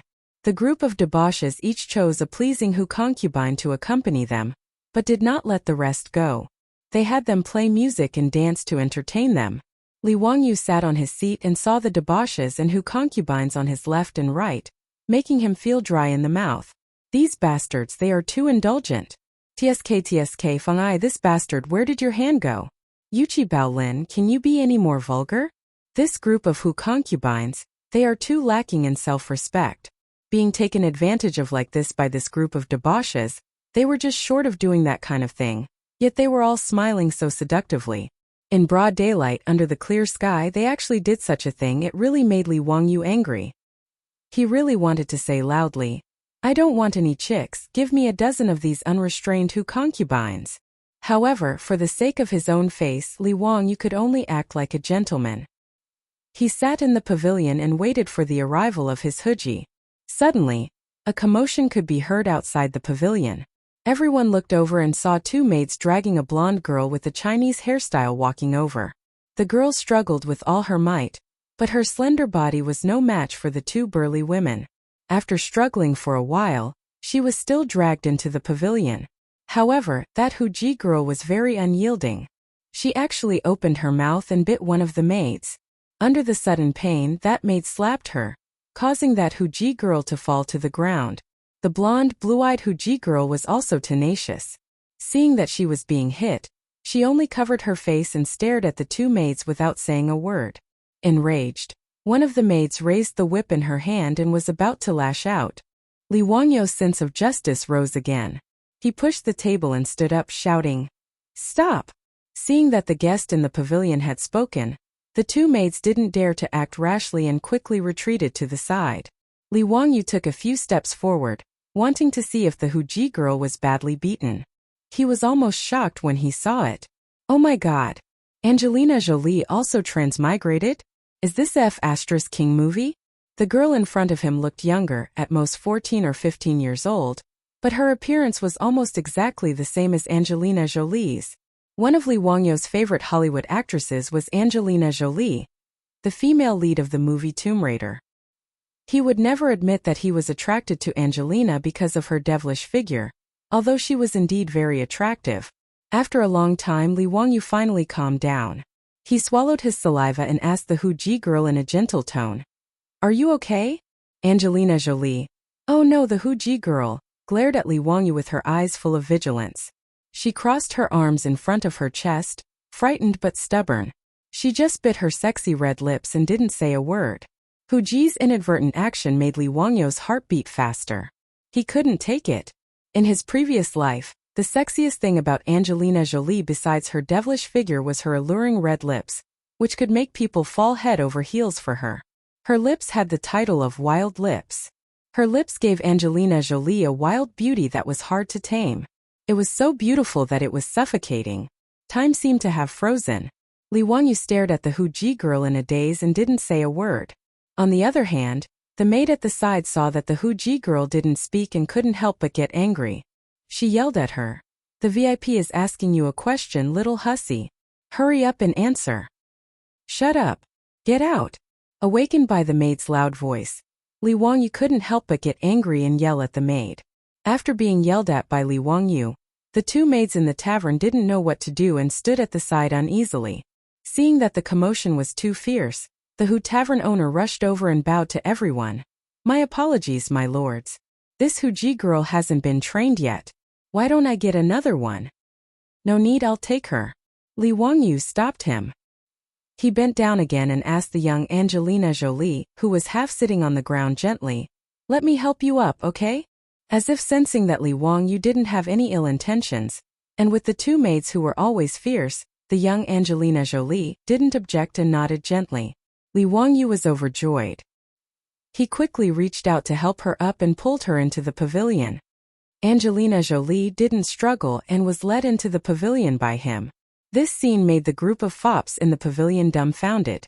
After Li Wangyu pulled Huji back to her seat, a few of them had mischievous looks in their eyes. Fang Yai winked at Li Wangyu. "Zio, you're a gentleman, but what?"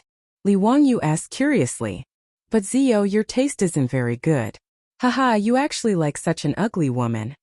Fang Yai's words made the group of fops convulse with laughter. Chai Lingwu even laughed until tears came out of his eyes. He kept burrowing into Huji's arms. Ugly? Angelina Jolie was actually called ugly by this group of fops? Did they have any sense of beauty? Were they all blind? Before Li Wangyu could speak, he heard Chang Chumo teasing.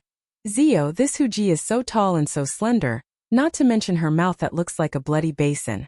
TSK, the barbarian merchants of this tavern are really despicable. They actually use this kind of thing to fool us." Li Wangyu was almost struck by lightning by this guy's words. Damn, a bunch of country bumpkins. The Huji girl beside him was nearly 1.7 meters tall. Her two long legs were faintly visible under her skirt. She could be said to be of the highest quality.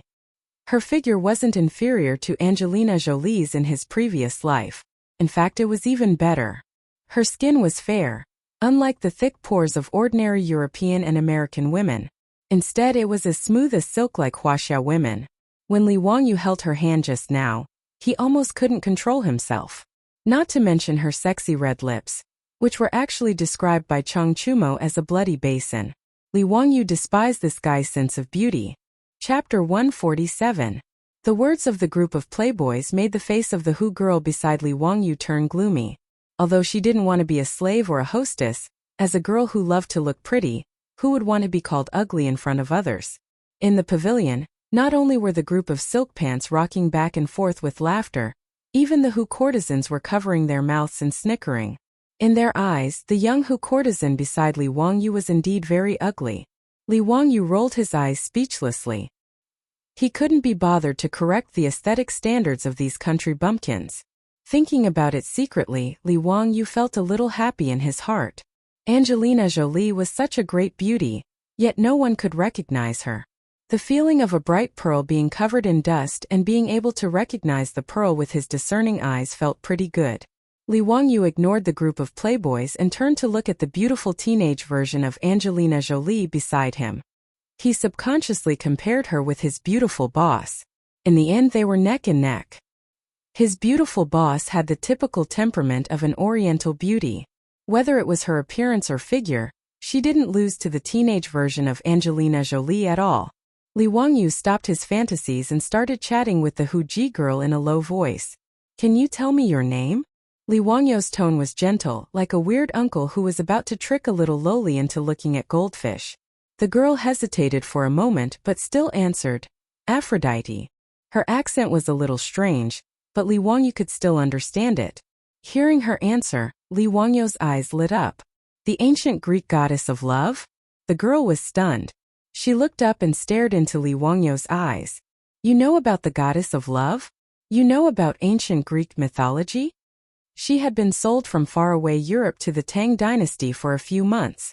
Whether it was the barbarian merchants or the people of the Tang dynasty, she had never seen anyone who knew about ancient Greek mythology. Li Wangyu shrugged. He had only read about ancient Greek myths and was not proficient in them. However, he did remember the names of the goddesses. He was especially impressed by Aphrodite, the goddess of love, whose Roman name was Venus. Back then, Li Wangyu almost licked the screen when he saw the painting The Birth of Venus by the Italian painter Botticelli. In the oil painting, the young girl Aphrodite had just jumped out of the water and was standing naked on a lotus leaf-like shell. Her figure was slender and fit, her figure was slim and full, and her posture was graceful. "Aphrodite, where is your hometown?" Li Wangyu asked curiously. This girl was clearly not an ordinary West Asian Yahoo, but a European. "Byzantine. I'm from the Byzantine Empire." Aphrodite replied in a low voice, but her tone was obviously depressed. "Byzantium?" Li Wangyu used his limited knowledge of the history of the world to recall. It seemed to be the Eastern Roman Empire, and the Tang dynasty called them the Great Qin. It was really a long distance. Li Wangyu remembered reading about it in the future.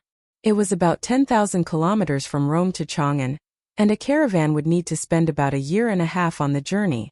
It was a long and suffocating journey. Li Wangyu could not imagine spending a year and a half on horseback or camelback. It was simply driving people crazy. And this girl in front of him obviously would not have the chance to complete such a journey again in her life. She would have to spend the rest of her life in the Tang dynasty, which was 10,000 kilometers away from her hometown. Li Wangyu could only sigh with emotion. The temptation of money was indeed incomparably great. It could prompt those merchants to spend 2 to 3 years on the road just to earn incomparably generous returns. Li Wangyu looked at Aphrodite sympathetically. He did not know how to comfort this slightly sad girl. Li Wangyu did not want to make this girl version of Angelina Jolie sad, so he quickly changed the topic. "Aphrodite, your Tang dynasty language is pretty good. Did you learn it for a long time?" Aphrodite nodded. "On the way to the Tang dynasty, someone in the caravan had been teaching me. We walked on the road for a year and a half and I only learned it. Your Tang dynasty language is really difficult." Speaking of this, Aphrodite patted her chest, indicating that she had learned it really hard. However, the trembling of the mountains in front of her chest almost caused Li Wangyu to have a nosebleed. This European girl's development is too good. She's only 15 or 16 years old and she's already this big. From this point of view, Aphrodite had completely won over his beautiful boss. Li Wangyu smiled and said, "You're already very talented to be able to learn this in a year and a half. The Tang dynasty language is the most difficult language in the world." Aphrodite stuck out her tongue. "Hee hee, I can also speak Greek, Persian and Roman." Damn, she's actually a language genius. This made Li Wangyu feel a little ashamed. When he was in college, he barely passed the English test band for. The two ignored the group of foppish young masters in the pavilion and chatted with each other. They soon became familiar with each other. Although Aphrodite was forced to accompany them to drink, she did not expect to meet such a humorous young man like Li Wangyu, who even knew a lot about the customs of her hometown. Moreover, Li Wangyu did not touch her like other men, which made Aphrodite have a good impression of Li Wangyu. In the few months since she came to the Tang dynasty, she didn't even have time to take a closer look at Chang'an, the greatest city in the world, before she was locked in the tavern. Every day, she was whipped to learn singing and dancing, musical instruments, the Tang dynasty language and drinking techniques. Today was the first time she was forced to come out to receive guests. She tried her best to resist, but she did not expect to meet such a handsome young man like Li Wangyu. For a moment, Aphrodite even felt that this life was not as bad as she imagined. In the tavern, after 3 rounds of drinking, the group of foppish young masters began to shout, "Serve the country with loyalty," at the top of their voices. Ever since the banquet in the county prison of Chang'an County, this group of foppish young masters all fell in love with this song and would sing it every time they drank.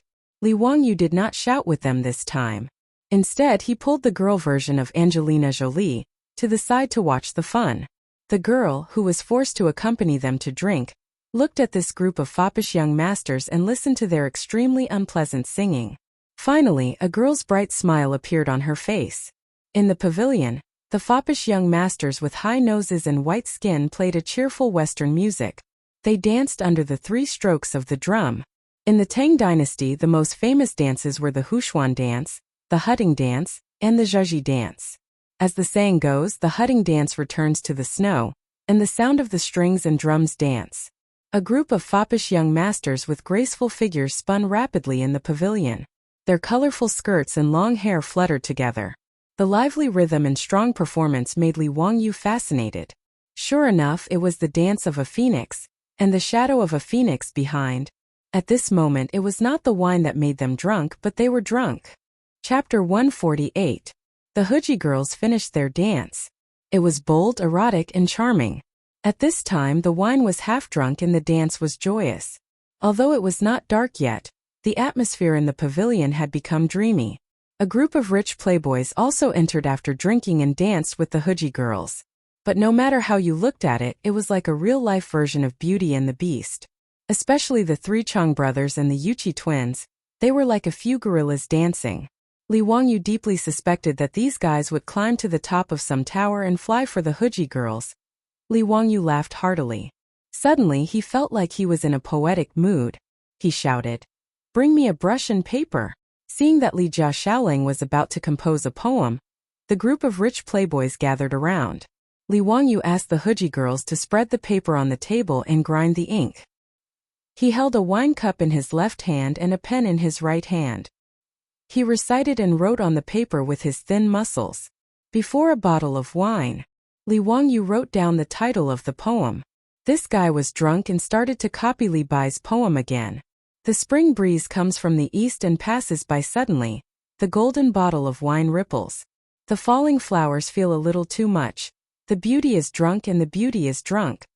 When the poem was copied to this point, Li Wangyu suddenly felt that something was wrong. This poem seemed to be lamenting the passing of time, right? The last line. How many peach blossoms can there be? The flowing light deceives people and wastes time. Seemed to be not for a young man like him to say. Li Wangyu's brain worked very quickly. He might as well give Li Bai's poem a shortened version. He would remove the lines in the middle that set off the sadness and hinted at people's declining years. He paused for a moment, drank a mouthful of wine, and continued to write. The lute plays the dragon gate's green tree. The jade pot of wine is clear as the sky. Urging the string and brushing the column to drink with the gentleman. Looking at Zhu Cheng's face redden. The Huji girls are as beautiful as flowers, smiling in the spring breeze. Smiling in the spring breeze, dancing in gauze clothes. The gentleman will not be drunk today and will return in peace? The shortened version of Before a Bottle of Wine became a poem of Carpe Diem, which made the rich playboys applaud. Especially that last sentence. If you are not drunk today, you will return in peace?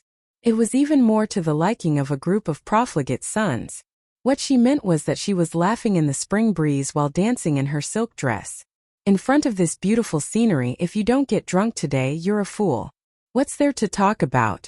Haha, Zio is indeed a genius. How are you going to return home in peace if you don't get drunk? Haha, this is delightful. Come everyone, let's drink. If we don't get drunk, shall we return peacefully? Cheers. In the pavilion, Hu Ji, who was good at playing and singing, immediately began to play and sing Li Wangyu's "There's a Bottle of Wine in Front." Unlike the poems of later generations, since ancient times, poems were actually meant to be sung.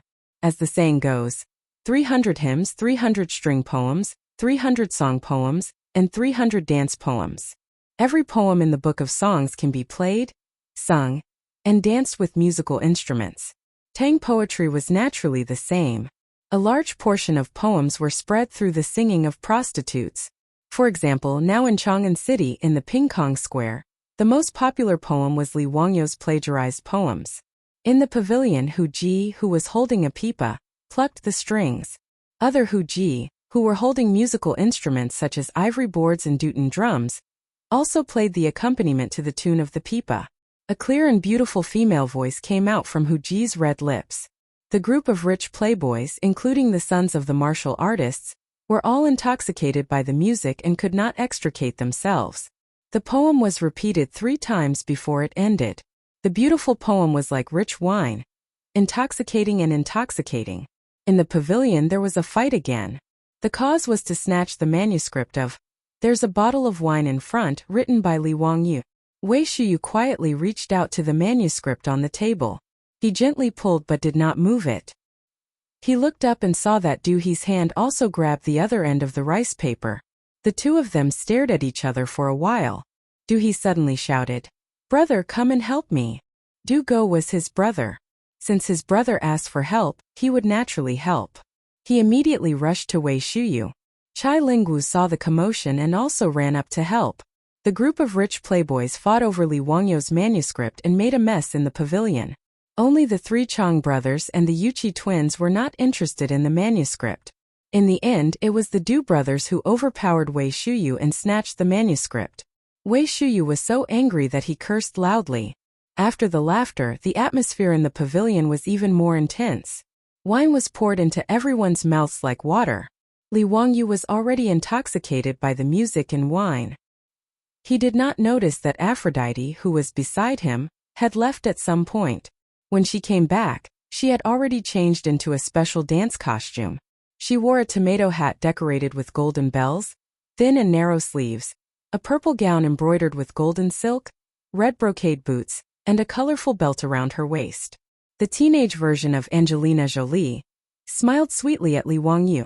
She began to dance with the beating of the drums. The drumming became more and more urgent.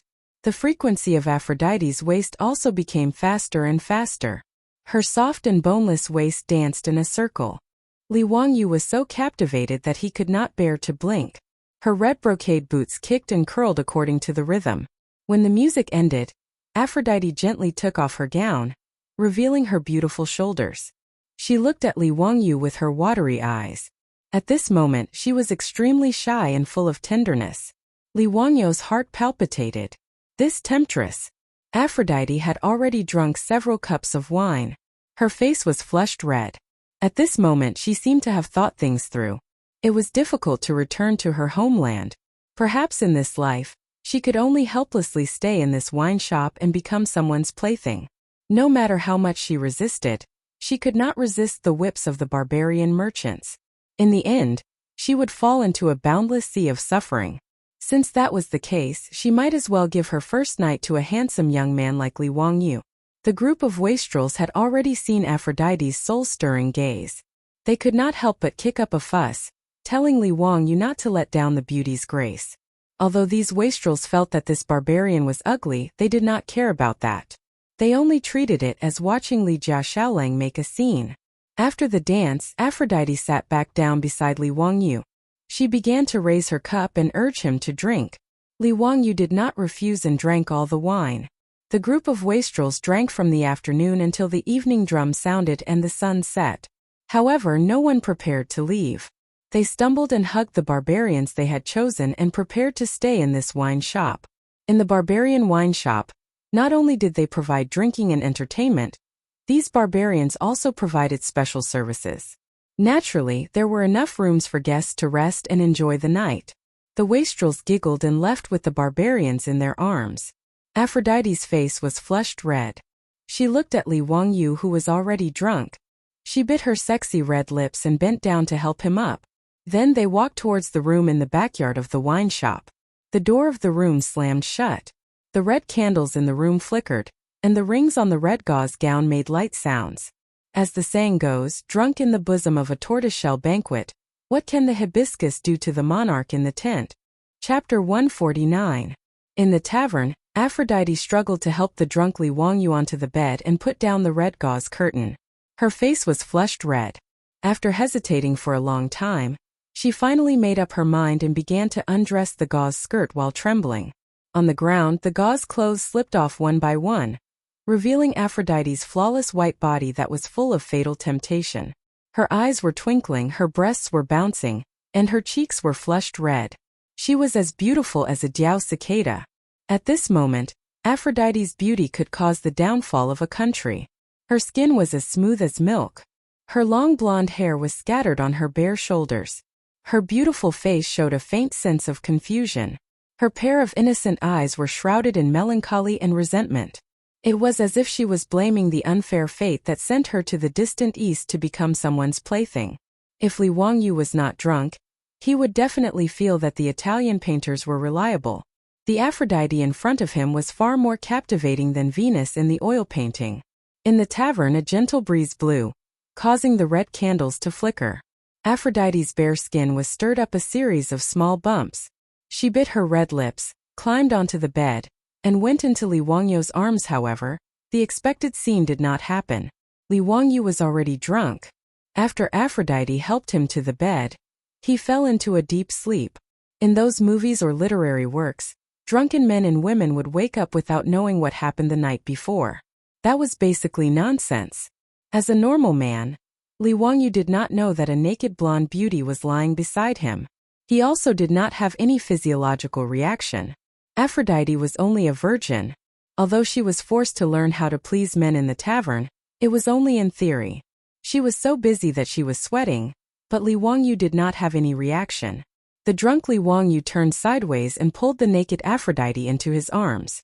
Then he hugged the beauty and fell asleep. Such an erotic scene. If Li Wangyu woke up and saw it, who knew if he would regret it to the point of slapping himself a few times. After Aphrodite was pulled into Li Wangyu's embrace, she breathed in his masculine scent and felt ashamed. She wanted to push Li Wangyu away, but he held her tightly. She had also drunk a lot of wine. At this time, the alcohol had gone to her head. As a result, in Li Wangyu's arms, she slowly fell into a dream. Aphrodite seemed to have returned to her hometown in her dream, but it was still the same unchanging nightmare. Amidst the sound of the Persians' iron hooves, the castle in her hometown was set ablaze. She could still clearly remember the pungent smell of smoke and dust. She suddenly woke up from her sleep. The air was still filled with the smell of smoke and dust. The tavern was bright and orange light was reflected from the window. Before Aphrodite could distinguish whether this was a dream or reality, she heard a terrifying shout from outside. "Fire! Someone come quickly! Fire!" The night watchman and Wu Ho also struck the gong, clanging loudly. Aphrodite suddenly reacted. The smell of smoke and dust was not a dream, but a fire in the tavern. Aphrodite could not help but cry out in alarm. She quickly broke free from Li Wangyu's arms. She hastily grabbed her clothes and put them on while shaking the sleeping Li Wangyu with all her might. Wake up, there's a fire. Wake up." She did not even know Li Wangyu's name. She only heard those debauches call him Ziyu at the banquet. But at this time, Li Wangyu was drunk and was sleeping soundly. No matter how Aphrodite pushed and shouted, she could not wake him up. Aphrodite rushed out of the room in panic, wanting to call someone to take Li Wangyu away. But as soon as she opened the door, a thick smoke hit her face and almost suffocated her. She hurriedly covered her mouth and nose with her hand and looked up. The tavern in the backyard of the tavern was already ablaze with smoke everywhere. There were disheveled and panicked figures running around everywhere. The flames emitted crackling sounds of explosions, and the momentum was terrifying. She tried to shout a few times, but not only did she not attract the rescue personnel, she was choked by the smoke and coughed. The buildings of the Tang dynasty were all made of wood. In addition, the tavern's backyard was covered with flammable gauze curtains. The fire spread even faster. Anyone with a little knowledge of fire safety knew that the most terrifying thing in a fire was not the flames themselves, but the billowing smoke brought by the flames. Most of the people who died in the fire were suffocated by the thick smoke instead of being burned to death. Aphrodite panicked and almost rushed out of the door to avoid the fire. But just as she stepped out of the door, she suddenly stopped and turned to look at Li Wangyu, who was still unconscious on the bed. This Tang dynasty youth looked very handsome and warm when he smiled at her. If Aphrodite left, Li Wangyu, who was still unconscious in the red gauze tent, would undoubtedly die. She hesitated for a moment, but in the end she retracted her foot. Aphrodite ran to the bed and used all her strength to pull up Li Wangyu, who was in a drunken stupor. Fortunately, although Li Wangyu was a man, he was only 16 years old and his body was thin and weak. He was less than 1.65 meters tall, half a head shorter than Aphrodite's 1.70 meters long legs. Aphrodite barely managed to lift Li Wangyu up and dragged him out with great effort. In the billowing smoke, she covered her mouth and nose with one hand, coughing while dragging the man beside her. The flames roared and jumped on the roof not far away, destroying everything with tyrannical power. Dark red sparks floated in the air, even burning a few strands of Aphrodite's golden hair. Her originally gorgeous clothes had long been splashed with holes by the sparks. The raging fire seemed to have gone crazy, flying everywhere with the wind, unscrupulously swallowing everything. The red flames were like a tyrannical king, destroying all obstacles in front of it. Aphrodite used all her strength to drag Li Wangyu, but the smoke was everywhere, and she almost couldn't tell the direction of escape. After all, she was only a 15 or 16-year-old girl, and her strength was not that great. Soon, under the roasting of the flames, her body was sore and weak, and she fell to the ground. But even so, she still hugged Li Wangyu's body tightly, lying on top of him, trying to resist the coming erosion of the flames for him. At this moment, Aphrodite didn't know why she couldn't let go of this man. Perhaps it was because she gave up resisting the tragic fate, or perhaps it was because of Li Wangyu's unforgettable smile, or perhaps it was because this Eastern man knew that her name was the goddess of love. But it didn't matter. Aphrodite didn't regret her decision, and she was vaguely proud that she didn't escape alone. She no longer had the strength to drag this young Eastern man to heaven with her, so why not just leave it like this? Ascending to heaven with a man she didn't hate. Perhaps this was her final destination. Aphrodite's breathing became more and more difficult. She slowly closed her eyes and quietly lay on top of Li Wangyu. Chapter 150. When Aphrodite had already given up on her desire to live, a few water pillars fell from the sky and drenched her and Li Wangyu's bodies. The two of them, who had been roasted by the fire, finally regained their vitality after being doused by the cold water. Li Wangyu, who had been unconscious due to his drunken stupor, finally woke up under the stimulation of the cold water. He opened his eyes in a daze and saw Aphrodite's alluring face, which was covered in soot.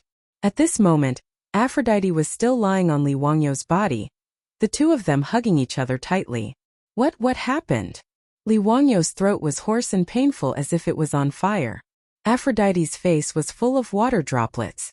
It was unknown whether it was from the water droplets or tears of joy. There's a fire. You didn't wake up. I wanted to drag you and run. Li Wangyu struggled to sit up. He had a splitting headache. Looking up, half of the originally exquisite Hu wine shop's backyard had been engulfed by the fire. But at this moment, water pillars continued to spray out from the sky. Streams of water began to suppress the fiercely burning house. The fire was quickly brought under control. Li Wangyu then noticed that not far behind the two of them, many people were holding thick bamboo tubes to extinguish the fire. The water pillars were spraying out from those bamboo tubes. Water bags. He immediately knew what those bamboo tubes were. They were the fire-extinguishing tools of the Tang dynasty, water bags. The Tongdian recorded, if the enemy sets fire to the building, use thick bamboo tubes that are 10 feet long and cut off the joints. Use thin skin to make a bag that can hold 3 to 4 stones of water.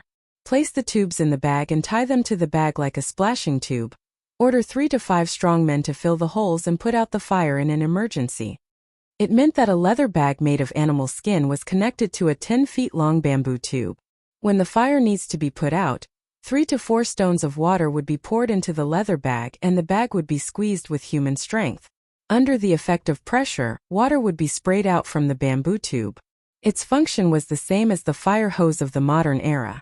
In Chang'an City, every marquee shop in the market had the responsibility of being the fire brigade. After the fire broke out in the back courtyard of the Hu wine shop, the marquee shops in the West City took action. They brought water bags and other fire extinguishing tools and quickly extinguished this sudden fire. In the end, due to the speed of Wu Ho's arrival, the fire did not spread. It only burned down 6 or 7 rooms in the back courtyard of the Hu wine shop. The losses were not too severe. It was only at this moment that the group of drunkards came to look for Li Wangyu. It wasn't that this group of debauches were afraid of death and disloyal, but they weren't much better than Li Wangyu. They were all drunk and awakened by the fire, so they pulled Hu Ji and fled in a panic. At that time the situation was too chaotic. Coupled with the thick smoke everywhere, there was no way to confirm who had escaped and who had not. It was not until the fire was under control that the group of rich playboys gathered together. Only then did they discover that Li Jia Xiaolang had disappeared. They hurriedly ran into the fire to look for him. Seeing that Li Wangyu was safe and sound, and holding the extremely ugly Hu Ji in his arms, the group of rich playboys finally relaxed. This group of top-notch scions of the Great Tang were usually dressed in bright clothes. But at this moment, not only were they covered in smoke and dust, their faces and hands were also covered in black marks. Their clothes were not even neatly worn, and were dirty and filthy. There were also many holes burned by the sparks. The group of rich playboys looked at each other. They couldn't help but point at each other's sorry state and laugh. Li Wangyu asked in a hoarse voice, "Brothers, what's going on? Why did it suddenly catch fire?" When he mentioned this matter, the group of rich playboys also became angry. It wasn't easy to invite the Li family's young master to this Hu wine shop to indulge in sensual pleasures, but something like this actually happened. Chang Chumo roared, "Where's the shopkeeper? Get out here." Following his shout, the Hu shopkeeper ran out from the crowd in fear and trepidation.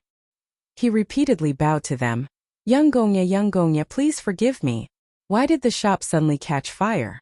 This slave really doesn't know."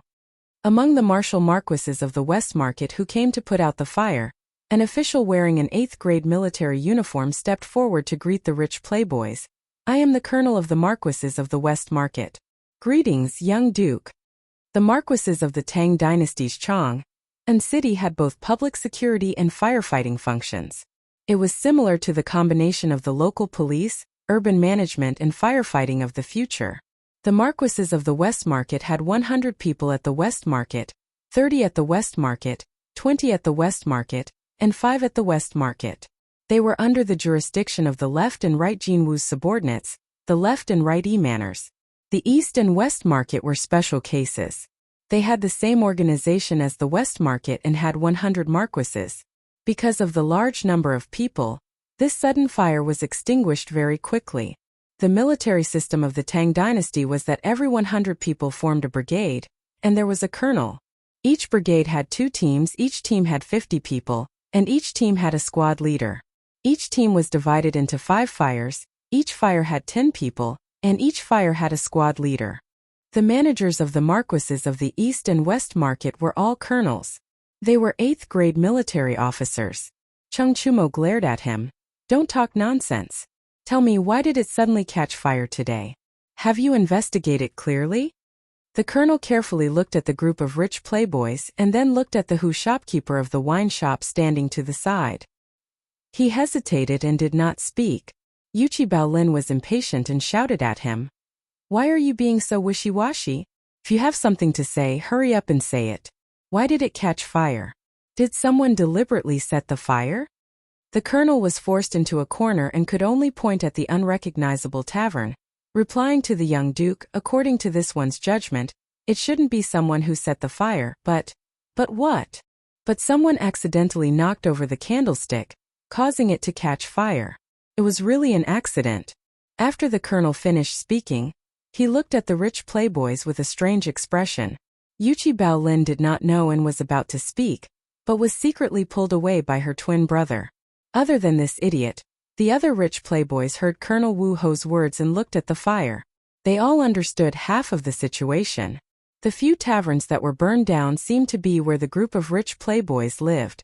If the fire was caused by accidentally knocking over the candlestick, then it meant that the main culprit was among them.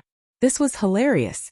They all looked at each other, trying to figure out which bastard set the tavern on fire. The Hu shopkeeper naturally heard Colonel Wu Ho's words and looked at the group of rich playboys with a bitter face. His expression was as if his parents had died. "Don't be noisy, I will not forget your money." Niu Zhengping, who could not walk, roared at the Hu shopkeeper. Niu Zhengping also had a stomach full of anger. Was it easy for him to run out with a limp? Which bastard was it? He must find him and give him a good beating. Wei Shiyu pulled the colonel to the side and softly asked which tavern was the first to catch fire. After the colonel secretly pointed it out to him, Wei Shiyu was so angry that his face turned red as he stared fiercely at Chai Lingwu. That's right, the first tavern that caught fire was Chai Lingwu's room. Without a doubt, the fire was caused by this bastard. Including Li Wangyu, the group of people all looked at Chai Lingwu. Feng Ai suddenly shouted, "Beat him! Let him set the tavern on fire!" All the rich playboys rushed up. Even Li Wangyu did not hesitate. The group of people rushed up and trampled on Chai Lingwu, who was holding his head and squatting on the ground. Chapter 151. Chai Lingwu, who was originally in a rather sorry state because of the fire, was beaten to the ground by a group of playboys. His clothes became as filthy as a beggar's. With a long face, he cupped his hands and bowed to the playboys. "Brothers, I really don't know what's going on. I'm also drunk and don't know how the fire started." Chang Chumo and the others called Hu Ji, who was with Chai Lingwu last night. After asking her, they found out the whole story and didn't know whether to laugh or cry. It turned out that after Chai Lingwu entered the tavern last night, he and Hu Ji made love before falling into a deep sleep. In the middle of the night, he probably got up to drink water because he was thirsty and accidentally knocked over the candlestick on the table. He didn't realize it and continued to climb back to the bed to sleep. Hu Ji, who was with him, was awakened by the fire and the smell of smoke. She quickly woke Chai Lingwu up and escaped. The fire spread very quickly. By the time Hu Ji called for someone to put out the fire, it had already spread. Li Wangyu heard this and was so angry that his nose almost crooked. He had finally transmigrated to the Tang dynasty. If Chai Lingwu accidentally set a fire and burned him to death, where would he go to complain? Could it be that his soul could transmigrate again? Thinking of this, Li Wangyu looked gratefully at the young version of Angelina Jolie next to him. If it wasn't for the Italian girl risking her life to save him, his soul would probably have been scattered. Li Wangyu tenderly stroked the girl's golden hair. Looking at the girl's pure yet sorrowful eyes, Li Wangyu's heart throbbed.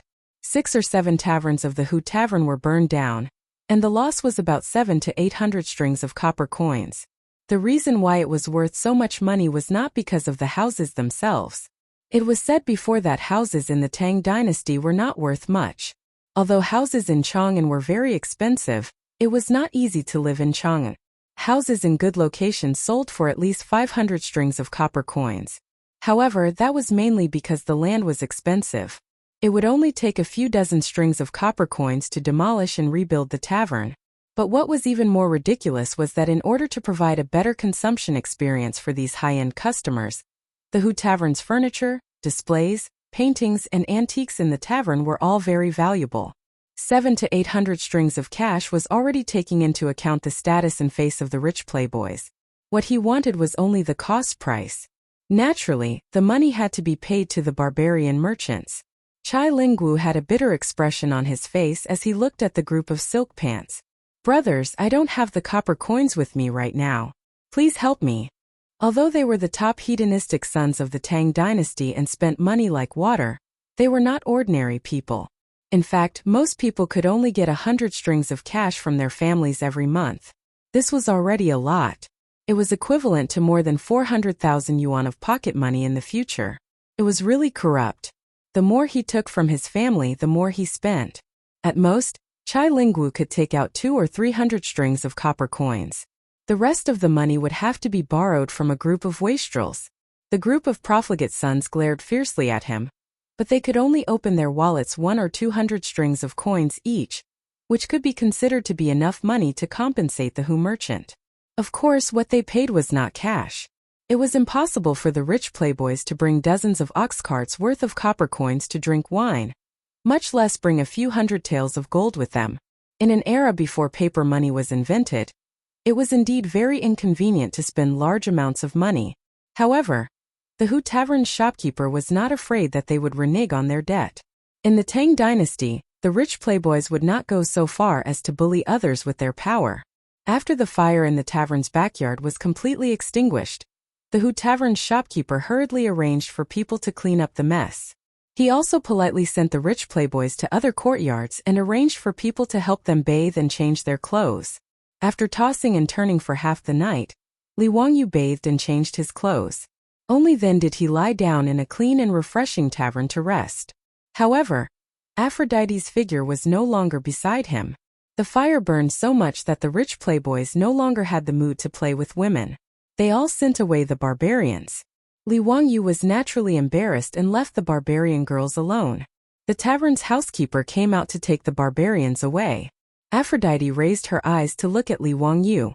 Her ash-covered face was filled with worry, and there was a trace of indistinct grief in her eyes. She did not resist and did not say anything.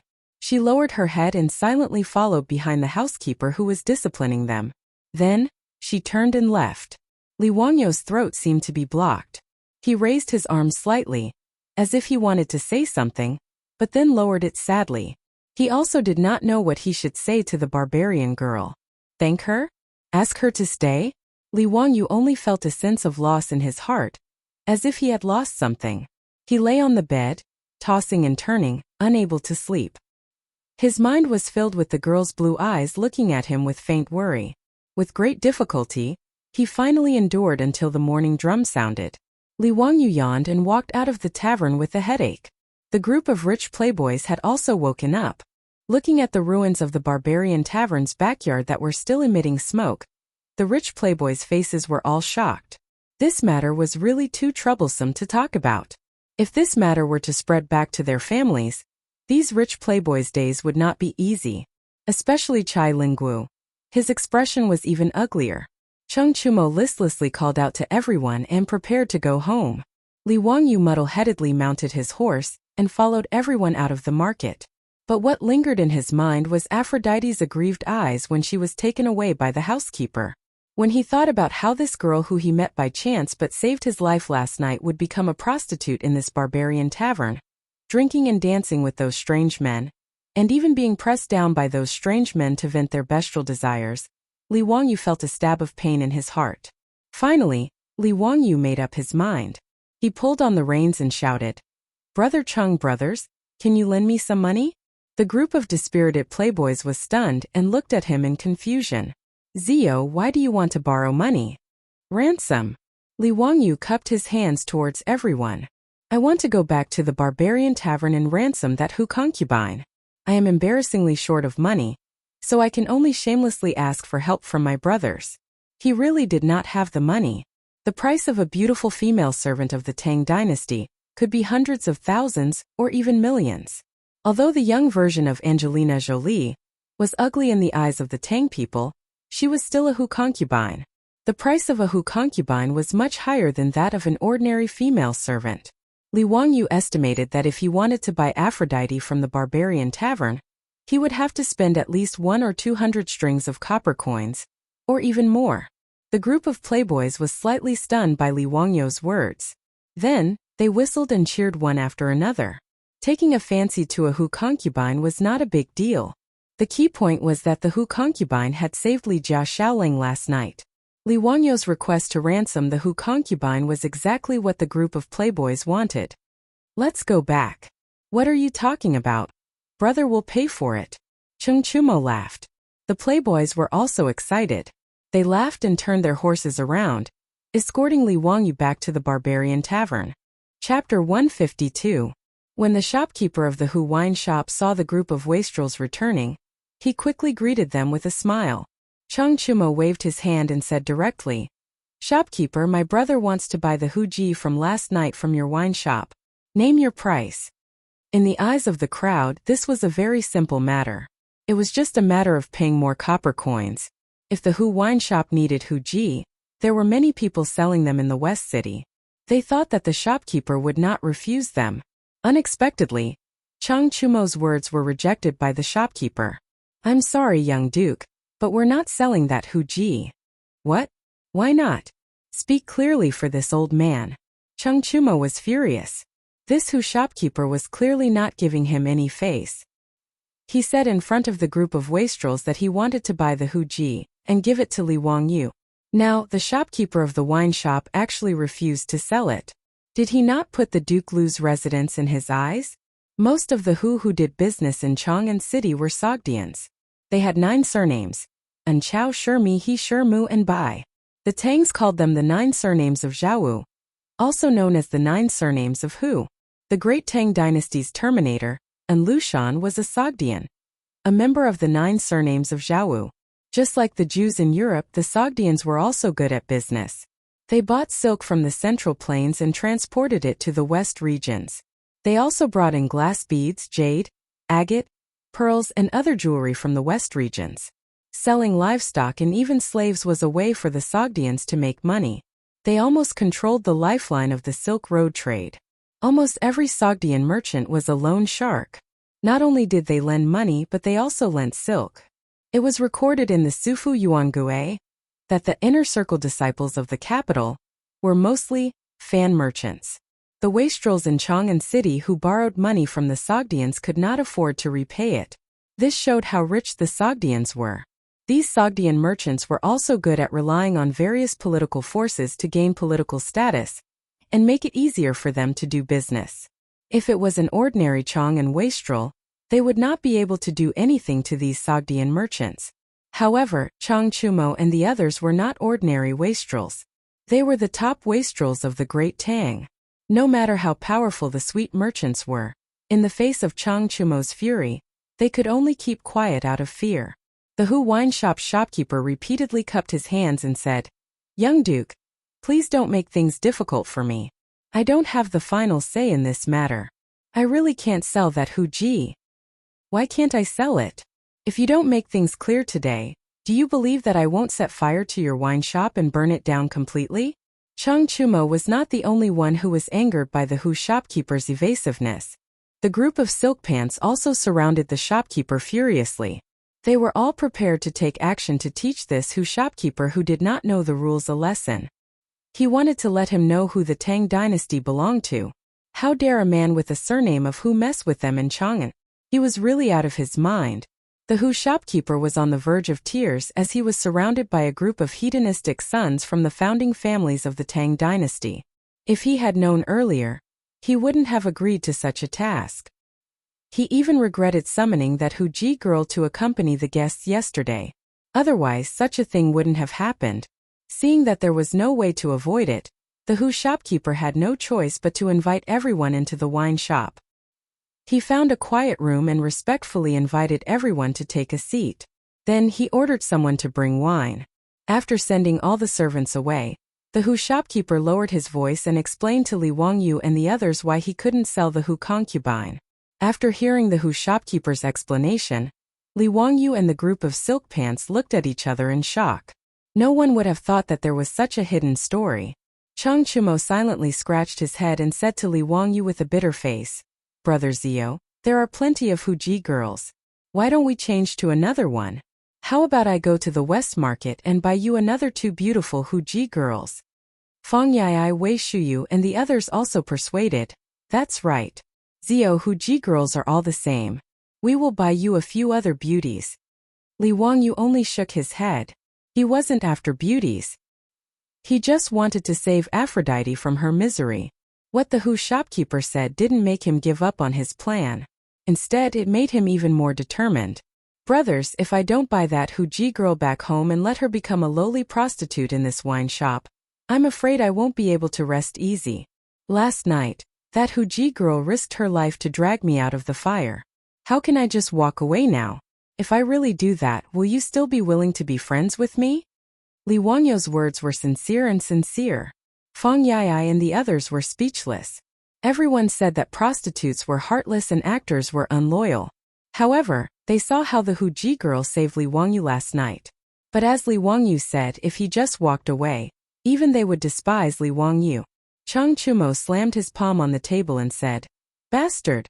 I don't believe that the Zoroastrianism can go against the heavens. They don't have the final say in Chang'an." "That's right. Let's go back to the residence and play the Qi troops. Today we are going to cause a ruckus at the Zoroastrianism temple. Let's see if my spear is better or that Zoroastrianism Sabao is stubborn." The Yuchi twins also shouted. The Zoroastrianism temple was the place where the Zoroastrianism worshipped. The Zoroastrianism, also known as the fire worship sect, was the religion that the Persian Empire and the Sogdians believed in.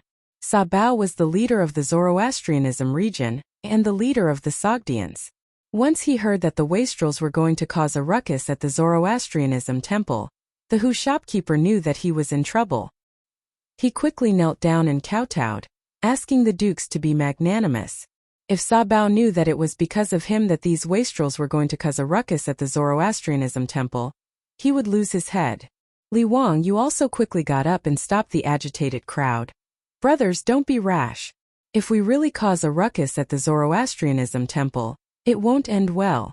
Why don't we discuss it with Sabao?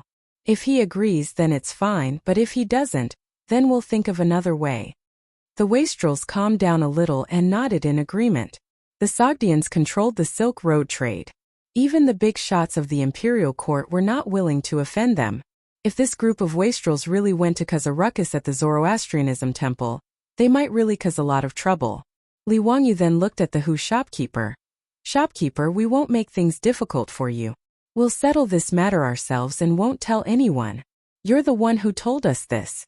However, you have to promise me that you won't let Aphrodite come out to meet customers until we settle this matter.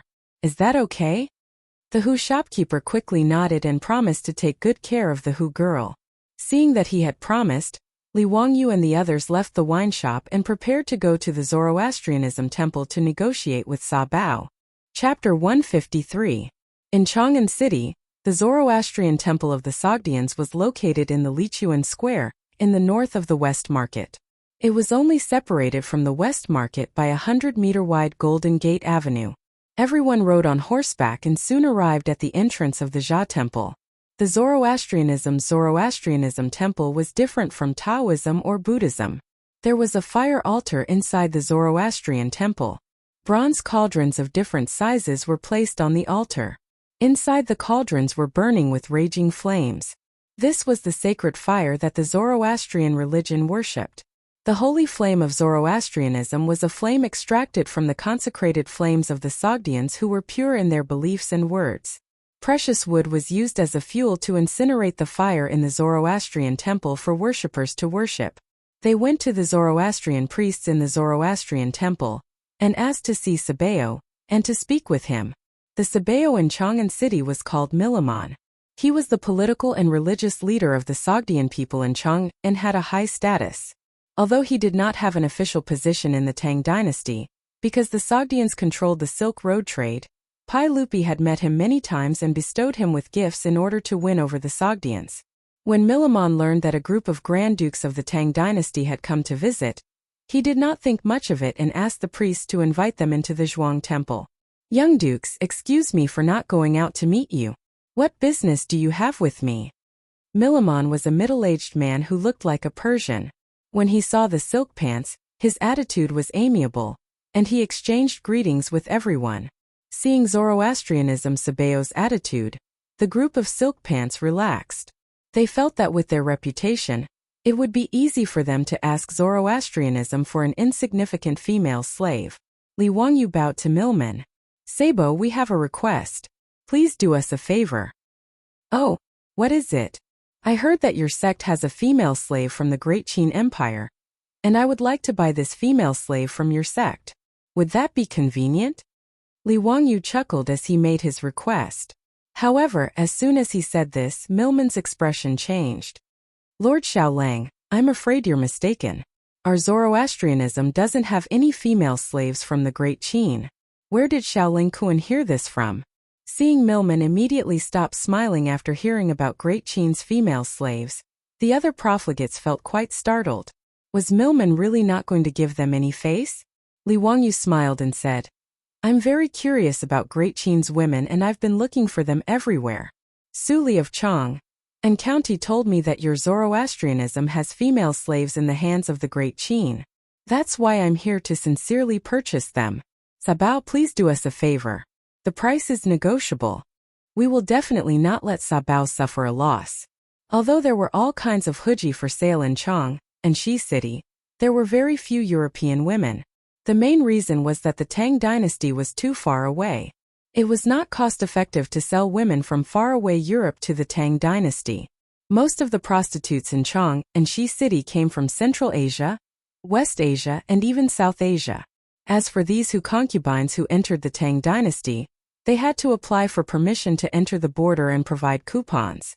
When entering Chang'an, they had to register at the county government.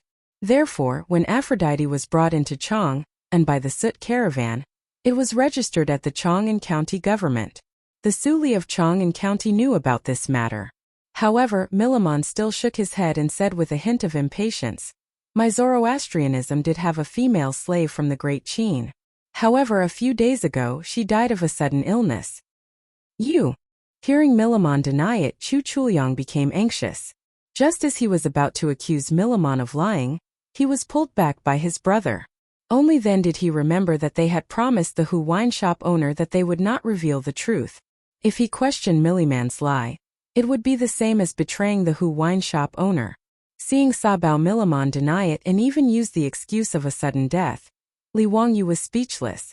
Facing the head of the Sut religion, even the wastrels could only beg.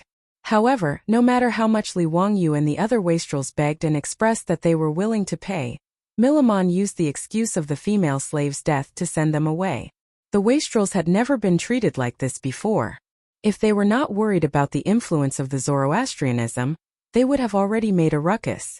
Seeing this, Li Wangyu could only say a few perfunctory words and helplessly bid farewell to the wastrels and left the Zoroastrianism temple. Bastard, this Millamon won't cry until he sees the coffin. He's full of nonsense. As soon as they left the Zoroastrianism temple, Chang Chumo whipped the wall and said angrily. Feng Yai was also angry. Ziyu, what do you plan to do now? This Sabao Millamon is stubborn. He's a bastard. If it were up to me, why don't we just take that Huji away? Would they dare to report it to the authorities? Yuchi Baolin's words made the wastrels nod their heads.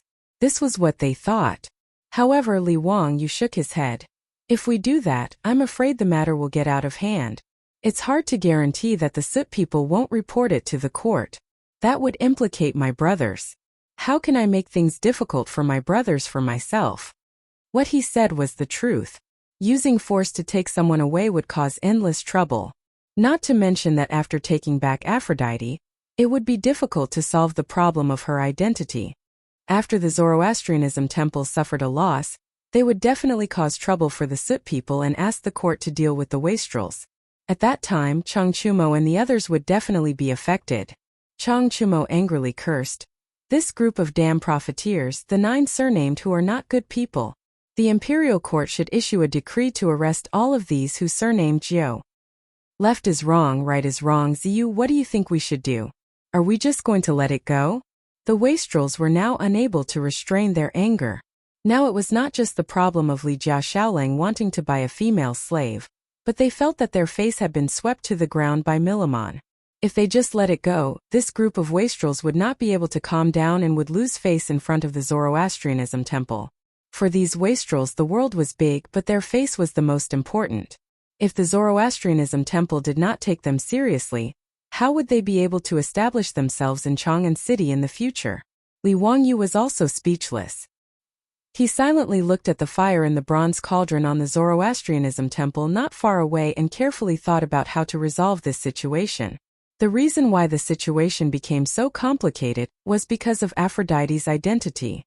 According to the information that the owner of the tavern learned, this female slave named Aphrodite was not an ordinary person, but the daughter of a noble in the Byzantine Empire. The Byzantine Empire and the Persian Empire had fought several wars in the past 100 years. A few years ago, the Persian Empire once again sent troops to attack the Byzantine Empire, and the Fifth Persian-Byzantine War broke out. At the beginning of the war, the Persians were unstoppable. They broke into the Byzantine Empire, took over Chalcedon city, and started to besiege Constantinople. This noble girl named Aphrodite was captured when Chalcedon city was conquered by the Persians. She was only 12 or 13 years old at that time. However, the war that followed ended with the defeat of the Persians. The Persians lost. They needed to return the Byzantine Empire's territories, release the prisoners of war, return the Holy Cross that they took from Jerusalem, return all the treasures that they took from the Byzantine Empire, and pay back the military expenses for the past few years. The Persian flew into a rage out of humiliation and vented his anger on Aphrodite. They lied to the Byzantine Empire that she died in the war and secretly sold her to the Sogdians. They let the Sogdians sell her to the distant Eastern Empire.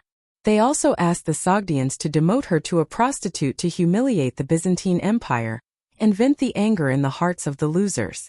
The Persians and the Sogdians followed the same religion, so the Zoroastrians naturally followed the Persians' request. Therefore, the poor Aphrodite became a sacrifice in the war between the two sides. She was forced to follow the Sogdian caravans for more than 10,000 kilometers and spent a year and a half to travel from the distant Europe to the Tang dynasty, the Zoroastrians of Chang, and handed the girl to the owner of the tavern and asked him to train the girl well and send her out to serve customers as a prostitute. Of course, the owner of the tavern didn't dare to disobey. Therefore, when Chang Chumo proposed to buy the girl, he immediately refused. This wasn't up to him to decide, and he was only following the orders of Zoroastrians. In order to save Aphrodite, other than taking her away like what Yuchi Baolin said, the only way was to force Zoroastrians to give in. Li Wangyu looked at the burning holy fire in the Zoroastrians' temple and suddenly asked without thinking, "What do you guys think will happen if the holy fire in the Zoroastrians' temple goes out?" "If it goes out, then let it go out. We can just light it up again with a lighter," Chai Linggu replied in a bad mood. Wei Shiyu was so angry that he slapped his head and said, "Do you think this is the fire in your kitchen? If the holy fire in the Zoroastrians' temple goes out, I'm afraid the Sogdians will go crazy." He knew a little about the religion of Zoroastrians, and he knew that the holy fire in the Zoroastrians' temple was the lifeblood of the Sogdians. Once it went out, the consequences would be unimaginable. Li Wangyu suddenly smiled and revealed 8 white teeth. "Brothers, I have an idea. Let's go and prepare. Later, we will ask Milamon to kneel down and bring Aphrodite to me." Chapter 154. Wei Shiyu hurriedly stopped Li Wangyu. "Ziyu, you can't act recklessly. You can't be thinking of extinguishing the sacred fire of the Jia temple to threaten the Sut people, right? This will cause a big problem." Li Wangyu laughed mischievously. I really have such a plan. But don't worry, Brother Shuyu. The Sut people won't make a fuss because I will extinguish the flame by itself. No matter how angry they are, they can't blame anyone else." "What? How is that possible?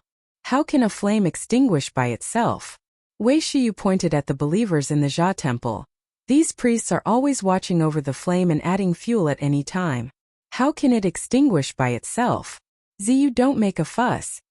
Wei Shiyu's doubts made Li Wangyu laugh even more happily.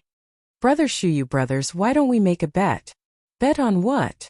"Bet that I can extinguish the flame. If I can do it, you have to help me.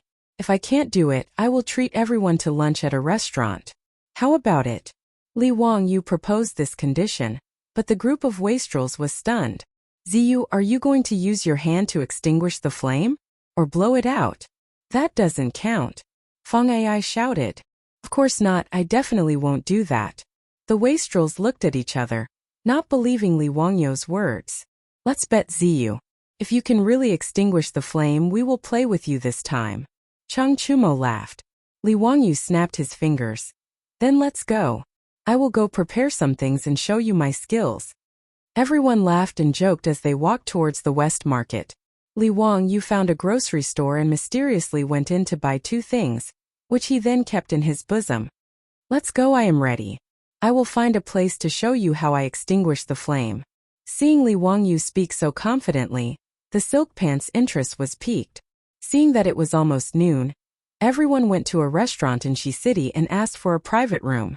After asking the doctor to bring over a brazier, the debauches began to urge Li Wangyu, wanting to see how he would extinguish the fire. Li Wangyu asked for a wide-mouthed bottle. He took out something from his bosom and poured it into the bottle. "What's that smell? So sour? Ziyu, did you pour vinegar?" Feng Yai shouted. Li Wangyu smiled but did not answer. He shook the bottle in his hand a few times and then gently tilted the mouth of the bottle towards the burning brazier. Under the shocked gazes of the rich kids, Li Wangyu clearly did not pour out anything from the bottle in his hand. However, the flame in the brazier actually flickered a few times before it was extinguished. It was as if it had been extinguished by an invisible hand. Feng Yai opened his mouth in shock and pointed at the brazier, not knowing what to say. The others were no better than him. They all looked at Li Wangyu as if they had seen a ghost. After a long while, Cheng Chumo cautiously asked, "Ziyu, do you know any magic? How did you extinguish the fire in the brazier?" The rich kids all stared at the bottle in Li Wangyu's hand.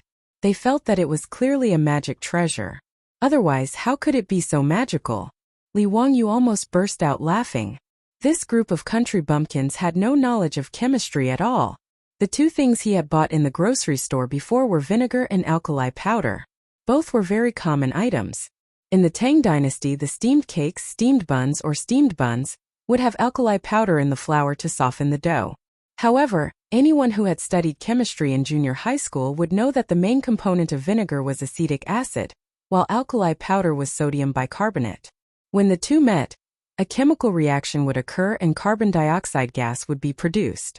Carbon dioxide was heavier than air. When the carbon dioxide gas was poured out of the bottle, it would eliminate the air in the brazier and cause a suffocating effect, extinguishing the flame.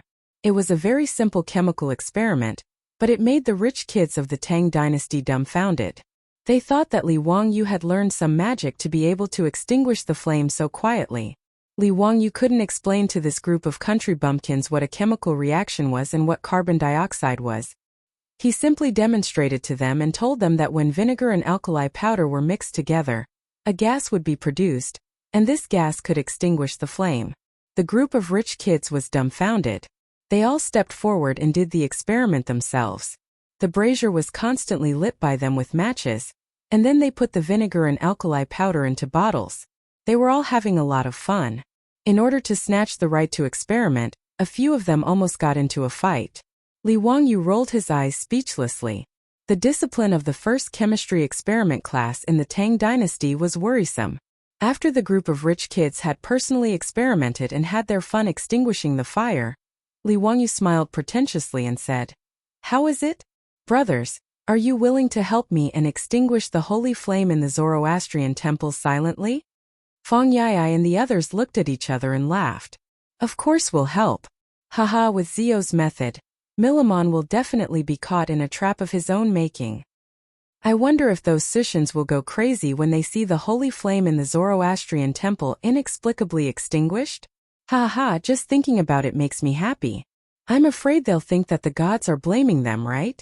These profiteers. We'll scare these bastards to death." The group of foppish playboys all laughed and joked. Not many Sushans in Chang liked them. Just like the Jews in Europe in the future, the profiteers were always disliked. They asked the restaurant's doctor to send them food. The group of people ate and drank while discussing in low voices what to do later. It had to be said that this group of rich kids had the potential to cause trouble and destroy. As for Li Wangyu's plan, they gave various opinions and soon perfected the extinguishing plan. After eating and drinking to their heart's content, everyone began to split up. Chai Lingwu, Wei Shuyu, and the Du brothers accompanied Li Wangyu to the Zoroastrian temple in Liquanfang to visit Sabeo Milamon. The Chung brothers, the Yuchi twins, Feng Yai, and Niu Zhongping went to prepare other things. In the Zoroastrian temple in Liquanfang, Sabeo Milamon reluctantly received Li Wangyu and the others when they visited again. "What's the matter, young lords? If it's about the female slaves of the Great Qin, there's no need to talk about it. Milimon spoke in a tone that said there was no room for discussion. Li Wangyu shook his head and smiled. That's not the case. We came to visit Sabeo to save you. Milimon was stunned and looked unhappy. What nonsense are you talking about, Xiaolang? Why do I need you to save me?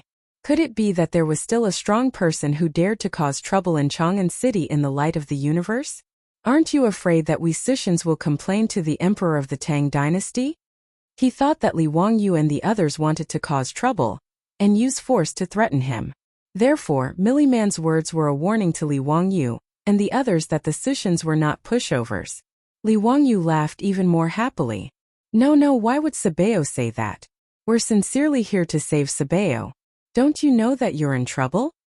Chapter 155. The Sogdian Sabeo Milliman naturally did not believe Li Wangyu's words. Mr. Xiaolang, what trouble do I have? Sabeo, the holy fire that your Jia temple enshrines is the fire of fire, right? Li Wangyu asked. Milliman did not understand what he meant and nodded. Yes, that's right. So what? The Jia temple, also known as the fire worship sect, divided the holy fire into 3 levels according to the lighting ceremony. The lowest level was the ordinary holy fire. The ordinary holy fire was enshrined in the Sogdian family and could be extinguished. The second level of holy fire was the fire of fire. It was ignited by the holy fire embers contributed by the believers of different classes. The fire of fire was enshrined in the Jia temple in each city. There were dedicated priests who added wood and spices at least 5 times a day to ensure that the flame would never be extinguished. The Jia temple in Chang'an City enshrined the fire of fire. The wood used to ignite the fire was sandalwood, which was very luxurious. The highest level of holy fire was called the fire of victory. It came from the heavenly fire, which was the flame produced by lightning. The Jia temple that enshrined the fire of victory was the main temple of the Persians and Sogdians. These things were not a secret in Chang'an City as the Sogdian Jia temple preached. For his plan, Li Wangyu had specially asked someone to inquire about the teachings of the Jia temple. He was more confident in his heart. Li Wangyu said, Sabeo, as far as I know, your Jia temple has 3 kinds of redemption, right? Good thoughts, good words, and good deeds, right? Milliman nodded again. Yes, that's right. Li Wangyu's expression suddenly became solemn. He stared at Milliman and said, The teachings of the Jia temple. Good words prevent people from lying and cheating. Sabeo, can you tell me if you were lying and cheating when you said that the female slaves of the Great Qin Empire were infected? This. Milliman did not expect Li Wangyu to suddenly change the topic and could not help but be speechless for a moment. Li Wangyu did not wait for him to answer and continued. Sabeo, as the leader of the Jia temple, how can you lie? You will be punished by your gods. Be careful that the holy fire of your Zhan temple is extinguished because of this. Milliman was like a dragon whose reverse scale had been touched. He was instantly enraged. He pointed at Li Wangyu and shouted, What nonsense are you talking about? You dare to curse our holy flame to be extinguished? If the holy fire of your Sabeo temple is extinguished, then it can only be caused by you, Sabeo, not abiding by the teachings. What does it have to do with us? I'm warning you, don't talk nonsense. Otherwise, the consequences will be severe. A few of the silk pants immediately became spirited and began to spit at Milliman. As long as they did not smash the Zoda temple of the Sogdians, the top playboys of the Tang dynasty did not take Milliman's words to heart. Milliman was angered to death by this group of debauches, but he couldn't do anything to them. He flung his robe and prepared to send them off. A Zoroastrian priest stumbled into the room and shouted, Sabo, something's wrong. For some unknown reason, the sacred fire enshrined in the Zhuang temple suddenly extinguished. Sabao, go take a look. When Milliman heard this, it was as if a thunderbolt had exploded in the clear sky, causing him to feel dizzy. After a long while, Milliman finally regained his senses. He glared fiercely at Li Wangyu and the others. His expression was fierce and ferocious, like a ferocious beast that was about to choose a person to devour. It's you. It must be you who did this. Do you want to become enemies with all of us Sogdians? You will suffer retribution. Just as Li Wangyu and the others said that the sacred fire was extinguished, the sacred fire in the Zhuang temple was extinguished. If this matter had nothing to do with this group of debauches, Milman would not believe that there was such a coincidence in the world. Hihi Sabeo, you can eat whatever you want, but you can't say whatever you want. We are standing right in front of you. Which eye of yours saw us extinguishing the sacred fire in your Zhuang temple? If you falsely accuse us, you will be punished. Chai Lingwu sneered disdainfully. Wei Shiyu also ridiculed. Sabeo Mafe, do you think we are immortals? When we are talking to you here, can we extinguish the sacred fire in your Zhuang temple? That's ridiculous. Hihi, fortunately, we can testify to each other that we have not been to the Zhuang temple's fire altar. Otherwise, it would really be yellow mud falling on our crotch. Even if it wasn't shit, it would be shit. TSK Sabeo, you can't slander others. We are so scared, haha. Dugo had a smug look on his face. He did not care about Milman's identity and directly mocked him. Milman glared at them fiercely, with an expression that said this matter was not over with them. He did not dare to delay any longer, and turned to run towards the Zhuang temple's fire altar. On the fire altar, the priests and priests who had received the news rushed over. They all looked at the bronze cauldrons with their mouths agape. On the fire altar, there were 7 or 8 bronze cauldrons of various sizes. Originally, the sacred fire was fueled by sandalwood. This was the sacred and inviolable object of the Zhuang temple. Now Milman was dumbfounded. The priests were dumbfounded. In the 7 or 8 bronze cauldrons, the burning sandalwood had all been extinguished. Only the wood was left emitting faint green smoke. Milman roared furiously at the priests in charge of guarding the sacred fire. Who extinguished the sacred fire? Why didn't you stop them? The priests in charge of guarding the fire altar were already scared out of their wits. Their bodies were trembling. Finally, an elderly priest bowed and replied, Sabeo, we don't know why the sacred fire was extinguished. No one tried to put out the fire. The sacred fire was extinguished by itself. Did any Tang enter the fire altar? The priests shook their heads. Sabeo, no Tang entered the fire altar. You know that the fire altar does not allow non-believers. Then how did the sacred fire extinguish by itself? Milman roared. Immediately check the wood on the fire altar. Someone must have done something to the wood. The priests of the Zhuang temple began to check the wood in the cauldrons in a panic. The wood used to ignite the fire was all sandalwood. It was dry and the size was suitable. There was no problem. After checking it several times, many priests in charge of guarding the sacred fire also came to check it. There was no problem with the wood. The priests guarding the fire altar also swore to the gods that no one had tried to put out the sacred fire, and no one had used water to put it out. This was something that everyone could see. Milman fell on the fire altar. He murmured as he looked at the cauldrons. He could not believe what he saw. As the Sabeo of the Zhuang temple in the Chang, an area of the Tang dynasty, if the fire of the fire in the Zhuang temple was extinguished, his position as Sabeo would be over. It was even possible that he would be escorted back to the Zhuang temple and burned at the stake as a punishment. Thinking that he might lose his glory and wealth, the best result might be that he would be called back to the Zhuang temple in Persia and become a low-level priest. It would be better for him to leave the prosperous world of the Tang dynasty, leave Chang'an, the most magnificent city in the world, and return to the Gobi Desert in the western region. Milman had been in charge of the Zhuang temple in Chang, and for almost 10 years. Since the establishment of the Tang dynasty, he had been infatuated with the life in the East. In his view, this was the city that a high-level person like him should live in. Chang'an of the Tang dynasty was the center of the world. In Chang'an, as the Sabeo of the Sogdian people in the Chang'an area, his life was quite carefree and happy. He even thought that the Sabeo of the distant Persian temple was not as comfortable as his current life. But now, the sacred fire of the fire was extinguished for no reason. All his glory and wealth were in jeopardy with the extinguishment of the sacred fire. He could not help but regret it. Milman was sure that all of this must have been done by those playboys of the Tang dynasty. Although he racked his brains, he still could not figure out how they did it. They made the sacred fire extinguish for no reason in front of everyone. But his intuition told him that this must be the truth. The sacred fire was extinguished by someone. Milman regretted it very much. He regretted being so stubborn and unwilling to hand over the female slave of the Byzantine to those playboys. Because of a damned lowly female slave, He could actually give up everything he had. This was simply too ironic. Millman's eyes were confused, and his pupils had completely lost focus. More and more Sogdians came from all over Chang, and when they heard the news that the sacred fire in the Zhuang temple had been extinguished, more and more people gathered around the fire altar.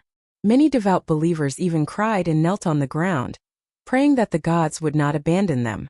Li Wangyu, Chai Linggu, and the others also followed Millman to the fire altar of the Zhuang temple. They all crowded around the fire altar with smiles on their faces.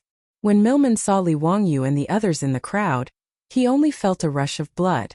He rushed over regardless of anything, wanting to fight with those playboys. Li Wangyu smiled mysteriously, leaned over to Millman's ear, and whispered something in his ear. His words shocked Millman, and he looked at Li Wangyu with a complicated expression.